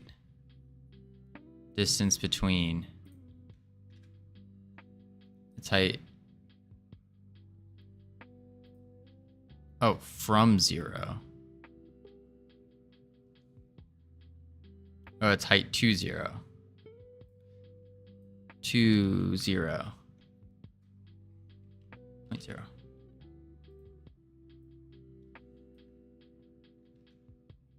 Yeah.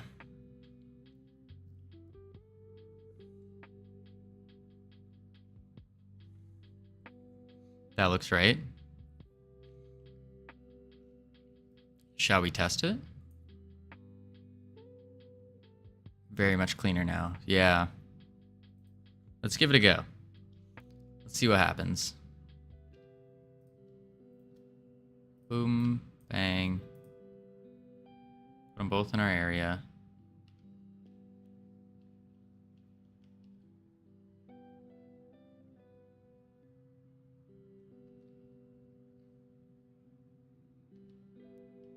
Okay. That was strange.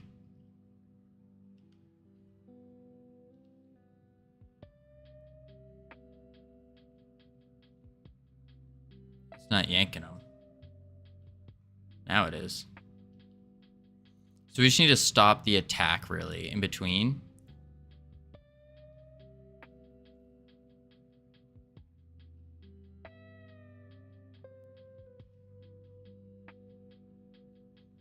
What is going on here? In should attack.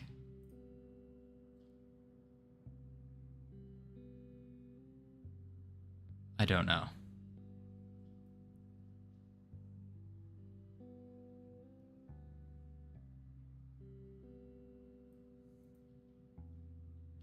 I don't even know if he's attacking or if he's just his animation.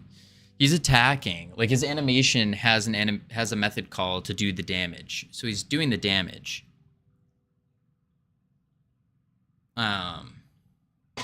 Whoa, we also have 500 errors.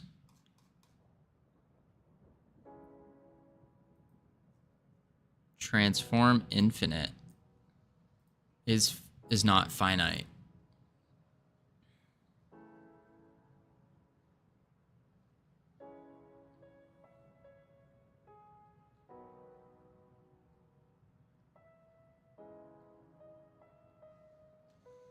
Can't set your mesh to 0.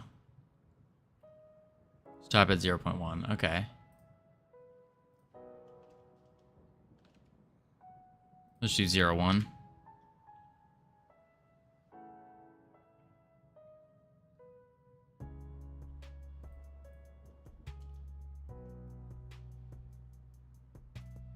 But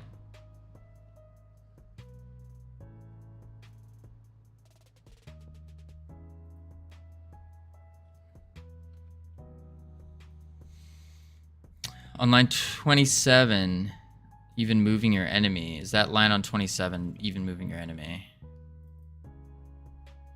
This one?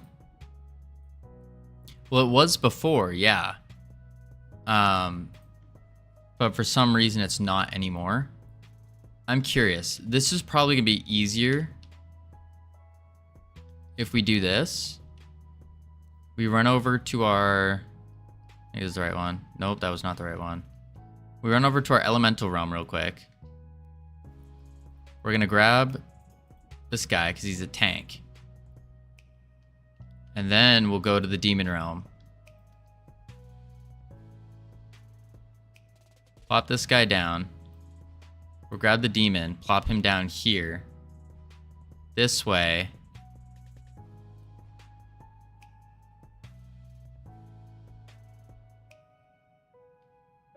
He should yank them.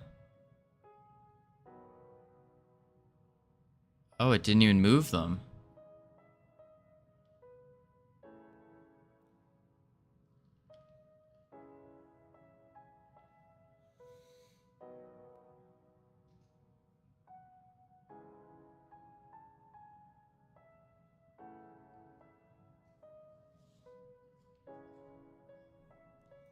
When going out, go from its height. Tentacle dot mesh dot height.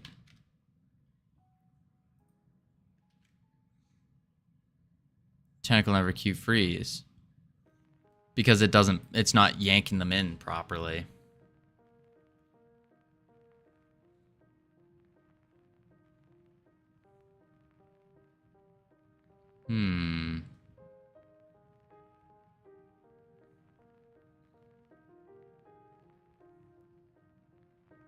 Distance between.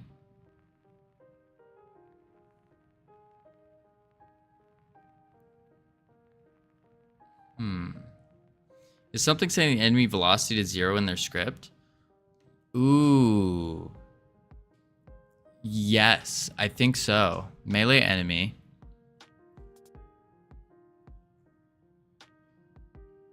If they're dead. Yeah, because they were dead there before. So let's actually do this. Go to the Demon Realm. Go to... Oh.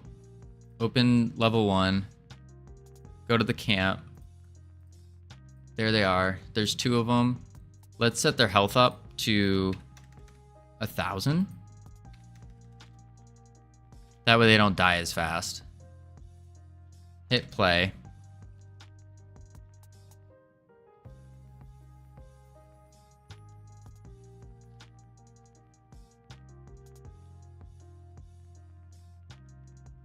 So this one should get yanked over here. Any moment. Here we go. Oh, there we go. Yeah, it's just because they died.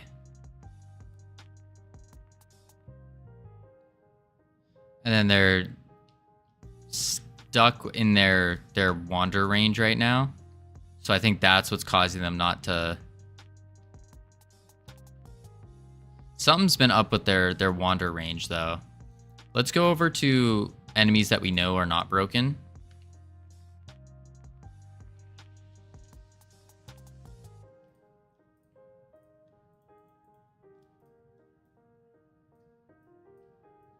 Let's do this. And see what happens.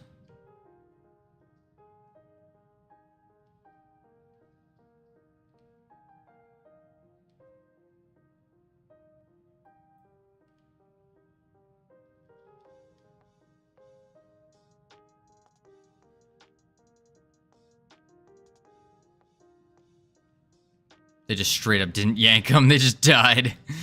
Okay. Okay.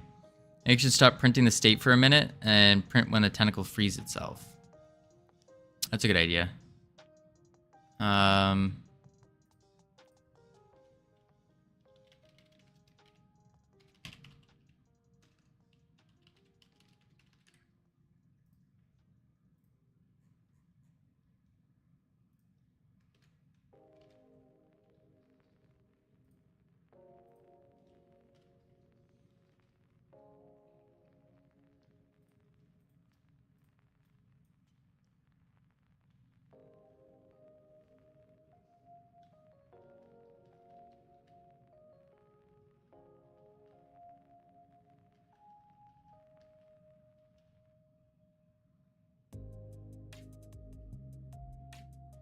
Never freed themselves. And now they did.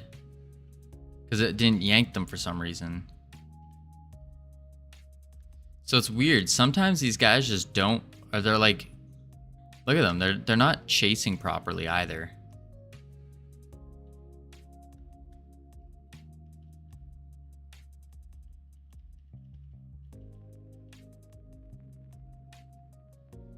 I think it's because their wander area is too big. Or too small. I want to try something real quick. Map level 1. Enemy camp. Right click. Editable children. Wander area. Make unique. Radius 20. Save. Demon Realm. It might be just because they have more vector 3 zeros.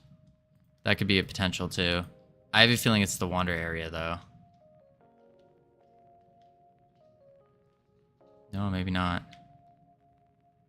Look at them. They're just kind of awkwardly standing there.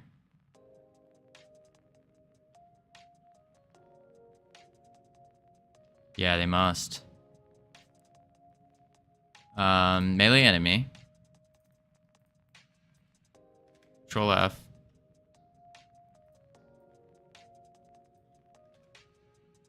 No. It's the only Vector 3-0 they have.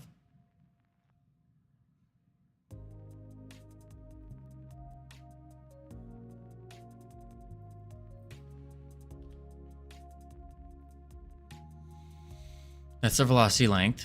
Here we go. This is the move 2. This is where it sets it to move toward decelerating at 0.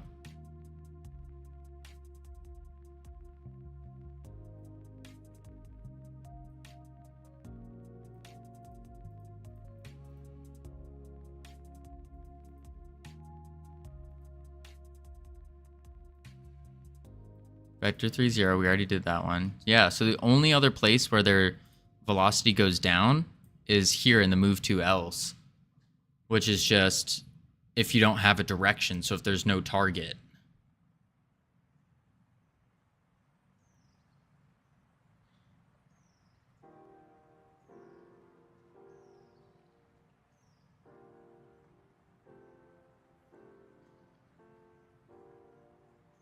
Move their move and slide into the physics process? Yeah. But their move 2 is already in the physics process.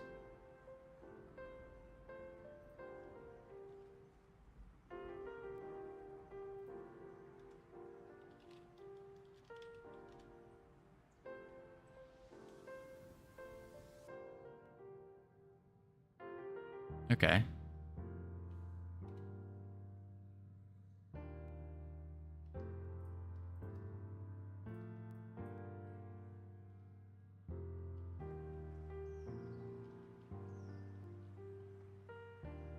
They're just sliding.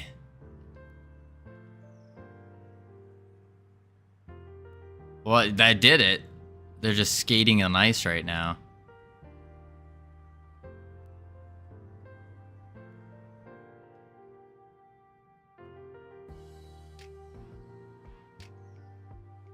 So that's working. But for some reason, they're moving slide. Look at this. Like they're like sliding everywhere. See? Look at him slide. He should be running at us right now.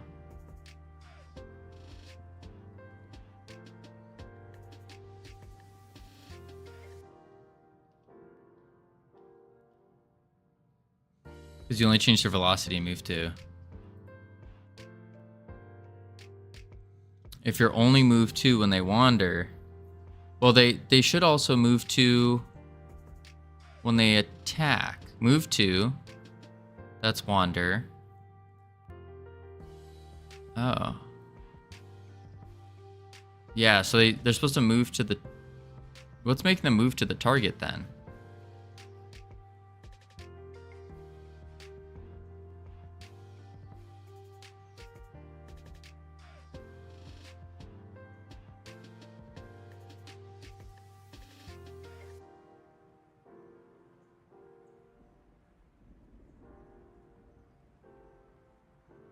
Yeah, wait, what?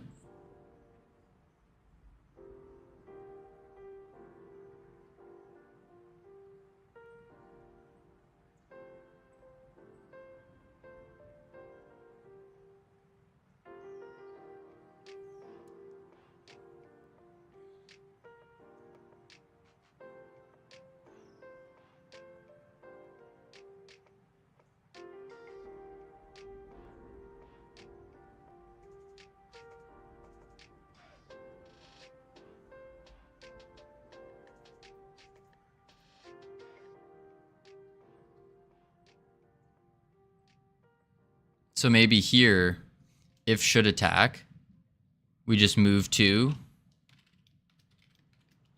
the target finder dot closest target dot global position. Oh, nuts. We got ads rolling. Here we go, folks. Here we go.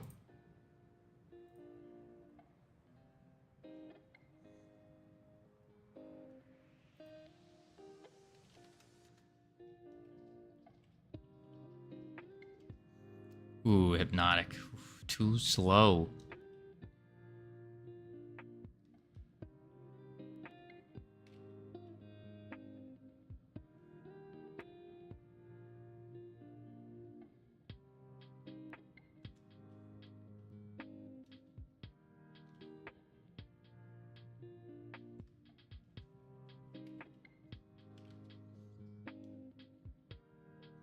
All right, got the next one lined up.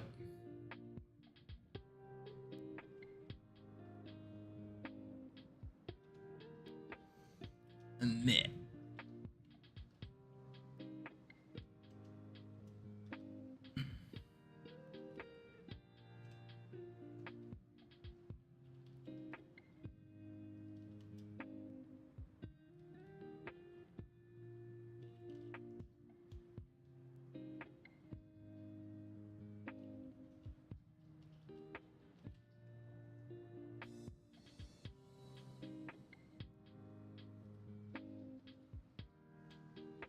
Um.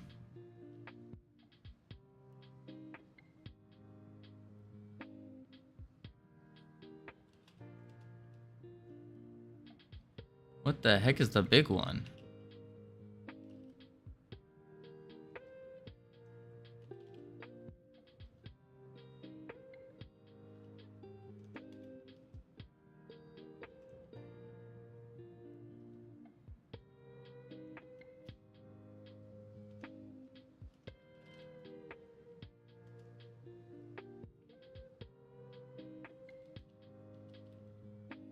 Mitten. Oh my lord. How did we not get mitten? Mitten. All right. I will be right back real quick, folks. Be right back. Bloop.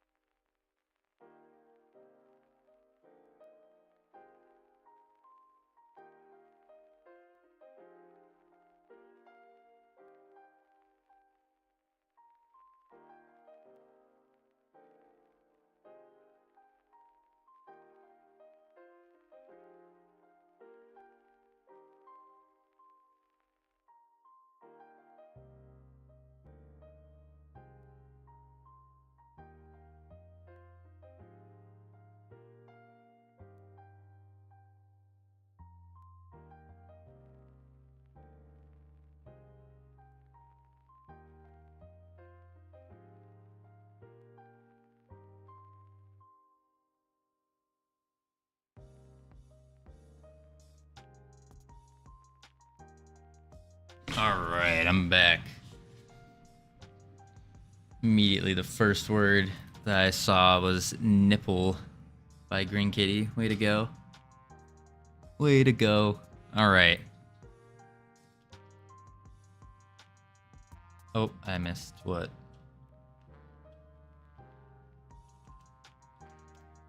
Peen? First word on the board was peen, was it really? Oh my lord. Alright, welcome back from ads, everyone. Hope they were fun and exciting. We have our special announcement that we need to get to, but I am kind of a little determined right now to get this damn demon boss done. This daggone demon boss. Tell you what. If this works, we'll do it. If this works. If this works. Please work. So far, it's kind of working. I don't know where they're going. Where are you guys going? Where are you going? Okay, that worked.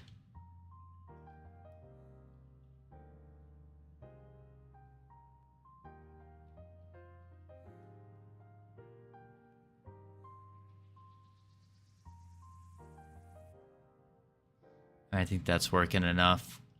I think that's working enough. What do you guys think? Is that working enough? I almost just resubmitted that.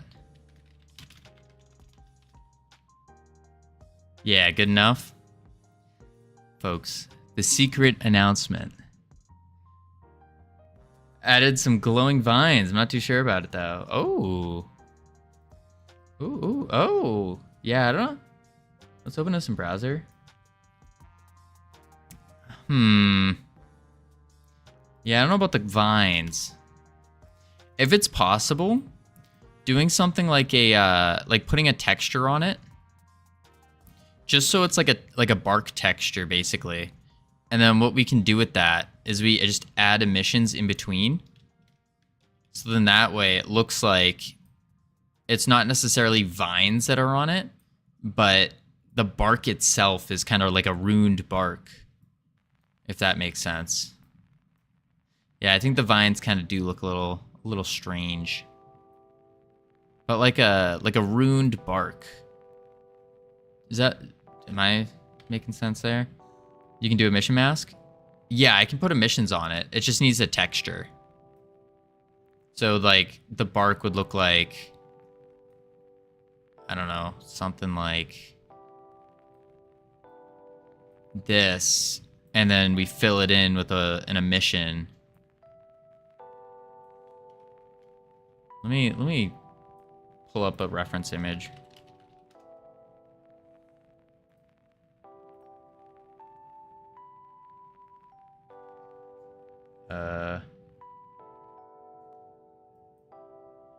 Tree with glowing magic.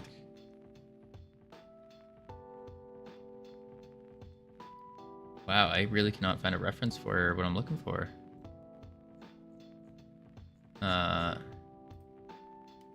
On bark.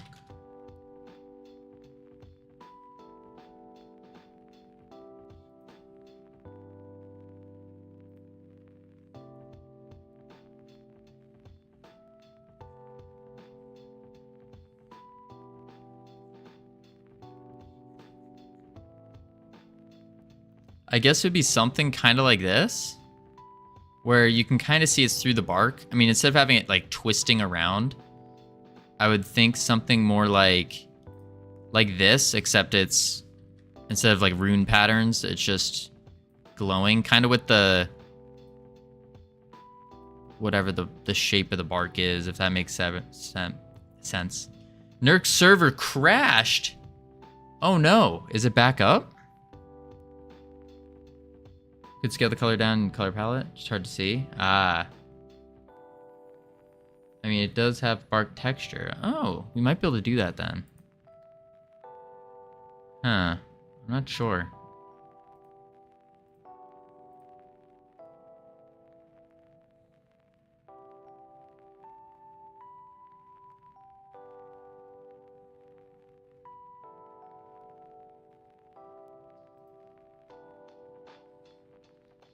I'm not sure either, to tell you the truth. Not sure either how to do it. We have to go over here.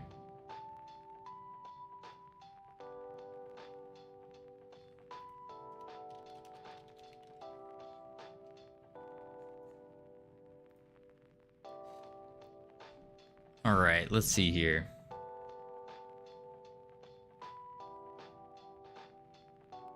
Wait, so what happened with Nurk's server? So the announcement, one does not keep secrets.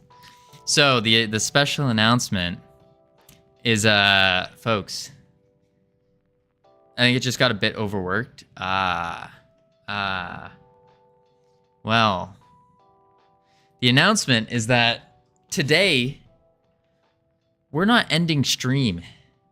We're not ending stream until 8 p.m. tonight. We're going. We're gonna transition straight into the Nurkmine server, playing Satisfactory. We're gonna join up with them. We're gonna hop in Discord. So if anyone wants to join us, hop in the voice, We're going. We're going. We got work to do in Satisfactory. Because the thing is, we gotta show up. We gotta flex on Nurk and the whole mercenary camp that he's got going on. So that's the play.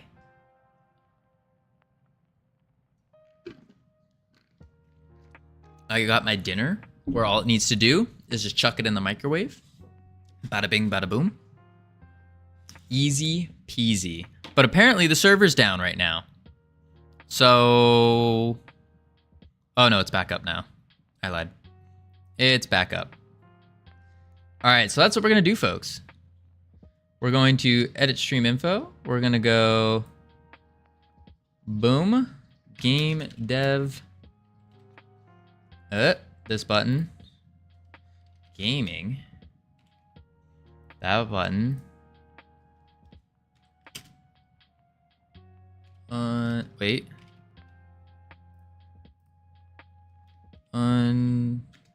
Unlimited power.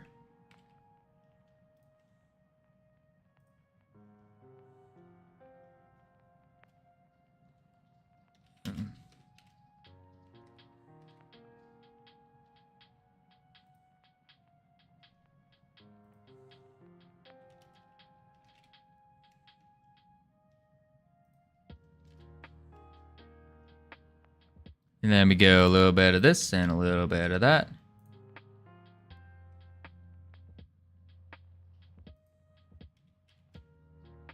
Done. All right, save this. Head over to Steam. Play. Close. Here we go, folks. Here we go. I gotta change the YouTube stuff as well. Controls.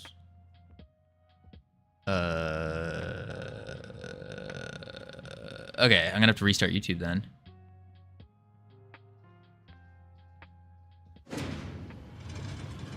Settings.